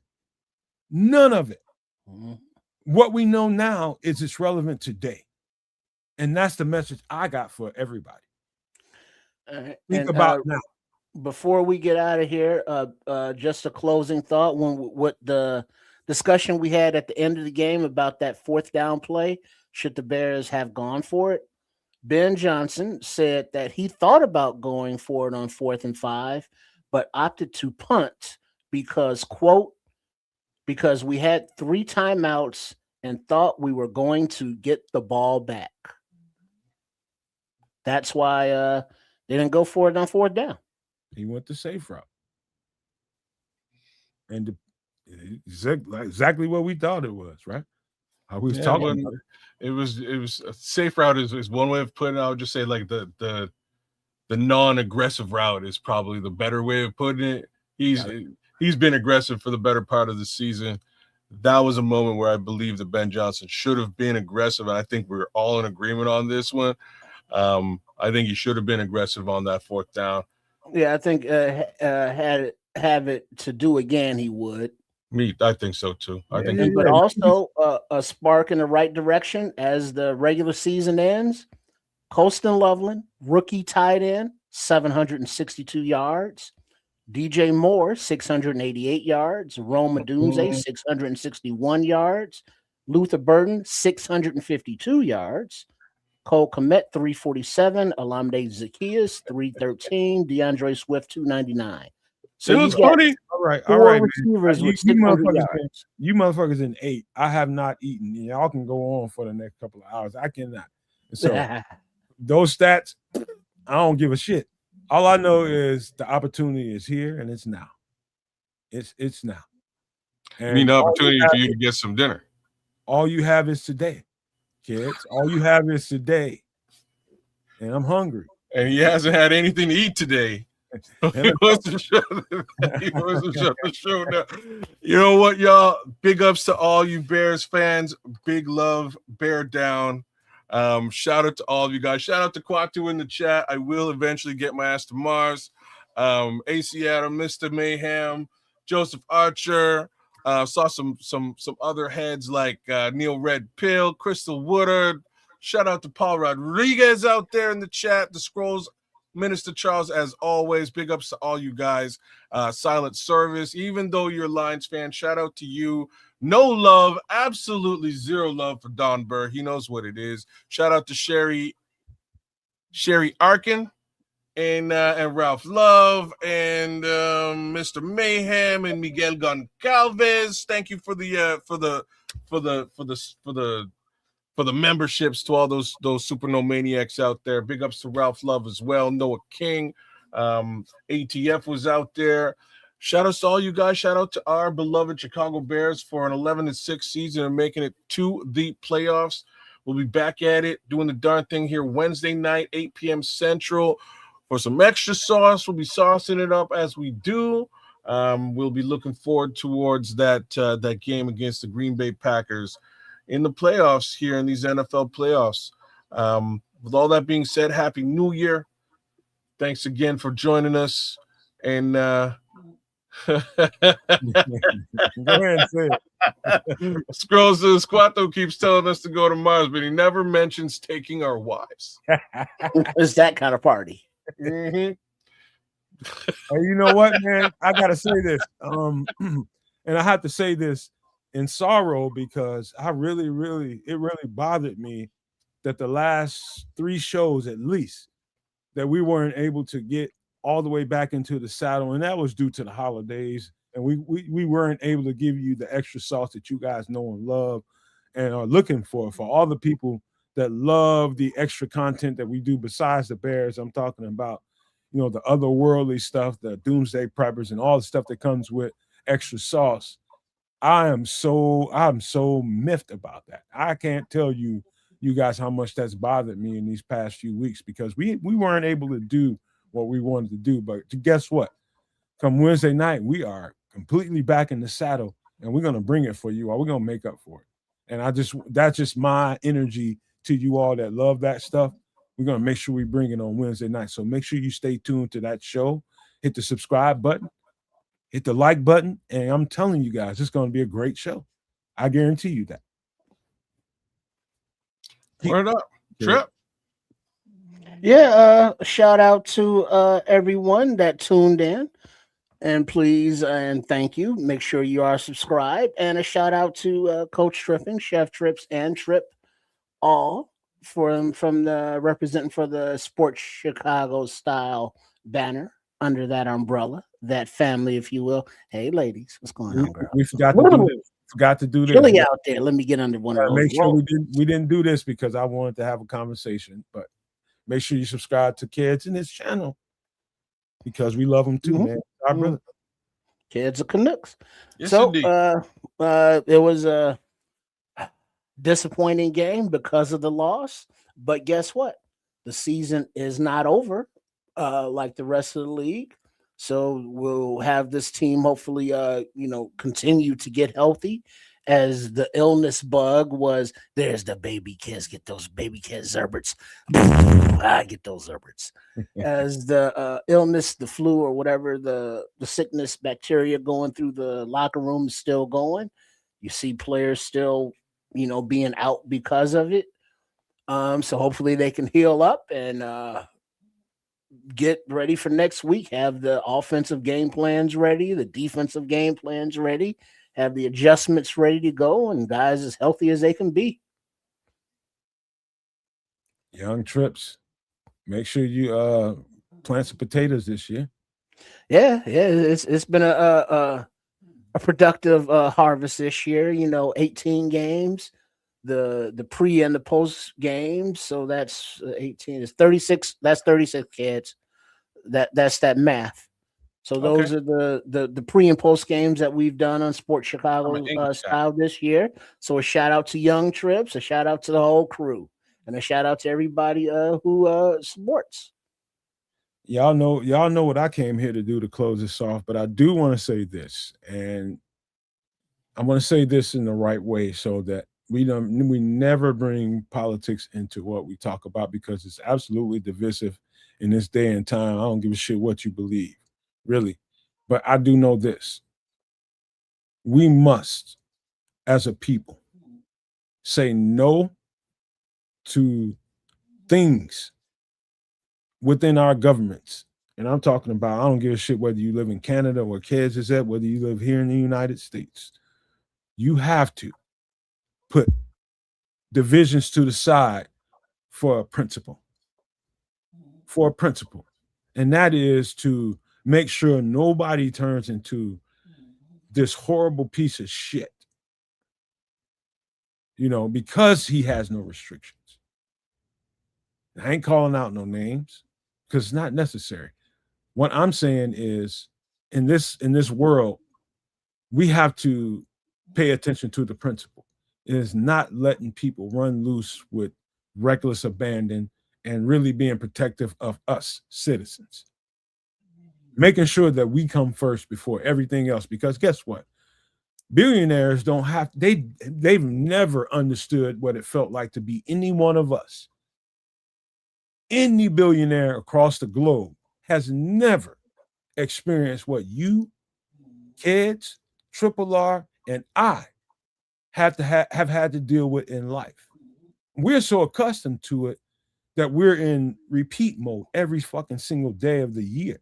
We don't get a chance to go enjoy islands. We don't get a chance to go enjoy freaking the Hamptons and living on houseboats and living on yachts and having the luxuries of life. Guess what? We might luck up if we have 2 fucking weeks of our year of your life. If you're lucky, you might get 2 weeks in a year of your life to go enjoy those things. These people get to fucking do that every day. Every fucking day. And because you want to be on one side or the other, you are willing to pass on that, okay, keep doing your thing, you rich motherfucker. I like you being rich. I like being a working fucking moron. At some point, people all around the world have to, and I'll repeat, have to say, this is where it stops. The buck stops with us. Guess what? You cannot have that privilege. You cannot have that privilege. We're going to stop you right fucking here. That's too much. Just because you want to see one side or the other win, you are willing to hurt that other side just to see this rich motherfucker just fucking take advantage of you. You'll hurt yourself. You'll hurt yourself, but that's okay. So long as that person you think is the enemy next to you in the opposite party doesn't win. You fucking moron, you. I mean that with my soul. Don't be fucking stupid. Start thinking of ways you can get together with the people that you think are your enemies. And make sure that these billionaires don't fucking take away all of it. Because it's going to make you the victim in the end, even if you don't feel that way right now. You're a fucking victim. And you just don't know it yet. And I'll say that getting out of here. And I want to say I love you all. And I meant that with every bit of my fiber. We love you all. But that's real right now in today's society. We got to stop these motherfuckers with all this money and power. Guess what? If we don't, you have considered yourself a subservient to the power. And you will never be no more than a subservient figure to it. And I mean that. And I love you all. And I want to real talk. Wait, no, before you go, Nomad, the Falcons fired Raheem Morris. That was a mistake. Hey. All right. So we got to get out of here. Really? We got to get out of here and leave you all with these famous words. Love, peace, and hair grease, y'all.